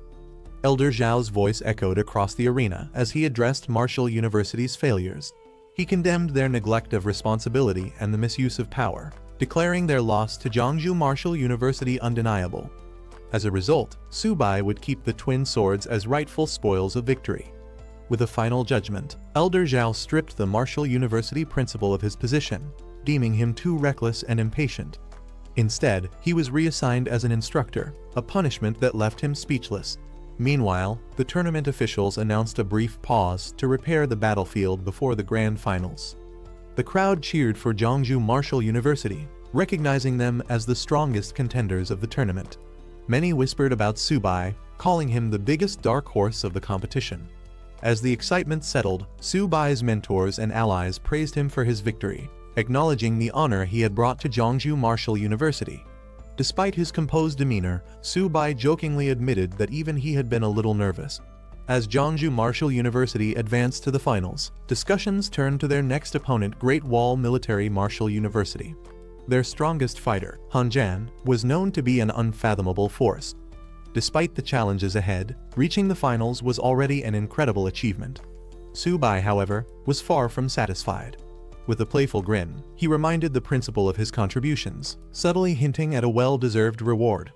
Amused, the principal handed over 2 high-tier silver beast cores, acknowledging Su Bai's ability to take full advantage of the situation. With only an hour before the final match, excitement filled the arena. The 100 Schools tournament reached its climax as spectators roared in anticipation. Fans of both sides cheered, some chanting Han Jan's name, others placing their hopes on Jiangsu Martial University.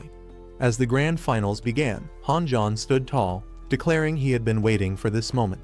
He proposed a decisive battle, 1 round to determine the true winner. Su Bai accepted without hesitation. This was exactly what he wanted. Before making his move, Su Bai activated his system to analyze Han Jan's attributes. As expected, his opponent's stats were far from ordinary. His constitution and agility were at an unknown limit, proving the danger ahead. Without wasting a second, Han Jan charged forward, his spear crackling with energy. He taunted Su Bai, demanding he fight properly rather than standing idle. Su Bai smirked, activating his abilities. If Han Jan was in such a rush to see his power, he'd gladly show him. Han Jan moved at blinding speed, his afterimages surrounding the battlefield. He taunted Su Bai, challenging him to show his full strength. Su Bai reacted instantly, weaving through the attacks, narrowly avoiding each strike. Watching closely, Su Bai realized Han Jan had been holding back in previous fights. His true speed was only now being revealed.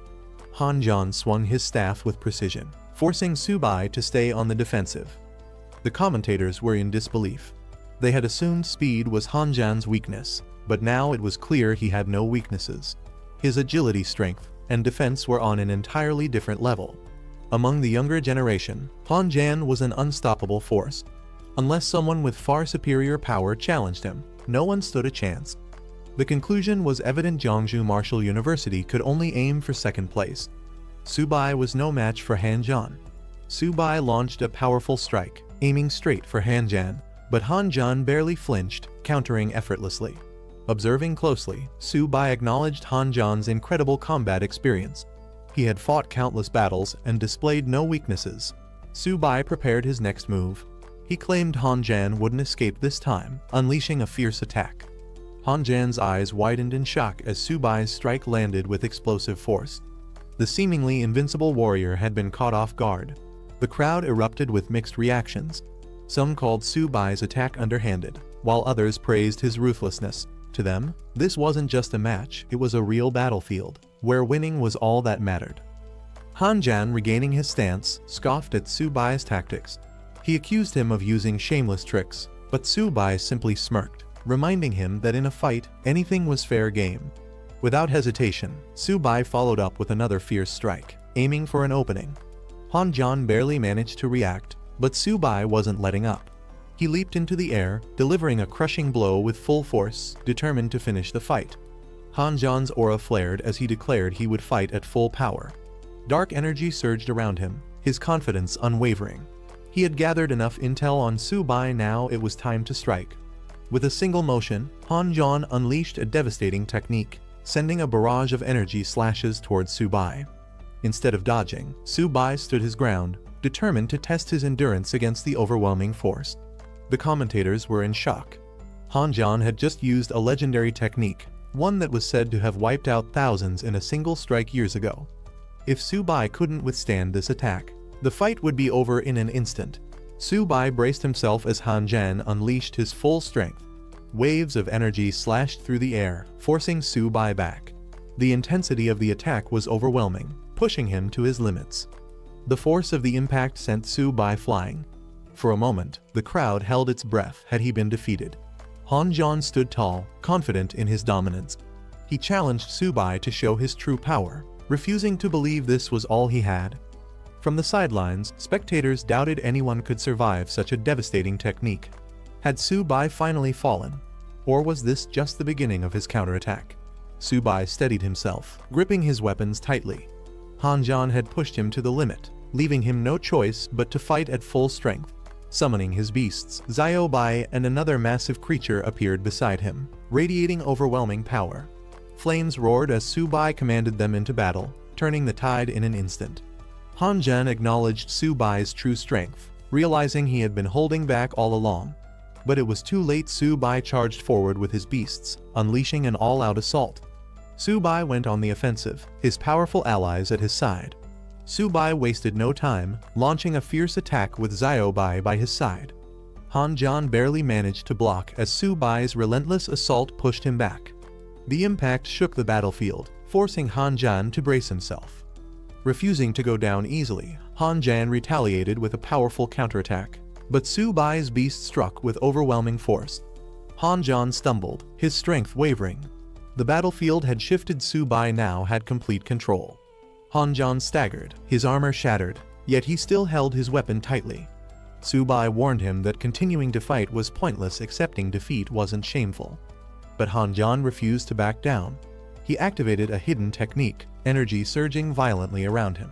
This was a power he had hesitated to use, one he couldn't fully control. With no other choice, Han-jan unleashed it.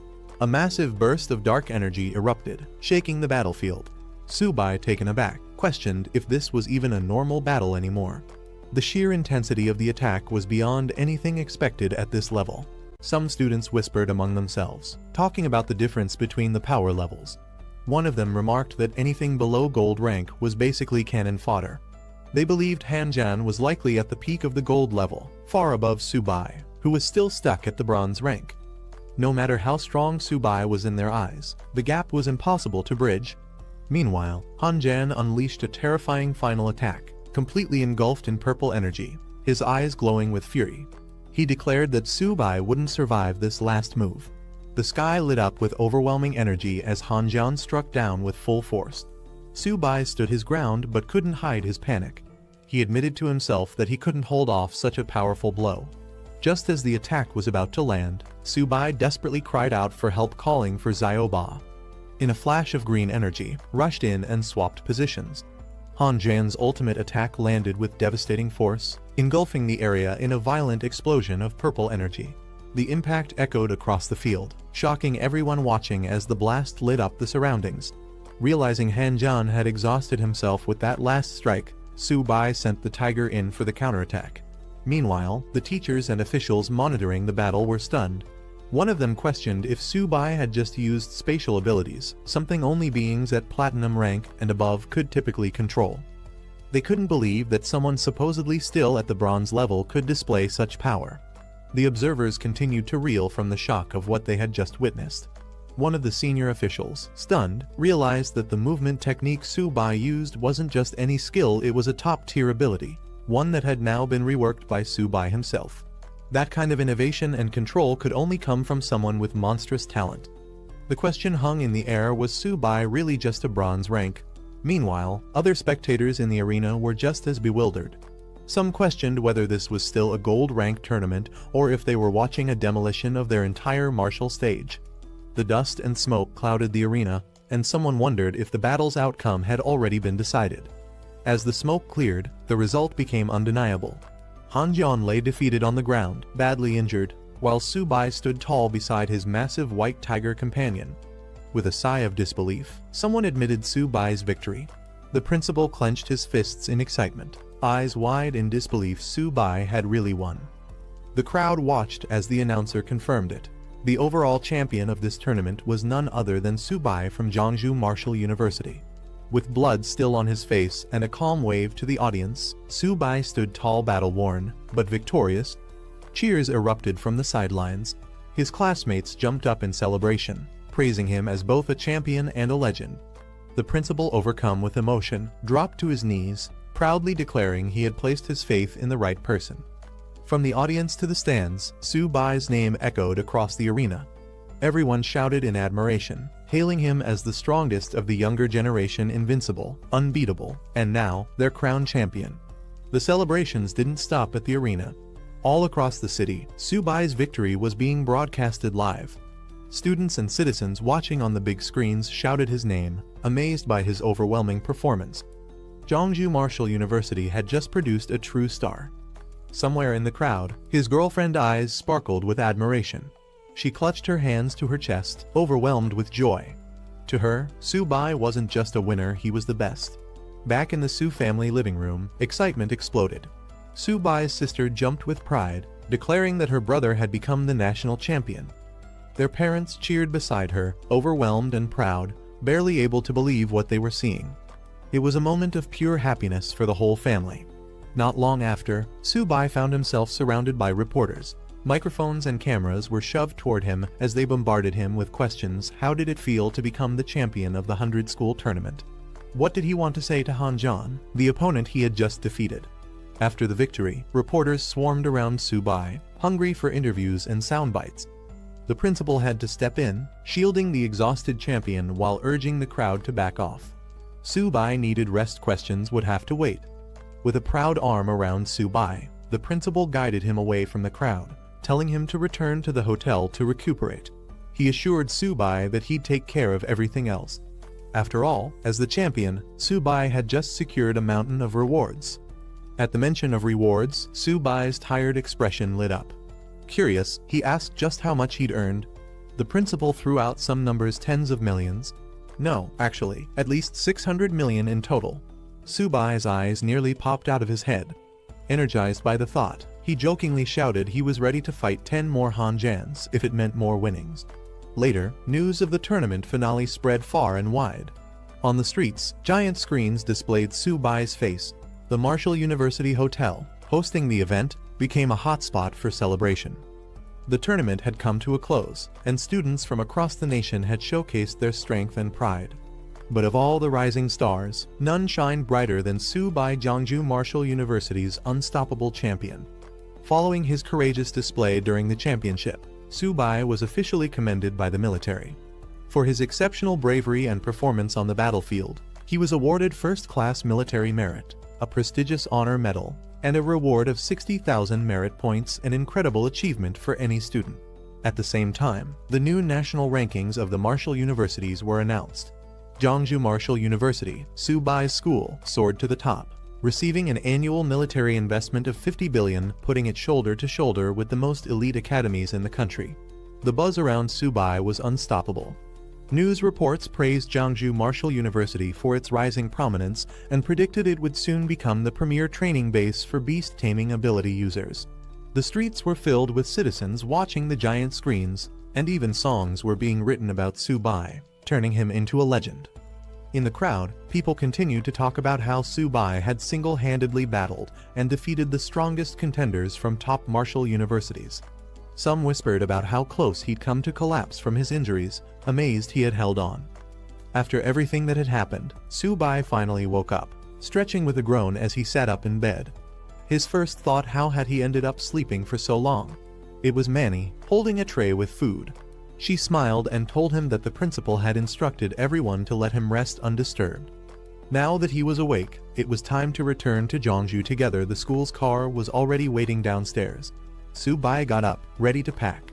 But before they left, he said there was something he had to do first. Manny looked at him curiously.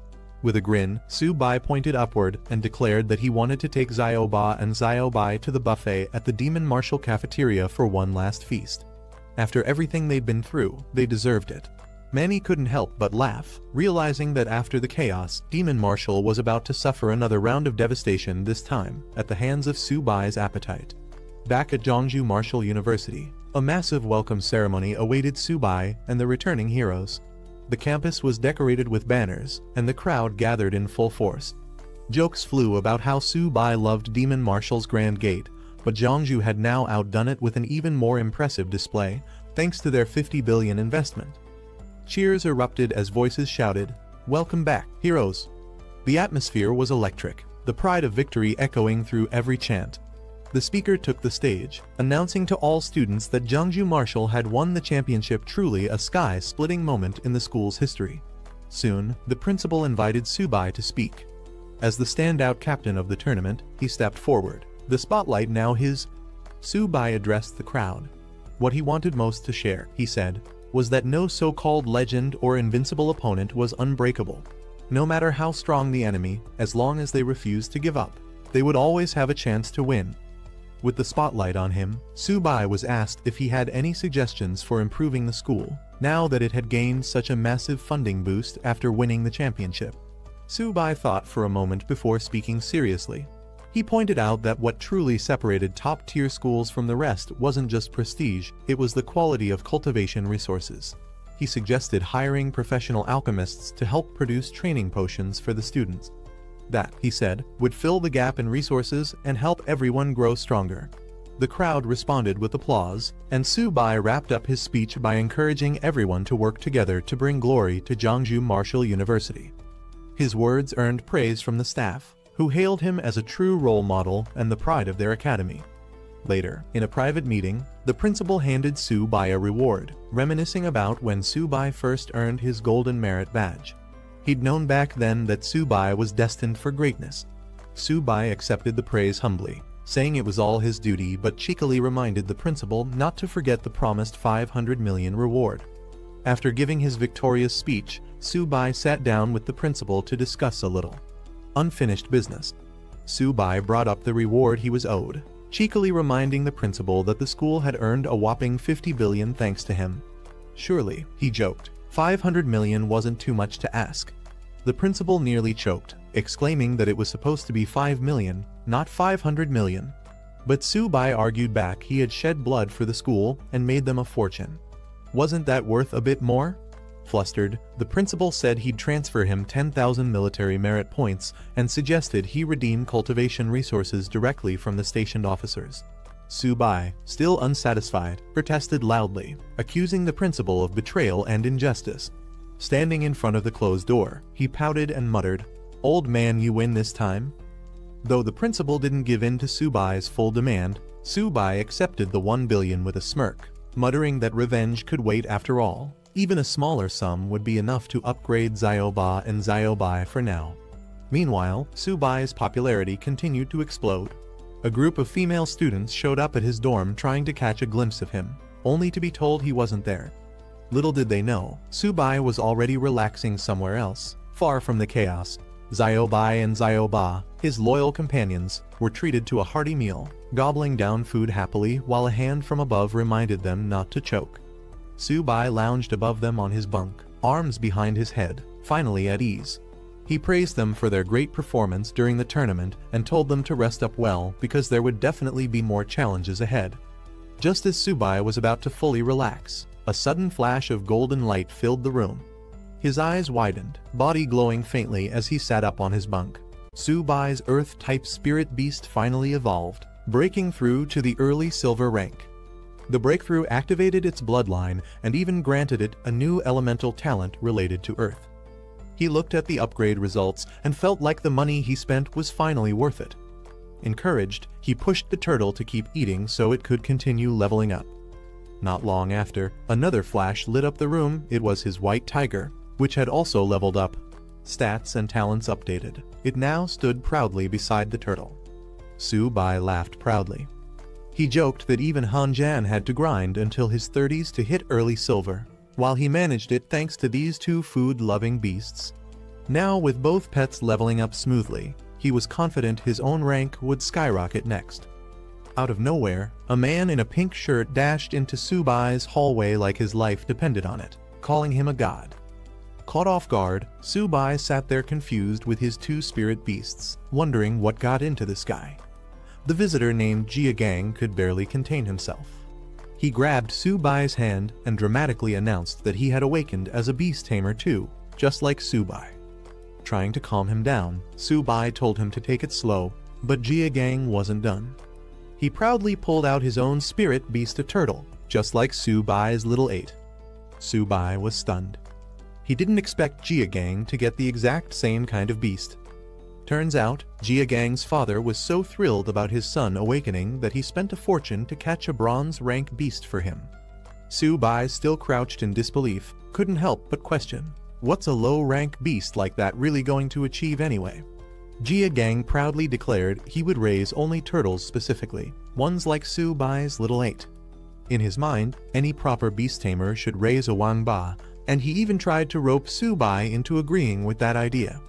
Su-bai awkwardly tried to explain that not all wangbas are that special, but before he could finish, something unexpected happened. A system notification popped up. Su-bai had just awakened a brand new talent, Dominion. It allowed him to use sacred beast blood to trigger deeper awakening in other beast tamers, granting their beasts a rare bloodline and transforming them into descendants of sacred beasts. According to the system, with enough synchronization and desire, he could actually help others unlock beast master potential too, and even control life and death of awakened beasts. He looked at Jiagang's turtle, then at his own little 8 and Whitey, and couldn't help but wonder, were his pets about to start taking disciples of their own? Jiagang noticed Su-bai's strange reaction and asked why he looked even more hyped than him. Su-bai quickly recovered and agreed raising a wangba was the true path of a good beast tamer. He even echoed Jiagang's earlier claim, saying if you're not raising one, you're doing it wrong. He was definitely acting a bit too enthusiastic. Meanwhile, over at Zhongju Martial University, new students gathered for their beast tamer training. The place was now considered one of the top institutions, attracting aspiring tamers from all over. A group chatted about the reputation of the school, and one of them was especially excited, declaring that they came just to learn under Su-bai himself. As the orientation began, an instructor welcomed the students and told them to stay calm. Since they had chosen this path, the school would open its arms to guide them. She then asked everyone to bring out their contracted beasts. And with full confidence, one buffed-out guy loudly announced his own partner and proudly pulled a strange, floppy turtle out of his backpack. The crowd's faces said it all. Expectations versus reality just hit hard. Turns out the goofy-looking turtle wasn't the only one. More students showed up with the exact same type of spirit beast. It quickly became clear, wangbas were trending, and this was less like an admission event and more like a wangba convention. One student, Lei Guang, proudly displayed his turtle and insisted he was a beast tamer too. But the instructor wasn't buying it. She called him out, saying he lacked the qualities of a true tamer and probably was just a physically gifted martial artist. Worse, she questioned whether his spirit beast was even legit, suspecting it was just a cheap wild turtle from the local market. Not stopping there, the instructor shifted her sharp gaze to other students too, starting to assess their abilities. She pointed at another student and pegged him as a lightning type Asura, clearly keeping a mental tally of who belonged where. The crowd wasn't having it though. Lei Guang protested loudly, claiming his turtle was special and that he wanted to be in the same class as Su-bai. Another guy backed him up, arguing that being a lightning Asura shouldn't disqualify anyone from becoming a beast tamer. His turtle, after all, was a lightning type too. Su-bai walked onto campus and was immediately hit with a strange realization: wangbas were everywhere. He couldn't believe what he was seeing. Was this still a school or a nationwide turtle cult? Someone even joked that by being near the beast tamer department long enough, you might evolve your own special lightning wangba. Elsewhere in the crowd, a girl holding a purple beast heard someone mention Subai and froze. She couldn't believe it. Subai was here in person. As soon as someone spotted him, the crowd went wild. People started shouting his name, drawing attention from all directions. Subai barely had a moment to react before waves of excited fans surged toward him. Dozens of students started shouting their admiration.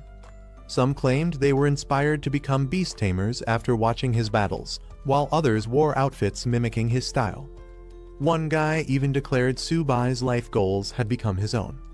Another, not even a beast tamer, ran forward just to be near him. Subai looked around, stunned. How did stepping onto campus suddenly feel like crashing a fan convention? While the campus buzzed with excitement over Subai's appearance, somewhere else, panic broke out. A cloud of smoke exploded in the courtyard as someone frantically yelled for the principal's help. Meanwhile, on the front lines, a high-level military meeting was underway. Officers gathered in a war room, reporting recent intelligence. Surveillance had picked up movements from multiple enemy tribes. Their actions suggested they were paying close attention to human deployments. 13 powerful enemy factions, including spectral cats, six-eared wolves, and diamond bears, were gathering near the human base. Though their intentions weren't clear yet, the threat was too big to ignore. One commanding officer firmly stated that regardless of the enemy's plans, they must strike preemptively. He revealed he had already given the order. 3 elite students selected from the upcoming inter-academy tournament would be sent ahead to Bihui Marsh to carry out a reconnaissance mission. That sparked protest. Another officer stood up, alarmed at the mention of Bihui Marsh, an infamous forbidden zone. He questioned the decision, worried that these students hadn't even graduated yet. Sending them into such danger sounded reckless. Back in the war room, one of the officers hesitated. He suggested they reconsider sending students to such a dangerous mission.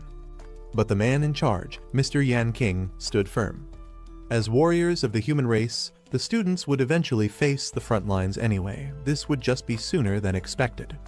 He had full confidence they'd carry out the task. He stressed that the only thing keeping enemy royalty from moving recklessly was his own presence holding the line. That's why the upcoming recon mission was critical and must be executed immediately. Everyone nodded in agreement. Orders were clear. Meanwhile, Subai burst into the room, yelling that things were getting out of hand. The school was slowly turning into a Wang Ba breeding ground. The timing couldn't have been more perfect. The principal welcomed him and introduced a guest, Cow Man, the head of the prestigious Cow family. Apparently, he'd come specifically to discuss the return of the Cow family's sacred soldier, and that sacred soldier just happened to be tied to Subai. Subai entered the room to find several men waiting guests of the prestigious Cow family. It quickly became clear what they were here for. They wanted the return of the legendary twin blades tied to the Cow clan's legacy. Subai casually pointed out that even the principal said those weapons were being entrusted to him. If they were here to reclaim them, they were a step too late. The Cow representatives weren't having it. They shouted that those divine weapons rightfully belonged to their family. If it weren't for the respect they held for Principal Zhao, they wouldn't have even bothered negotiating. Trying to mask their arrogance with formality, they claimed they had come in good faith to retrieve the weapons, but Subai's attitude wasn't helping. Before tensions could explode further, a loud slam echoed through the room. The principal slammed his hand on the desk. Everyone immediately fell silent. The principal made it clear, Yongwu Academy was not the Cow family's playground. Whether Subai wanted to return the twin divine blades was his personal choice. It was his right to keep them if he wanted. Trying a different angle, one of the Cow family men shifted tone and asked Subai to name his conditions. But Subai just smirked, saying the weapons had been serving him quite well lately, making no sign of letting them go. A woman from the group then stepped in, playing the logic card. She reminded Subai that once on the battlefield against the myriad tribes, strength was everything. Instead of holding on to 2 useless blades, wouldn't it be smarter to trade them for cultivation resources he actually needed? Subai paused, nodding slightly, acknowledging that her reasoning had a point. But the sly look in his eyes said it all. This wasn't over yet. With a sly smile, Subai finally named his price 10 billion. The Cow family reps were floored. 10 billion for 2 weapons. That was outrageous, even by divine gear standards. They argued the weapons weren't worth that much even if completely reforged. Subai, playing it cool, admitted the blades didn't hold much value in his own hands either, but for the Cow family, they were vital heirlooms. He pressed the point further. If these blades were given back to the Cow heir, they wouldn't just be weapons, they'd be his life-saving tools in future battles. Wasn't that worth 10 billion? Not to mention the time and cost it would take to recreate them from scratch. The room boiled over. One rep snapped, saying Subai was blatantly extorting them. Another groaned that Subai's shameless face was finally being revealed. His business tactics were worse than robbery. Just when it seemed like the negotiation might fall apart, the calmest man in the room, the Cow family patriarch, spoke up and agreed to the deal. 10 billion it was. Deal closed. Subai played it smooth, praising the patriarch's decisiveness and maturity. The Cow head said the money would be transferred that very day and expected the weapons returned immediately after. The others confirmed money first, goods after. Subai reassured them with a confident smile, promising a clean and honest transaction. Everyone exited the room with tense smiles and subtle nods. After they left, Subai turned to the principal with a question. Why were the Cow family suddenly so desperate to get their weapons back, throwing money like it was nothing? After the Cow family matter was settled, the principal shared some serious news with Subai. The military's official orders had arrived. All students and instructors who were summoned had to report to the front lines within 3 days. Not only that, Subai and King Shu had been assigned a special mission on top of the regular deployment. Subai was surprised but ready to listen. The principal turned solemn. This upcoming campaign was no ordinary operation. It would be humanity's first counterattack against the myriad tribes in over a century. He reminded Subai that once they stepped onto the battlefield, titles no longer mattered. There would be no students, no teachers, no principals, only warriors. They had to face the mission with fearless resolve. At the imperial capital Martial University, a senior stepped up, proudly declaring the school to be the home of the nation's finest warriors. Holding up a formal document, he proclaimed that in times of war, it was their duty to be the first to respond. He rallied the students to fight for the nation, for the people, and to stand unshaken through any hardship. Meanwhile, over at Magic Capital Martial University, the new headmaster took the stage. He reminded everyone that whenever disaster strikes, their school had always stood at the forefront. He urged the students to repay the country with their strength and resolve, even if it meant risking everything. The students responded with passion, declaring that their names would be etched in history as protectors of their race, undefeated in battle. 3 days later, at the Great Wall military base, preparations were in full swing. Soldiers were hard at work, tightening inspections and running final checks. The large-scale operation was about to begin the next day, and there was no room for error. Weapons needed to be tested again and again, especially the magic crystal cannons. Officers reminded everyone to ensure energy supplies were stable and warned them not to overlook even the smallest detail. They emphasized the importance of watching enemy movements closely. No enemy should come within 50 miles of the wall. If they did, they were to be eliminated on sight. Meanwhile, among the students from Jiangnan Martial University, a few of them voiced concerns. They noticed how students from other top schools were fully equipped with armor, while their own group only had school uniforms. In such a dangerous environment, this felt like a death sentence. They complained to the head of their school, wondering why, despite having money, they weren't given proper protection. After all, hundreds of suits of armor shouldn't be that hard to afford. The teacher responded calmly.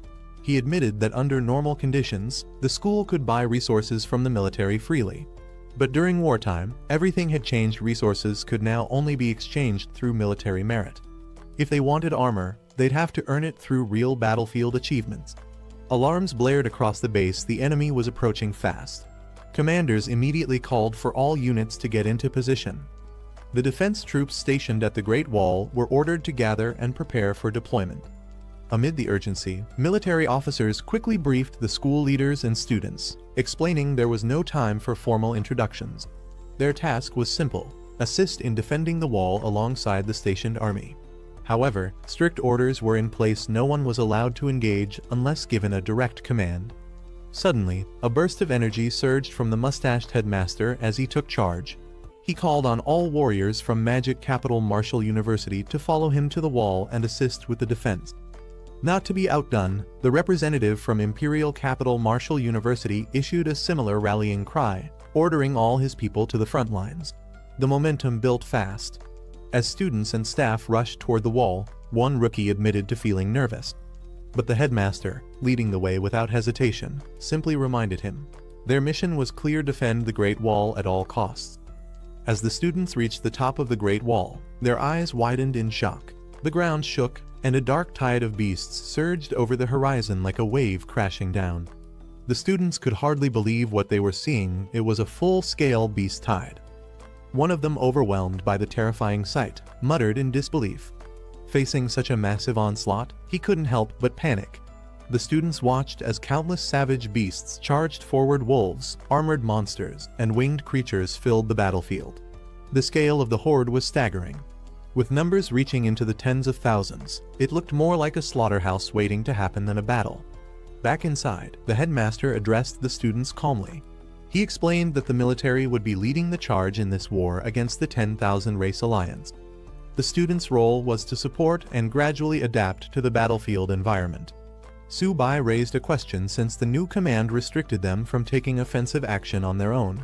Did that rule also apply to their tamed beasts? Seeing the overwhelming number of beasts charging in, Su-bai couldn't help but get excited. This was a perfect opportunity for fast leveling. But the headmaster reminded him firmly. This was a battlefield, not a game. Fooling around could get someone killed. The magic crystal cannons stationed along the wall roared to life. Blue energy blasts rained down like a storm, crashing into the incoming tide of monsters. Even the students watching were shaken. The raw destructive power of those cannons was terrifying enough to tear through entire ranks of the beast horde. Meanwhile, the command team sprang into action. Orders were shouted to recharge the cannons and get ready for the next volley. As the savage beasts broke through the outer perimeter, Su-bai was the first to shout the warning they were charging in. The commanding officer issued another directive. The platinum-ranked elites were to move out and intercept. In a flash, several top-tier fighters surged forward, cloaked in powerful auras and elemental energy, ready to unleash devastating attacks on the incoming tide. Their combined power exploded in a stunning barrage of color and destruction, raining chaos on the battlefield and halting the beast wave's momentum. But the fight wasn't over yet. Moments later, even the gold-ranked elites took action, soaring into the air to back up the front lines. Orders went out across the wall. Everyone had to hold their position and guard the stronghold with everything they had. With a thunderous roar, human warriors charged from the Great Wall, while waves of vicious beasts stormed forward from the other side. High-level fighters launched into the sky, engaging monstrous creatures mid-air, while others fought tooth and nail on the ground. Meanwhile, back on the observation deck, the students couldn't stand watching any longer. Fired up by the fight, they pleaded with the headmaster to let them join the front lines and fight alongside the Great Wall defenders. But the headmaster shut them down immediately. He reminded them sternly that this wasn't a game or training, it was real war. The headmaster continued to hold firm, telling the students that the military's orders were meant to protect them. Throwing them into a battle of this scale without proper experience would be nothing short of reckless. Their time would come, but only after they'd proven themselves as real warriors. Meanwhile, the platinum-ranked elites launched a devastating coordinated strike. A massive energy blast erupted onto the battlefield, leaving a powerful shockwave in its wake. A purple-haired mage noticed something strange. The magic crystal cannons had supposedly stopped firing, but a massive energy beam had just gone off. Back in the control room, the officers were equally confused. One of them demanded to know who had authorized the cannon to fire again, especially since the official command was to cease fire. Back on the wall, Su-bai continued his unique strategy, using his beast, Zio-ba, as a living artillery weapon. With a grin on his face, he commanded it to keep firing at the enemies below, excited to rack up more military merit. The others around him were stunned. Even the headmaster was caught off guard, jokingly scolding Su-bai for always finding unexpected ways to bend the rules. One observer was left speechless, questioning if beast tamers were even supposed to fight like this. Su-bai directed Zio-ba to specifically target low-ranking enemies, aiming for maximum merit gain. But when the beast mistakenly blasted a high-tier enemy, Su-bai immediately corrected it, yelling that elite enemies were too tough and wouldn't count toward their credit if they weren't defeated. He stressed again, go for the bronze-tier beasts only. Take them out quickly, and above all, don't mess it up or hurt yourself in the process. Subai called out to his white tiger, Bai, demanding it to fight harder and stop slacking. He teased that if it didn't pick up the pace, he'd feed all the beast cores to Ba instead. Meanwhile, the two powerful beasts rampaged across the field, cutting down enemies with incredible strength. Observers on the ground were shocked. Who did these beasts belong to? Someone said they were the tamed beasts of a student from Jongnan Martial University. No one could believe it. The idea that a student who hadn't even graduated could train such terrifying creatures was unbelievable to many. As the smoke of battle began to fade, the cleanup operation was underway. The command issued orders. All platinum-ranked warriors were to pursue and eliminate the remaining fleeing beasts, while the gold-ranked elites were tasked with finishing off any survivors left on the battlefield. Back at the observation post, the headmaster couldn't help but laugh, patting Subai on the shoulder and praising his creativity. Subai had once again come up with something unexpected and effective. The students, curious, asked how his two summoned beasts had grown so strong in such a short time. Subai grinned and humbly credited the school for providing him with the necessary resources. He jokingly teased the headmaster, asking if this counted as enough merit to earn a little extra support from the military next time.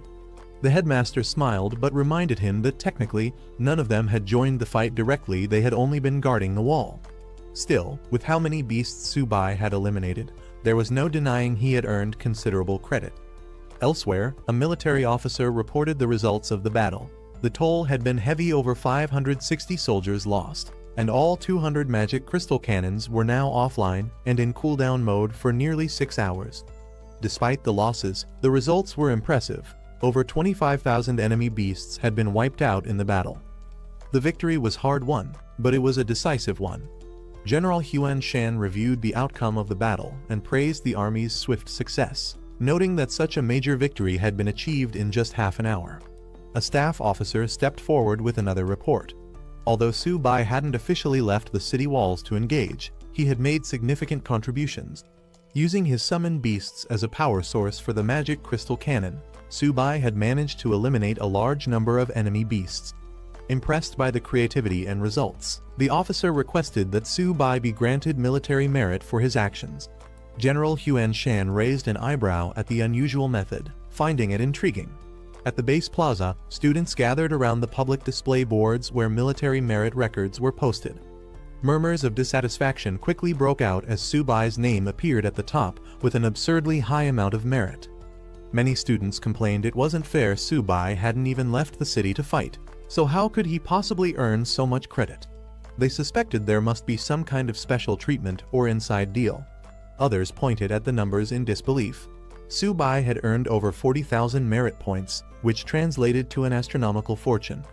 That amount was comparable to what top-tier platinum or even gold-ranked warriors might accumulate, leaving everyone wondering what exactly had he done to deserve it. Though jealousy and suspicion ran high, one voice coldly remarked that if they had Subai's strength, they could have done the same. But deep down, they all knew Subai wasn't just any ordinary student. Back on the wall, Subai continued his unique strategy, using his beast, Ba, as a living artillery weapon. With a grin on his face, he commanded it to keep firing at the enemies below, excited to rack up more military merit. The others around him were stunned. Even the headmaster was caught off guard, jokingly scolding Subai for always finding unexpected ways to bend the rules. One observer was left speechless, questioning if beast tamers were even supposed to fight like this. Subai directed Ba to specifically target low-ranking enemies, aiming for maximum merit gain. But when the beast mistakenly blasted a high-tier enemy, Subai immediately corrected it, yelling that elite enemies were too tough and wouldn't count toward their credit if they weren't defeated. He stressed again, go for the bronze-tier beasts only. Take them out quickly, and above all, don't mess it up or hurt yourself in the process. Subai called out to his white tiger, Bai, demanding it to fight harder and stop slacking. He teased that if it didn't pick up the pace, he'd feed all the beast cores to Ba instead. Meanwhile, the two powerful beasts rampaged across the field, cutting down enemies with incredible strength. Observers on the ground were shocked. Who did these beasts belong to? Someone said they were the tamed beasts of a student from Jongnan Martial University. No one could believe it. The idea that a student who hadn't even graduated could train such terrifying creatures was unbelievable to many. As the smoke of battle began to fade, the cleanup operation was underway. The command issued orders. All platinum-ranked warriors were to pursue and eliminate the remaining fleeing beasts, while the gold-ranked elites were tasked with finishing off any survivors left on the battlefield. Back at the observation post, the headmaster couldn't help but laugh, patting Subai on the shoulder and praising his creativity. Subai had once again come up with something unexpected and effective. The students, curious, asked how his 2 summoned beasts had grown so strong in such a short time. Subai grinned and humbly credited the school for providing him with the necessary resources. He jokingly teased the headmaster, asking if this counted as enough merit to earn a little extra support from the military next time. The headmaster smiled but reminded him that technically, none of them had joined the fight directly, they had only been guarding the wall. Still, with how many beasts Subai had eliminated, there was no denying he had earned considerable credit. Elsewhere, a military officer reported the results of the battle. The toll had been heavy, over 560 soldiers lost, and all 200 magic crystal cannons were now offline and in cooldown mode for nearly 6 hours. Despite the losses, the results were impressive. Over 25,000 enemy beasts had been wiped out in the battle. The victory was hard-won, but it was a decisive one. General Huan Shan reviewed the outcome of the battle and praised the army's swift success, noting that such a major victory had been achieved in just half an hour. A staff officer stepped forward with another report. Although Subai hadn't officially left the city walls to engage, he had made significant contributions. Using his summoned beasts as a power source for the magic crystal cannon, Subai had managed to eliminate a large number of enemy beasts. Impressed by the creativity and results, the officer requested that Subai be granted military merit for his actions. General Huan Shan raised an eyebrow at the unusual method, finding it intriguing. At the base plaza, students gathered around the public display boards where military merit records were posted. Murmurs of dissatisfaction quickly broke out as Subai's name appeared at the top with an absurdly high amount of merit. Many students complained it wasn't fair. Subai hadn't even left the city to fight, so how could he possibly earn so much credit? They suspected there must be some kind of special treatment or inside deal. Others pointed at the numbers in disbelief. Subai had earned over 40,000 merit points, which translated to an astronomical fortune. That amount was comparable to what top-tier platinum or even gold-ranked warriors might accumulate, leaving everyone wondering, what exactly had he done to deserve it? Though jealousy and suspicion ran high, one voice coldly remarked that if they had Subai's strength, they could have done the same. But deep down, they all knew Subai wasn't just any ordinary student. Cao Zixuan was suddenly approached by Subai, who greeted him warmly, clearly excited to see an old acquaintance. He jokingly asked if Cao was still getting used to wielding dual swords, then casually credited his own recent military success to Cao's past help. Trying to act familiar, Subai threw an arm around Cao, insisting they were good friends and that Cao should come to him for anything he needed in the future. But Cao Zixuan wasn't having it. He coldly rejected the idea of being friends, making it clear he had no intention of getting close to someone like Subai. Subai kept up his cheerful demeanor, teasing that maybe Cao was having trouble handling his weapons. He even offered to help take care of Cao's spirit weapon, claiming he'd been reading up on the topic and knew how to maintain one properly. Cao, completely done with the conversation, simply walked away with a sharp retort. As Cao left, Subai called out, telling him to take care, still as shameless and carefree as ever. The next day, something major was about to happen, marked by a loud alarm blaring from the facility.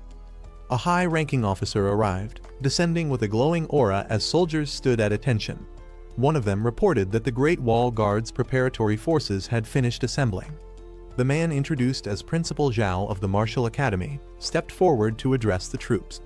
He explained that the previous day's attack by 100,000 beasts was merely a probe. Today, they were expecting a much larger wave. But Zhao made it clear they would not sit back and wait. This day would mark the beginning of humanity's all-out counterattack. With fierce determination, he called for every soldier to raise their blades and defend their homeland. The troops responded with thunderous energy, rallying to his call, chanting their readiness to fight. Then, with a powerful cry to march, Principal Zhao led the army himself, soaring ahead as the soldiers charged forward behind him, ready for war. A massive wave of beasts surged toward the fortress, darkening the landscape. Inside the command room, Subai and another student confronted their school director, frustrated. They asked if they'd be sent out this time or forced to keep hiding behind the walls like before. The principal reminded them that military orders were absolute and their time to shine would come. Meanwhile, a commander called for the Asura Corps to begin their attack, specifically authorizing the elemental free fire tactic. In a dazzling display of power, multiple Asuras unleashed their abilities, blasts of energy, fire, lightning, and more, lighting up the sky and crashing into the incoming beasts with overwhelming force. The battlefield lit up in a storm of elemental destruction. Flames, lightning, and energy blast tore through the beast horde. Watching from above, Subai and the others were stunned by the scale of devastation. Even the academy director, usually composed, admitted how terrifying the assault was. It was no wonder the battlefield was considered hell on Earth. Survival under such conditions seemed nearly impossible. Suddenly, a wave of powerful beasts led by armored drill bears broke through the front lines. A field commander shouted a warning, calling for the heavy infantry to engage. The heavy armor corps answered the call. Their leader barked orders, demanding they intercept the enemy's first wave no matter what. The soldiers, wielding massive spiked shields, roared their commitment, charging forward as the frontline defense, ready to clash head-on with the monstrous invaders. The front line erupted into brutal combat as the armored drill bears collided with the heavy armor corps. The bearded squad leader roared for his troops to hold the line, ordering them to stop the beast wave at all costs. Elsewhere, more beast forces advanced, larger and more imposing creatures marching toward the battlefield. One of the beast leaders, a muscular drill clad in spiked armor, was furious. He couldn't believe their elite warriors were being held back by humans. Slamming his fist on the table, he barked an order to break through the line and crush the defenders immediately. Back at the observation platform, Subai was surprised to see that even the leader of the enemy beast tribe appeared in humanoid form. The principal calmly explained that once beast warriors reached a certain level, platinum tier or above, they gained the ability to transform. At even higher ranks, they could live among humans without being noticed unless their power leaked. Subai was stunned. He hadn't realized the enemy was capable of such human-like evolution. Meanwhile, one of the students asked the principal when they would finally receive their mission. The principal reassured him that as the battle heated up, their orders would arrive soon. Sure enough, moments later, a new order came in. The prep squad was instructed to work with the main force to clear the battlefield and assist the wounded. Team assignments were also announced. Subai, along with Hu Qingshu and Han Zhan, were assigned to the first squad. As squad leader, Subai was given flexibility. They could either assist with battlefield clearing or head to the Misty Mountains to join the main army. The second squad was announced, with Wang Yang as leader and members including Cao Zixuan, Guan Jin, and Zheng Lei. Their assignment: assist the military in scouting the Misty Mountains. Later, more squads were named, including a 12th team led by Bai Ningbing, whose mission was to support the city guard in clearing the battlefield. Soon after, an officer called all squads to gather immediately and begin carrying out orders. This sudden urgency left some students shocked and confused. Many weren't expecting to be separated. Some of the students began to question what was going on. Wasn't this supposed to be a mission for classmates to move together? Instead, their schoolmates were scattered across various squads. Others were even more surprised that Subai, Han Zhan, and Hu Qingshu ended up grouped together as a separate team. In the middle of this chaos, Han Zhan was approached by a confident figure in purple armor who greeted Subai and challenged him to another match. Subai casually dismissed the invitation, saying they could settle it later. Right now, they had a mission to figure out. Subai and his two teammates discussed their strange team assignment. It was odd to be grouped together, and the mission details were vague, which made the situation feel suspicious. One of them pointed out that Subai was the squad leader. If he didn't understand what was going on, how could anyone else? Suddenly, Subai had a realization. Something clicked in his mind as he recalled the earlier briefing.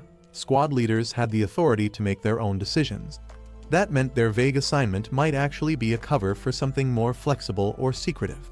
When asked what he had figured out, Subai didn't give a straight answer, but seemed confident that he now understood the intent behind their orders. The trio reported to the principal, notifying him that they were setting out to begin their mission. The principal reminded them to be cautious, especially Subai, whom he warned to take care of himself in critical moments.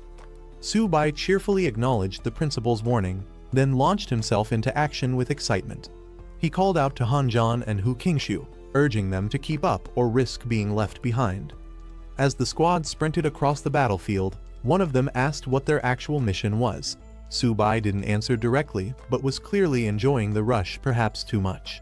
One of the others joked that he must have been cooped up for too long and just wanted to let loose. Suddenly, Subai's expression sharpened. He sensed something unusual in the air. Beast core energy. Soon after, the squad arrived at a scene of devastation.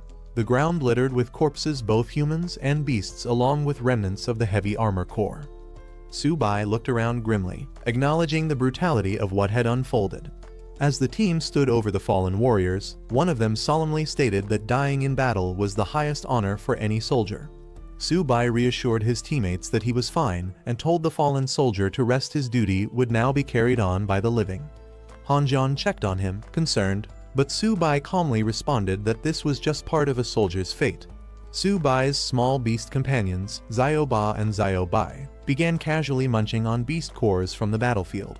One of the teammates nervously asked if that was a violation of military regulations. Subai shrugged it off with a smirk, saying the creatures were just helping with the cleanup. The team continued surveying the battlefield when someone spotted them from afar, recognizing Subai and his squad.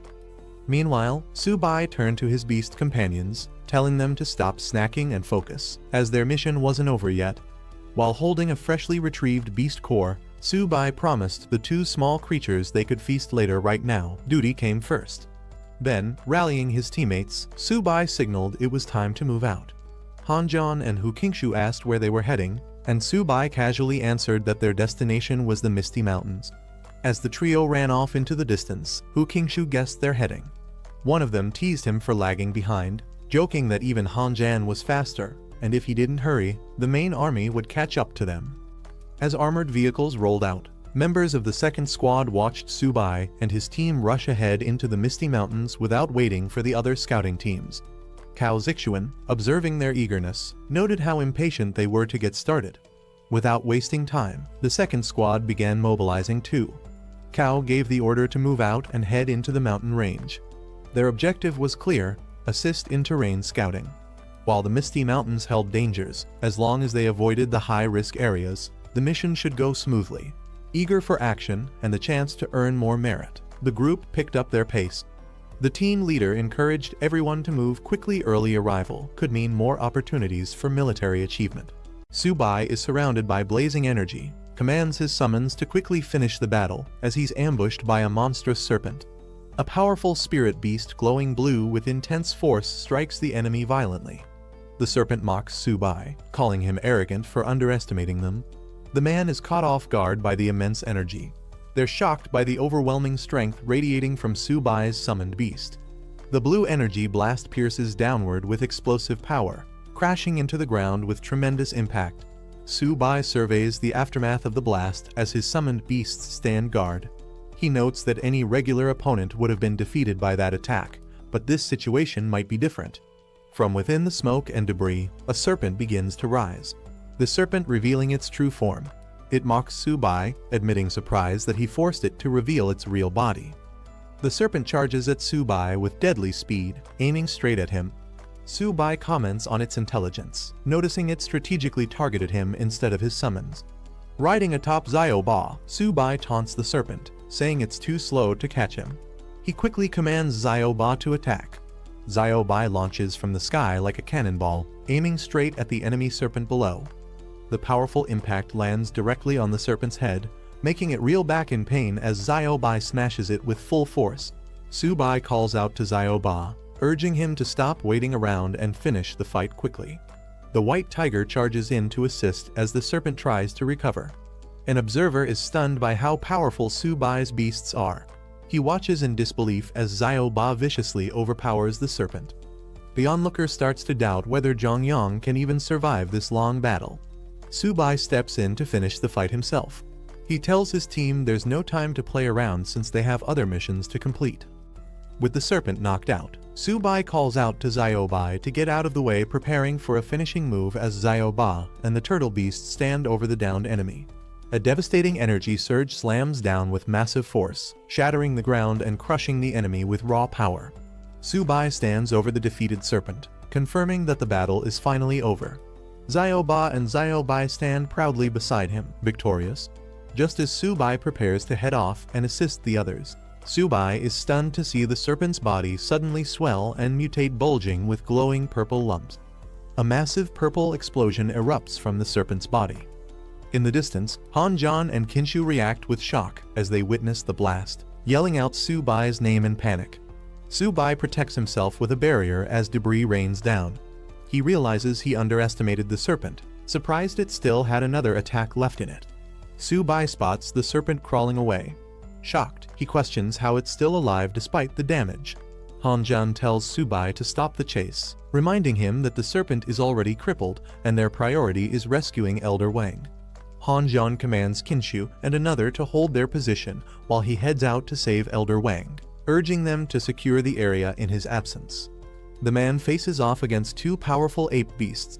He realizes he underestimated their speed and physical strength, especially that of the larger white ape. Doubt creeps in as he questions whether this might be the end for him. Despite his injuries, he refuses to give in. With blood on his face and determination in his eyes, he decides to take at least one beast down with him if he's going to die. With a burst of fiery energy, he launches himself forward using a powerful spear technique, aiming straight at the enemy group. He pierces through one of the apes mid-air with a fierce cry, locking weapons in a brutal close combat strike.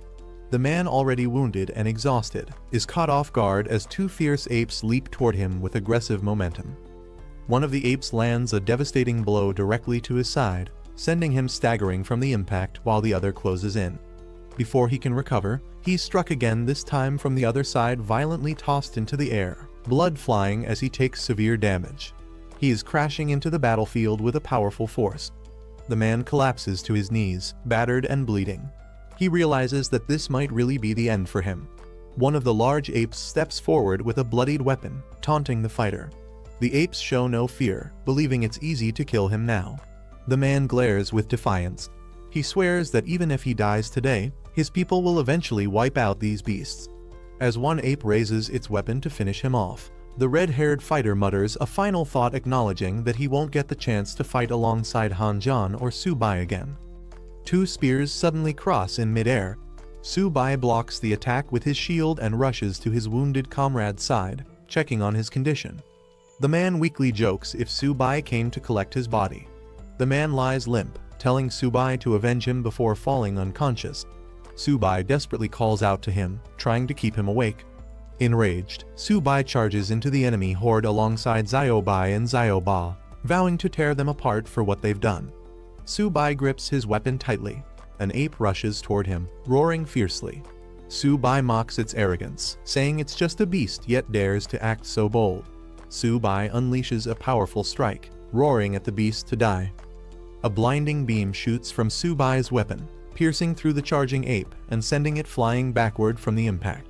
A gust of wind stirs the treetops. One of the apes is revealed to be impaled, lifeless and hanging from a tree, killed by Su-bai's precise strike. Xiaoba lets out a deafening roar in victory, intimidating the remaining enemies as the battlefield quiets. Su-bai rushes to the man's side, urging him to wake up, telling him that the revenge has been fulfilled. A system notification appears in front of Su-bai, informing him that the red-haired fighter qualifies to inherit the White Tiger bloodline. The system offers Su-bai a choice: use the White Tiger essence to save his dying comrade. Su-bai, filled with hope, urgently tells his friend to hold on. He now has a way to save him and isn't about to let him die. Su-bai holds Wang Yang, promising he can save him. But he warns that doing so will mean losing freedom and submitting to him forever. Wang Yang weakly nods in acceptance. Su-bai quickly calls out to the White Tiger, asking it for 3 drops of its blood. The tiger charges toward him at full speed. The tiger roars, releasing 3 glowing drops of essence blood. Su-bai catches them carefully, commanding the tiger and another companion to guard him. Su-bai kneels beside Wang Yang, urging him to hold on. He prepares to use the blood to start the ritual or healing process. Su-bai places his glowing hand over Wang Yang's chest, initiating a powerful ritual that triggers a fiery reaction within his body. Wang Yang screams in agony as golden red energy violently surges through him, causing his body to convulse under the intense transformation. The energy disperses, and Wang Yang gasps for breath. Shirtless and dazed, he sits up while Su-bai calmly asks how he feels. Wang Yang stares at his hands in disbelief, amazed at the transformation.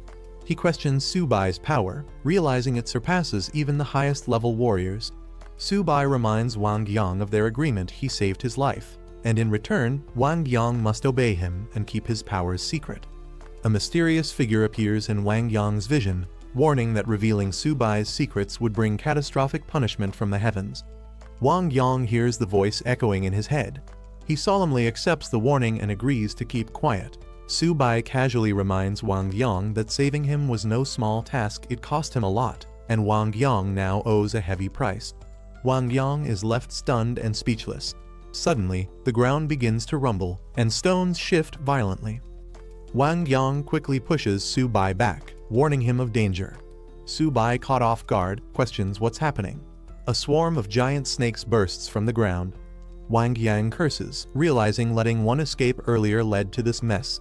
Subai commands the white tiger to eliminate the snakes. The tiger charges in with ferocity, tearing through the serpents with blazing attacks. Subai notices something is off. The snake corpses are hollow and fade away. They're not real entities. He questions what's going on. More and more snakes erupt from the ground. Despite efforts to kill them, their numbers keep increasing. Just as Subai and Wang Yang are surrounded, allies arrive to help.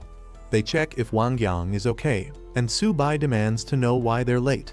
One teammate explains that these snakes seem endless, likely controlled by someone. He urges Subai to find the source, probably a snake that escaped earlier. Subai asks to borrow Wang Yang's gun. In the background, the white tiger and a turtle beast fight off swarms of snakes. Suddenly, someone spots the shadowy figure hiding among the trees. All eyes lock onto the true source behind the snake swarm. The enemy begins speaking arrogantly, calling the group insects and unleashing a devastating blue energy beam toward them. One teammate comments in shock the enemy recovered its humanoid form far too quickly after being hit. Subai realizes they're up against a formidable opponent. A powerful humanoid figure with glowing green energy appears, holding an unconscious elder. He mocks the team, revealing that what they fought earlier was merely a clone. Wang Yang charges in with fury, shouting that he'll kill the enemy. His teammates warn that the enemy has grown far stronger than before. With rage in his eyes, Wang Yang yells at Subai to end the enemy immediately, promising to pay any price for it. Another teammate jumps into the fight, telling the others to handle the rest, while he personally takes on the snake-controlling enemy. The glowing enemy sneers at the group, calling them insignificant insects. Subai clenches his fist, unleashing a surge of energy, and declares that he'll capture the enemy and turn him into snake feed. Subai activates a powerful earth element combat technique, calling on elemental spirits and ancient incantations mid-air. With explosive force, Subai launches a direct aerial strike at the glowing enemy, crashing down with blinding impact. Subai's devastating attack smashes into the ground with a thunderous explosion. From within the smoke, the enemy chuckles, acknowledging Subai's strength but remaining completely unfazed. The enemy taunts Subai, arrogantly demanding that he show himself and fight properly. Suddenly, Subai's glowing fist charges through the air at high speed as he yells out, preparing to strike again. Subai dashes forward and fires a blast toward the enemy. The enemy lands firmly and regains his balance. Subai, emerging from the smoke, acknowledges that the enemy's power has increased significantly since their last encounter. He calls upon Zioba and Ziobai to initiate a powerful formation, the 7-star triple beast array, summoning mystical celestial symbols in the sky. He mentally explains that the 7-star triple array technique, using synchronized source energy, allows him and his allies to perfectly complement each other's strengths. Subai launches a fierce attack from the sky, dual blades glowing with energy. He strikes at a green enemy with full force, shouting a battle cry as shockwaves burst out from the impact. The enemy, surrounded by swirling energy and glowing orbs, calmly blocks the attack. With a cold smirk, he admits Subai's technique is creative, but mocks his lack of strength. A massive creature appears, engulfed in a green barrier. Subai's multicolored attacks clash violently against the beast. A man warns Subai as countless snakes begin to swarm the battlefield. In the distance, a massive 3-headed serpent emerges. One of the Hydra heads unleashes a powerful attack. Its eyes glow, activating a devastating ground-class combat technique aimed straight at Subai. Subai is surrounded by multicolored snakes as they launch a synchronized assault. The technique, Field of Venomous Serpents, activates, locking him in a deadly trap. A powerful shockwave erupts from the ground. Wang Yong stares in shock. He can't believe the destructive power he just witnessed. Desperate, he calls out to Subai, demanding a response. Fearing the worst, Long Ao floats mid-air, charging an intense energy blast. Huanshan glances back calmly, seemingly distracted. Long Ao mocks him, questioning where he's looking. Long Ao unleashes his full power. A giant energy beam crashes down toward the earth, calling out Hu Huanshan's name. The attack roars through the sky like a pillar of destruction. Hu Huanshan stands firm, bracing to receive the strike head-on. Meanwhile, Subai and the others spot a wave of giant serpents charging their way. He immediately calls the team into formation, shouting for everyone to prepare for battle. Hu Huanshan calmly tightens his tie and says it's time to stretch a bit. Subai and the others watch in awe as Huanshan activates his ultimate technique. Subai realizes this is the legendary Phoenix Tree technique they've only heard about before. A massive golden explosion radiates from Huanshan, a towering divine tree under a glowing moon. Long Ao stares in shock as the energy surges toward him. He's stunned that Huanshan has actually comprehended the power of divine laws. Long Ao realizes the power of Huanshan's divine law is disrupting his life force. He questions why it can't be defended against. He tears open a rift in space and admits defeat for now. But he warns that Huanshan can't protect Subai forever. Before vanishing, Long Ao vows that his clan will hunt Subai relentlessly. The moment Subai leaves the city's protection, they'll send assassins to kill him. Huanshan, standing tall before the radiant phoenix tree, simply tells him to leave. Wang Yang and the others remain awestruck by the divine power they just witnessed. They wonder aloud if this is what true combat between the strongest looks like. Subai quietly reflects, longing for the day he can achieve that same level of strength. His teammate praises Huanshan's technique, comparing it to the force of nature itself. Huanshan reminds everyone that no matter how powerful someone becomes, there will always be stronger opponents. The only way to keep up is through constant self-improvement. The team listens respectfully. As they gather inside a glowing teleportation array, Huanshan calls out that it's time to return. The team arrives through a golden teleportation portal. Subai is amazed by how easily it was activated with just one person's power, impressed by the level of mastery. Subai and his team admire the feat, joking that if they had such power, everything would be easier. He quietly wishes he could be that strong. A powerful official appears, congratulating Subai for unlocking the sacred beast armor. Huanshan stands nearby, and Subai is unsure of the man's identity. The official instructs Huanshan to bring Subai to the conference room. Subai looks puzzled as the man vanishes again before he can ask anything more. Subai, surprised, asks who the mysterious man was that vanished earlier. Huanshan is surprised he doesn't recognize him. Huanshan explains that the man was Yan King, a heroic figure of the human race and a king-level powerhouse. Subai reacts in disbelief. As they walk together, Huanshan recounts how Yan King once stood beside the legendary Luo Fan, awakening martial spirit during a dark time.